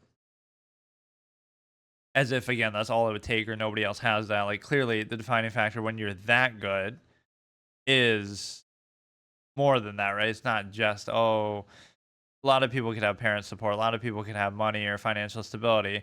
That doesn't automatically translate to it. What was the other point? I wanted one more point to make. You're getting credit for other reasons. You're getting credit for superficial basis, stimuli acme. You are getting something else. Oh yeah, yeah. Pretend you're one of the best players in the world or GM or something. How would you feel? Wouldn't you be pissed? Like I sympathize with them. I'm not one, right? I don't really care that much. I'll have my own little journey with it. Which, to be fair, that is the one thing I want to do. Which I don't know exactly how. I want to start going eventually to tournaments myself, even though I'm not that good. I'll be like 1,500 FIDE or 1,700, whatever, right? But I want to do that and then actually show it somehow. But I'm afraid they won't let me record, or I kind of hate asking and it feels dumb, right? Like, oh, I'm not established enough, so I don't have the privilege to be able to, do that. They'll just say, no, fuck you, clown. You're a shitty player and you don't have the clout to justify it. But yeah, pretend you're one of those really good players and how would you feel about it? Wouldn't you be pissed? So I'm sort of standing up for them. There's 20,000 plus players better than you, better than them, but you're not getting credit, you're not getting attention, you're not really getting money, but they are. And ironically, that's the residual effect that happened, partly because of the streamer bubble and success. Players on average are making more money, there are bigger prize pools, there is more interest in the game overall.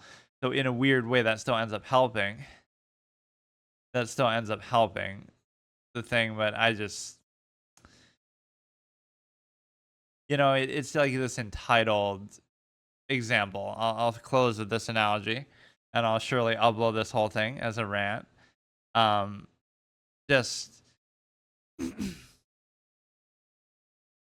it's like you benefit from something and then you complain about it. Like, I don't know. Like you post one video on TikTok and then it gets 100 million views and it makes you a whole career out of it or something like that, right? And then you complain and say, "Oh, but people are saying some little rude comments in there," or "Oh, woe is you." Like, oh, if like the Hawk Tuah girl said something like, "Oh, I don't want to be known for just a Hawk Tuah meme," like, "Oh, people are sexualizing me," or whatever. Screw that, just some random one thing you said. But the flip side is that's what people know you for. That's what you're famous for. It's like, so you'll look at the negative, like, oh, look at people looking at me in terms of that or something. But you will not. I hate this fucking bar at the top. Um, but you're not seeing the benefit of it. That, oh, look how much attention you got because of that thing, right? You're acting like a net neutral fallacy, like, oh, you would have gotten that attention anyway, or for some other reason because you're clearly such an amazing, interesting person, instead of. I mean, I guess that's a good example of the simulacrum too. I mean, everything comes back to it. So yeah, that's the important thing. Do you have to be good at something? No. Do you have to be, even like great personality or insights or something? Not necessarily. What you have to do is you have to appeal to some superficial aspect that I want to see. I'll go back and look, like, what exact point did he come in here and say that he's laughing to? Obviously, some part of my rant of the privilege there, but and that's the whole irony too. You might frame it falsely as, oh, somehow a criticism of female players or something, but it's actually the opposite. Actually, good female players should dislike that whole thing, because if you're really a GM or really good, now you should be upset that, oh, look at all these clown chasers getting attention that you instead would deserve for being much better, right? Like, it's not only about that necessarily, clearly, but it's also should be a basis of it. Or I'd just be pissed if it was me, like, oh, you study this your whole life, you're so good, but it doesn't matter because people don't care, and you'd rather focus on some stupid ass, superficial stuff, which again it's really the audience's fault at that point. But right, that this is the sort of thing they reward or that they focus on or whatever, that they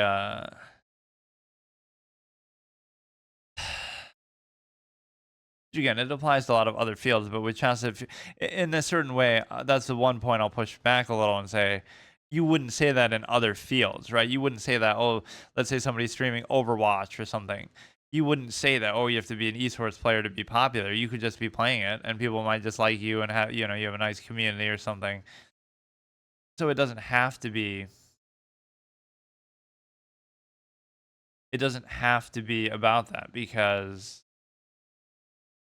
or maybe that's not even the best example, but like, yeah, not everybody who's popular, famous on YouTube, like, was PewDiePie really good at what he was doing, or was he um, just popular because of other reasons, personality or whatever? He's funny, interesting. Apparently, supposedly, I'm not saying it, but that, or you have the dude,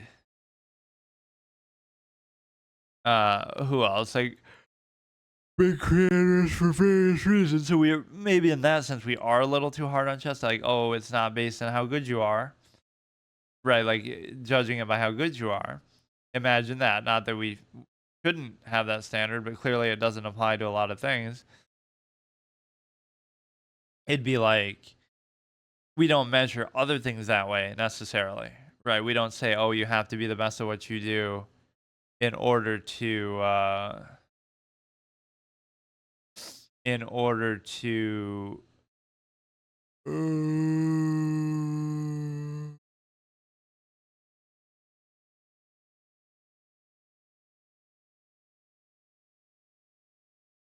like, you don't have to be the best at what you do in order to um get credit or attention for it."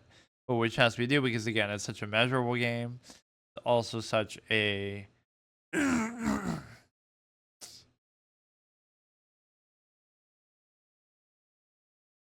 because it's such a measurable game and because it's such a,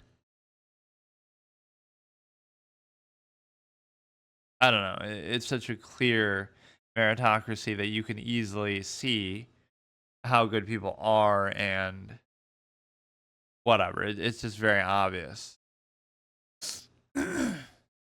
Right, but again, we don't necessarily do that in every other field. So where you have to be good at something to be popular or known for it, there is an in between factor of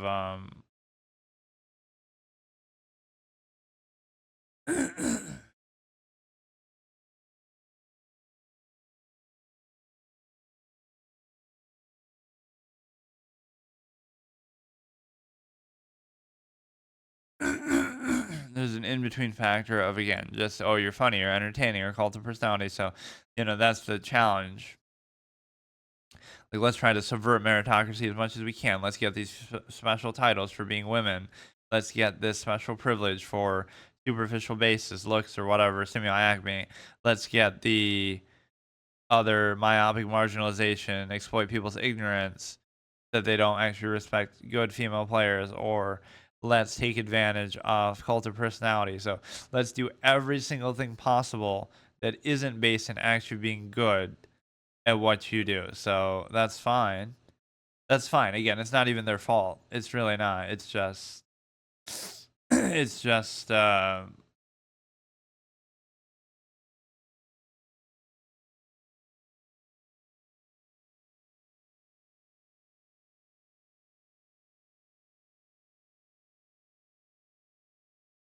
it's just we can criticize the nature of the process. So it's not about the individual, right? It's about the nature of the process. It's not about the specifics. This is about the big picture. Is this really what we want to do? And again, blame the audience. Is their fault. It's blame people for rewarding it. Blame people for not for not appreciating the what kind of fucked up positions do I end up in, man?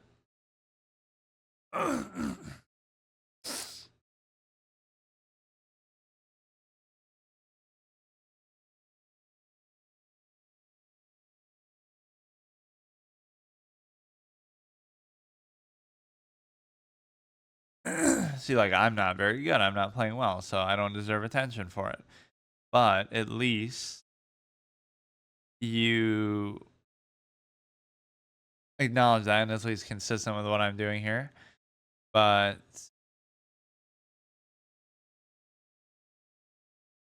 what does that even mean? Twitch recap 2023. But like, does that mean he's a streamer and he had it recap 23, or does that mean like, I don't know what, just that he was active at that time?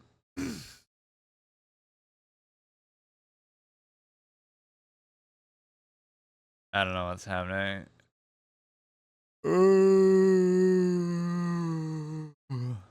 Oh, he's still here. Wow.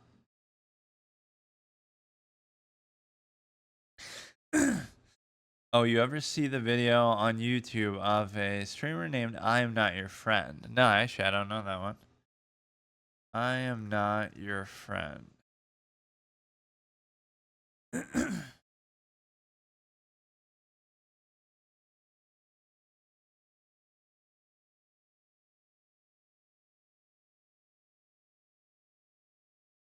Oh, like about parasocial stuff? I like when streamers criticize that too. Like XQC would like show his argument on stream with Adapt or whatever, right? And then act like, oh, everybody's being all parasocial and cares about our relationship. Like, well, maybe maybe he shouldn't show it on stream then.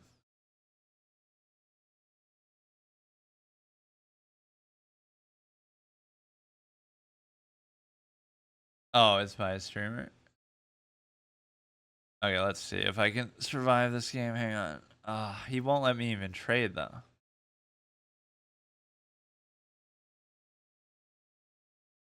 Streamer named I Am Not Your Friend.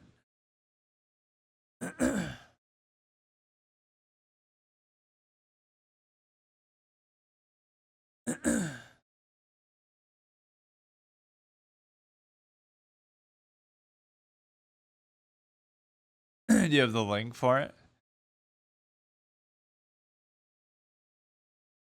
I'm on it. Was that the one? Pokey reacts to "I'm Not Your Friend" by Ludwig. I think I know what this is. It's like, because I'm a streamer doesn't mean I'm your friend. I'm just doing it, for content.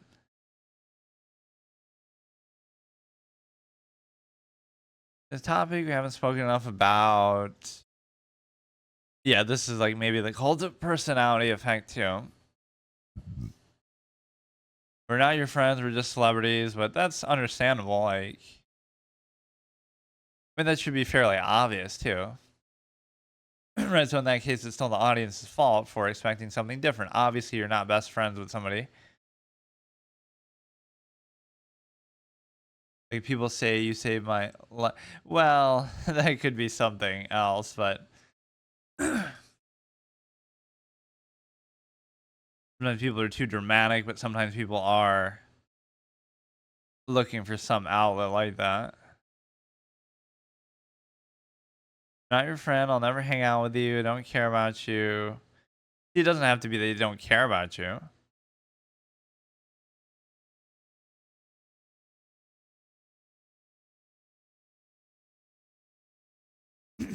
Because it's sort of two-faced a little bit, because you say, you can criticize, like, oh, don't be parasocial, or they're not your friend. But on the flip side, that's part of the reason why they're there. Why people are popular, again, because you're not necessarily that good at something. It's more like, okay, they like your personality, or they want to have your acknowledgement in chat, or they want you to read their donation, or they want you to, you know, get attached to you as like a celebrity and care about your personal details in life, or they want to even be like part of your community and feel like, oh, look at all these people, like-minded people. So there's something that you're benefiting from that. So it is a little bit missing the point, I guess, to say that too. Like, that's part of what people do want and why you are popular. Or you could just be really good at something, but of course nobody is. Um how are you going to care? Yeah, you don't have to care for everyone like that, but it just means, like, caring is just an active thing. You're a top streamer, you don't even know them. Yeah, it's like a general, just like, okay, you care about your community, you wish them the best, but you can't necessarily do anything for everyone in there. Or maybe you could do like little giveaways and shit like people do. Yeah, it's like this hive mind effect too. You could make up, pretend like I had a way to hack it and make it seem like, oh, look, I have 100,000 viewers and I'm doing the exact same thing I'm doing now. It creates like that sheep effect. So now, once they see, oh, that I have 100,000 viewers, even if it's fake, now people are more likely to come in, and now people are more likely to think positively of that just because you're already there, right? It's like the rich get richer effect. So it's like, why is this person popular? Oh, because they're already popular. Like, because this thing is on TV, or because this guy is, on the front page of Twitch. Like, because you're already there now, you know. Now you kind of get attention just because you're already in that position, which obviously to get in that position deserves something, but the whole face cam culture is like that too, where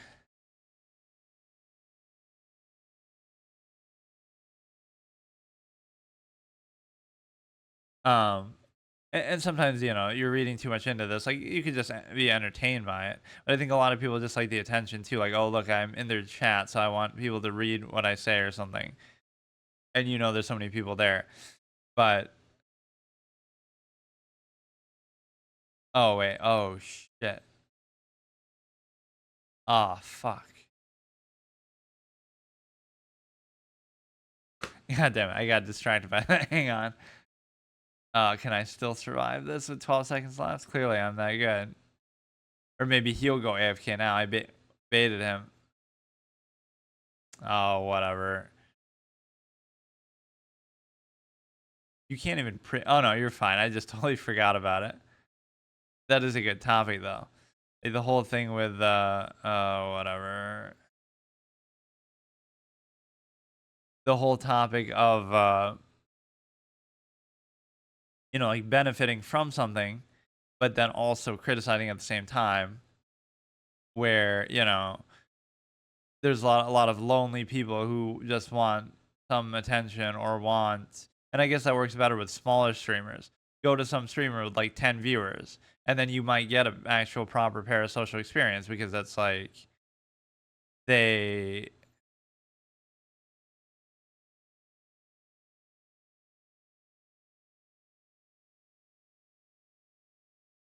isn't this no, it's not a check, but um you would get some experience because then they will actually be actively talking to you and stuff. So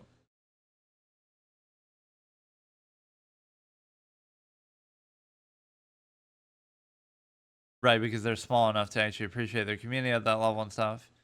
I'm promoted even though I lose and whatever. Yeah, the point is you are benefiting from a lot of lonely people or people who want attention or it'd be the same thing like if you're an actor or actress. Right, just because it happens to be live, there's more of an interactive element, but it's like a bonus. It should be seen as a positive, not a negative. Like, oh, you're watching a movie and this actor or actress isn't your friend, but you can appreciate what they're doing and like them and be a fan of theirs. But then it goes into their personal life too, outside of just their work. That you care not just about what they're good at or what they do, but also just them as a person. And you care about their love life and their drama and stuff like that. Yeah, there's a middle ground of like they're not your friends, but you can find them just entertaining or funny. That's the logical thing, or maybe instructive somehow. They teach you something, or they're good at something. You appreciate that. People form a relationship with streamers.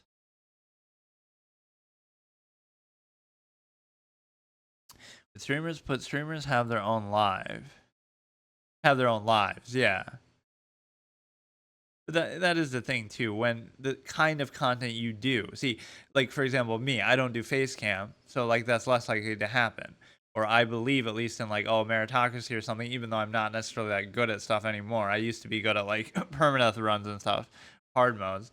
But the point is, let that sort of stuff speak for itself. So when people do face cam and when they show you their room and when they show you their partner that they're living with and when they show you their daily life and activities, and this is the kind of content that they're doing, like just chatting or IRL stuff. Then when people say, "Oh, now parasocial," is it that, or is the kind of content they're doing like that in the first place? Right, where again they're showing themselves, they're showing their room, their house, their friend, life, uh, people in their lives and stuff like that. They're showing you a lot of that. So now naturally, people are going to care about that. You could just not show any of that ever. Right, like just don't do face cam. Just don't show anything except for actual content that you're doing. So when the focus of your content is yourself or your life and the details of your life, now people are going to focus on that. So in some ways it's not actually fair.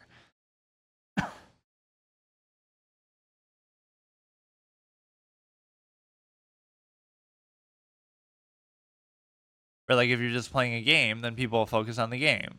But there's it goes outside of that, which again, to be fair, that applies to a lot of things, but it especially triggers me in chess because it feels so it's just so much more of a measurable thing that so many people are so much better and they don't get any credit for it.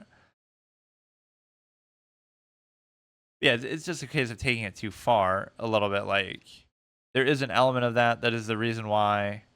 Because again, you could just watch something because you're bored and you just want to laugh or something funny or interesting, or it's almost like something people don't realize themselves as they're doing it. Like, why do people watch TV in the first place? Why do people watch movies in the first place?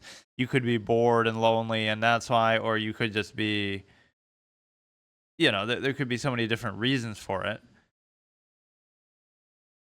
You come home from work and you watch some YouTube video, and it's like you're just bored, and it could be anything that you're watching, or it could be, oh, you're looking for an outlet, you're looking for sort of a friend, but again, I think that's where I'd push back and say kind of content people do appeals to that a lot. There's a lot of emphasis on the personality, and I specifically reject that. That's why I've never done face cam. I always hate the idea of doing that. Like it should be about what you're doing, not you. As in, even when I did like my debate format, which I guess this kind of topic and this stream is kind of like that, where I'm discussing things.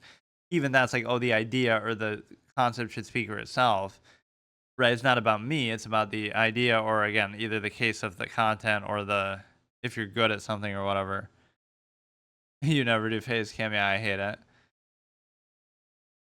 But yeah, that was a very triggering video by Boatez. Or it's not even on her channel, I guess.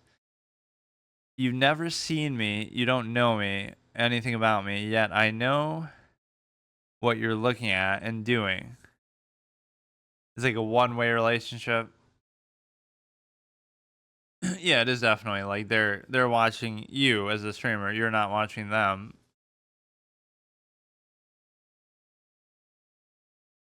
Let's see, what else can I discuss here of interest? I stream. Oh, it is. You do. So it's easy not to do. I mean, I guess anything you do could be. You don't have to do face cam. Even IRL stuff. That might be even what I try to do. Like, oh, I do IRL stuff, and then people could dox me based on where I am. But but oh, he's suggesting all the other chess streamers too. Um, like I could do a POV, so like I'll show what I'm looking at instead of myself, right? So it's still, oh, that's a sick piece of art. Holy shit. Um, okay, she's FIDE master, photo chess. I don't know. It's just always this weird thing that people getting attention for things other than being actually good.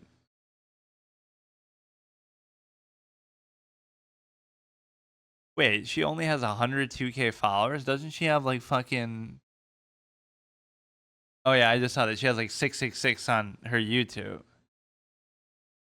666,000 subscribers on YouTube. Or this is the Annie chess thing that I was trying out, which is fucking dead and dumb, and it has some crypto bullshit kind of tie in with it. I really stream on Kick and chat. Oh, okay. You want to play a game actually, since we're talking so much about chess? I can like go on chess.com or where do you play?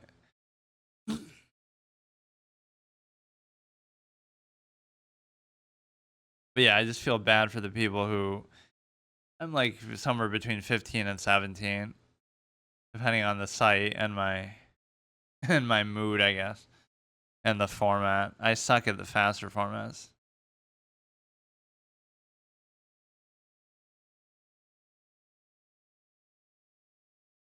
Yeah, if I was a popular streamer, I would say the same thing that, oh, I don't deserve it because and that's a kind of not what not doing face cam does too, is it kind of keeps you honest to that too. Like if people are going to watch you, they're not going to watch for something other than what you're doing. Like it would force me, like I would have to be good. I would have to be good to get attention because otherwise there's nothing else to lean on. Right? So you're letting the chess speak for itself basically.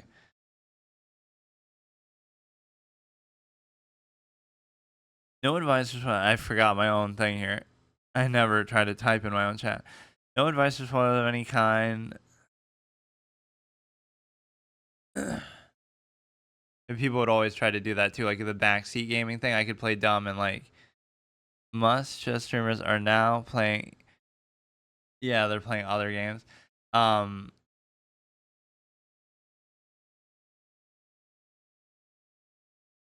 what was I saying?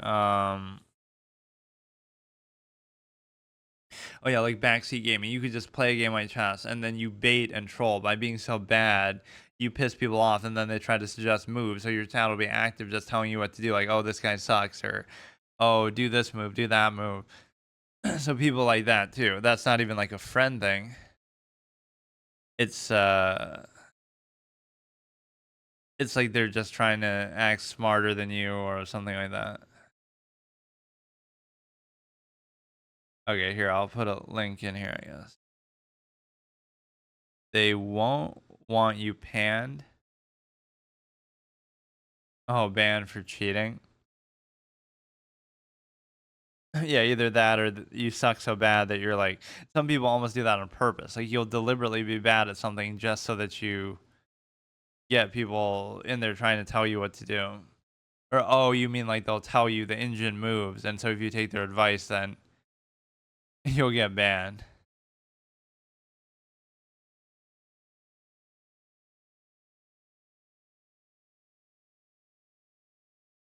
Or yeah, like I do all those kind of challenges where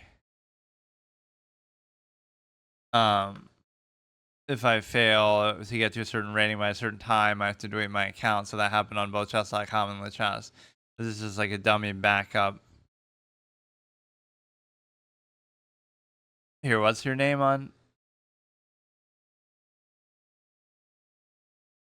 here?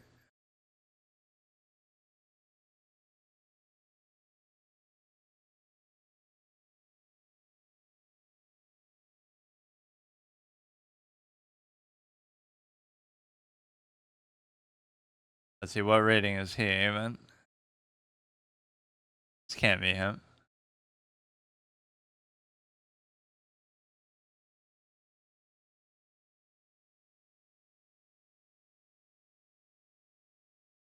Yeah, I only use this account really to play viewers and whatnot because I feel like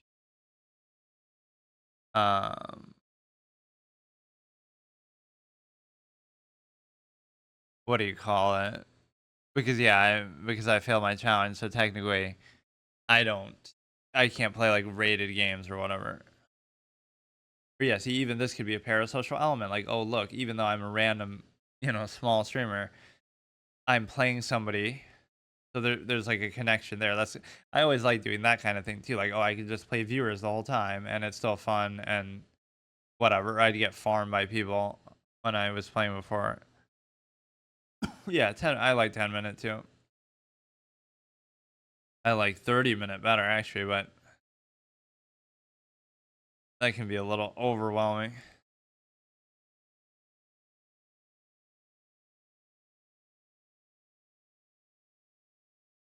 I did that one a little bit too fast. I don't know why, but like I want some other site to come up that isn't letchasterchess.com. That's like just give us another site that's actually active or good, right? So break the monopoly. And Chess Hotel is really not that.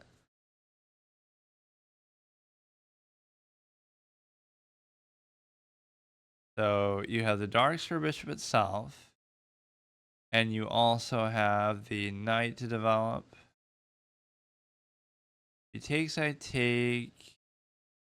It is a little bit ironic too. People could fire back, like and say, "Oh, well, I'm not that good either. So why am I criticizing Botez?" And I could say, "Oh, it's because I'm not that popular." So there's a difference. Like, oh, they might be popular and I'm not, so they don't deserve it, and I don't either.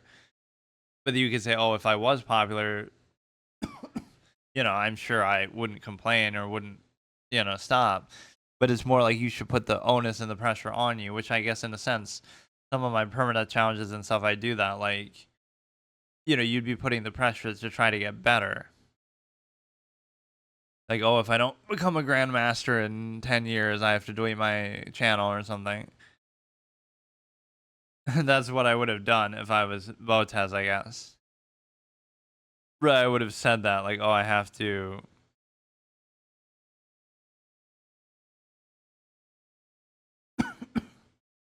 reach certain goals, otherwise I can't do anything. Um,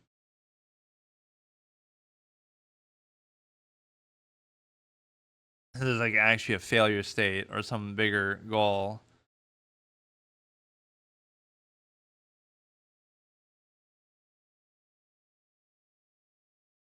Yeah, let's look at this as a debate topic. Google Pixel versus iPhone. What even is the Pixel? It must be an Android. I think Eco says, yeah, but which is better? Let's start a flame war. Switch from iPhone Pixel. I say do it. You won't be sorry. Yeah, for my clearly non-face cam IRL streaming shit that I can do. But actually, some of these cameras on those phones are fucking good. Like the iPhone camera and shit.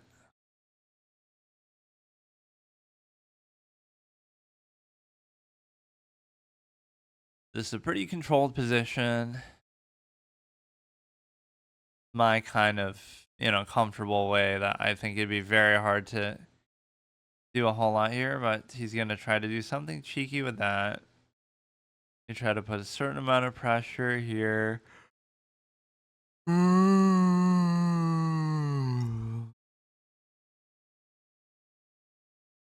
Or wait, I don't even have to do anything with that.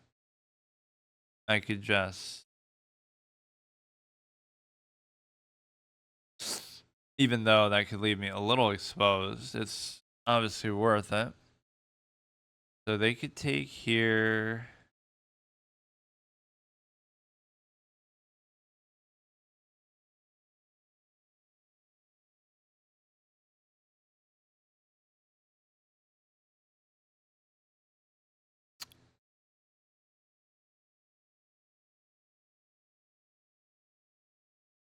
You could go back to where he was or something else.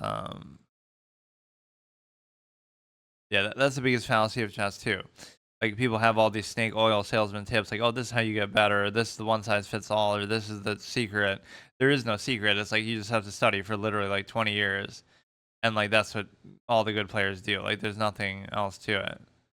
But you can't give a check, so I could almost do this and just right, like it's just that simple. Like, oh, just study and just it's not about how innately smart you are. It's not about anything else other than just they push this, they attack the queen when I'm attacking the queen. So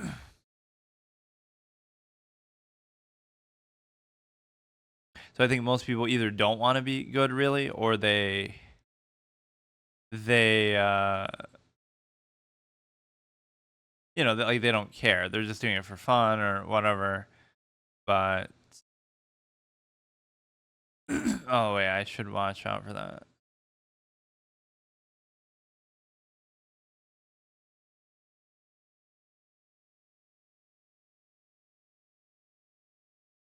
Right, like there's a fallacy of, oh, you're, assuming that everybody's trying to do the same thing. Wait, oh fuck, I misclicked. Whatever, it doesn't matter. Although that could be a nasty pass pawn there, fuck me. Trying to go like this. Now you could take the pawn, fuck. That ruined like the whole thing.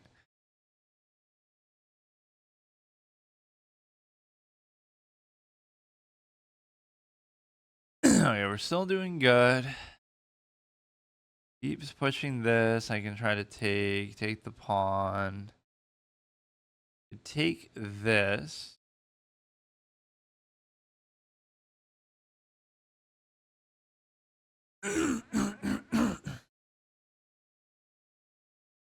Their main hope would be to try to promote the pawn.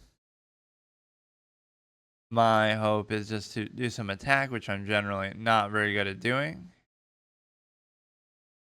Or again, I don't even have the will to necessarily try to do it most of the time.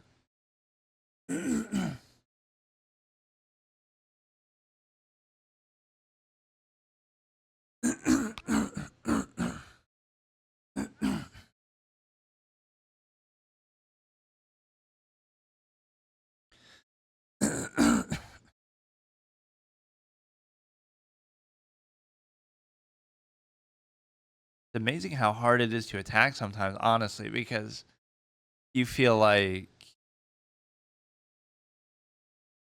I could have almost do this and then I could take the queen, but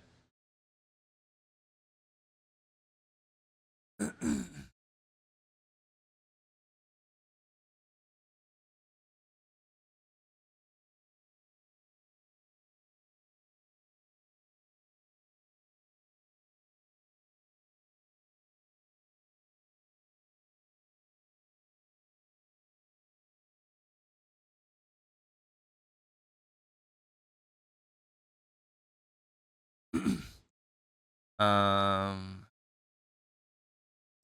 a little confused actually. I had a much better position and then I messed it up. Yeah, it should be. I'm just really bad in these situations of actually converting good positions.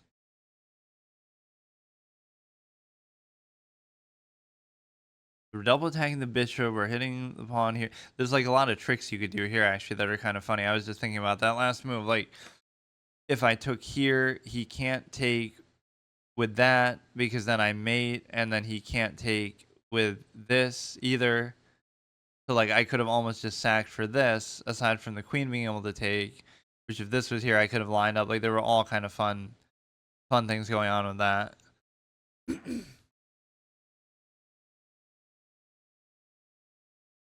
So this puts a certain amount of pressure. The funny thing is, this pawn is so dangerous that if I don't end it quickly, he might actually have a chance.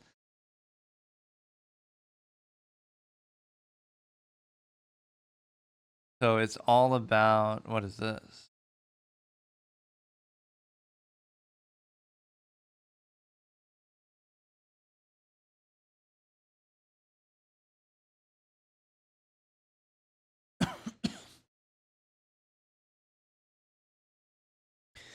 Okay, the pressure is still on. We're hitting this. If he pushes, I can't take. I'll wait till he gets to the back rank, I guess.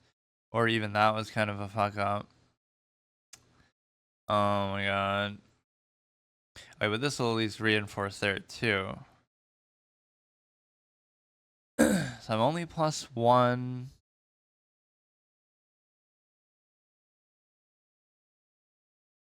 I'll do a move for fun. No, and now it's actually super close. Okay, so we have this move, we have this move. There should be something, substantial we can do.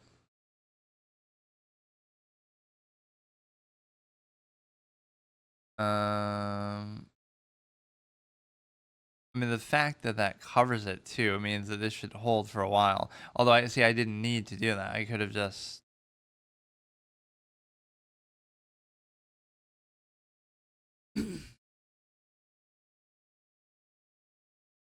I always think defensively and reactively. I don't think in terms of.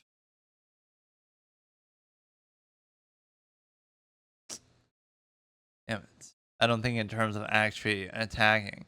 Sometimes the best defense is a good offense because if you put pressure on them, they have to react instead of trying to attack you.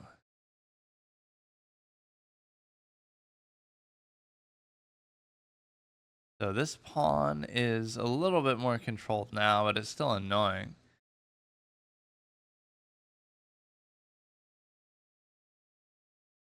I love when I do that though. Like I'm doing chess and then I get triggered by something in the that's really my main interest is like debunking fallacies. Like, oh no, it doesn't mean that you're smart. It doesn't mean, anything.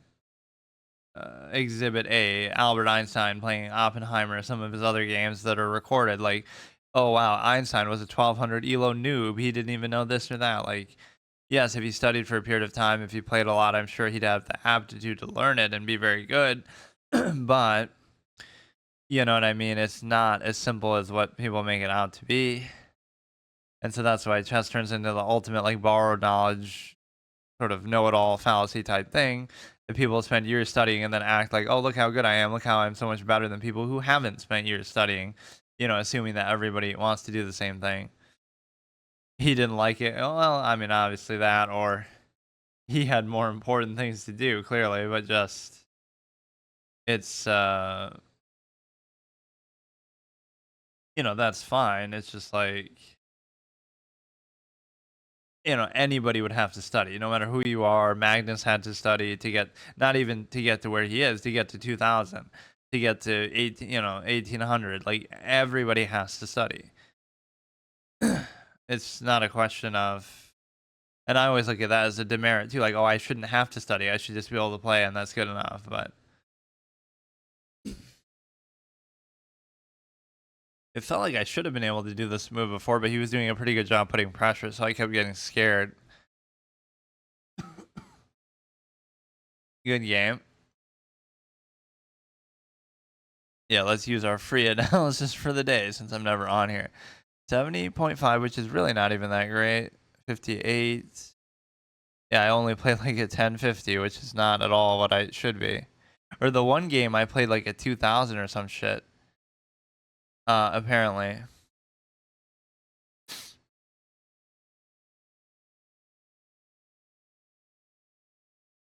Must have been one of these. Like, I don't know how this thing works. Or no, it shouldn't even say the analysis thing because I already did it. I already analyzed it in a different time. Like what? It's making me reanalyze something I already analyzed? I thought it saves whatever. I thought it saves them in there.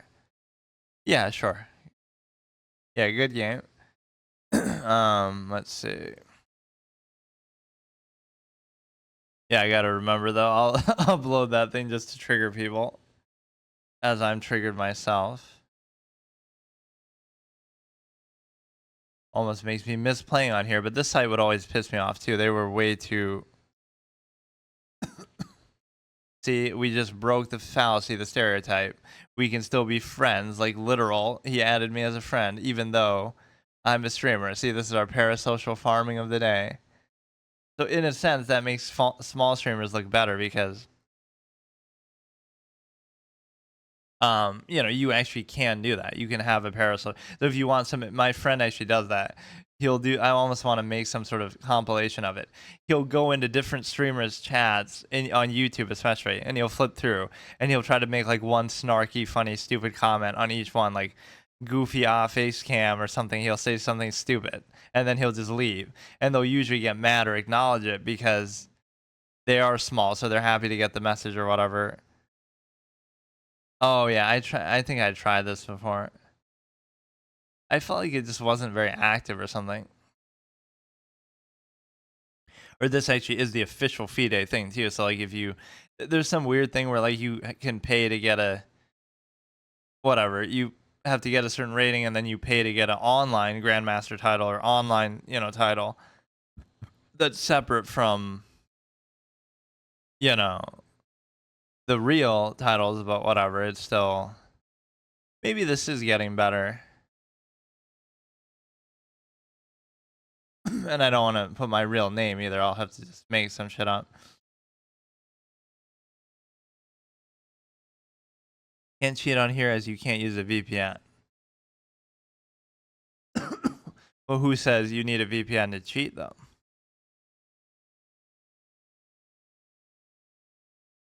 But that is kind of a good thing. Yeah, I mean that's the kind of sad part is that's like the official FIDE site, but it typically was pretty dead or underwhelming, and so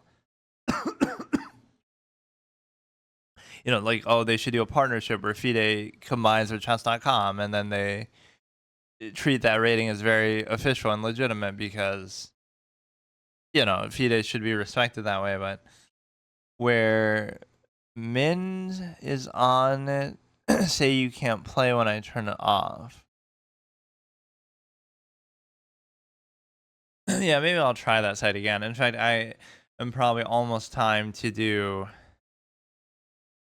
my little website gauntlet, like where I'd go on all the other sites like Chess Kids or something until I lose a game every like 6 months or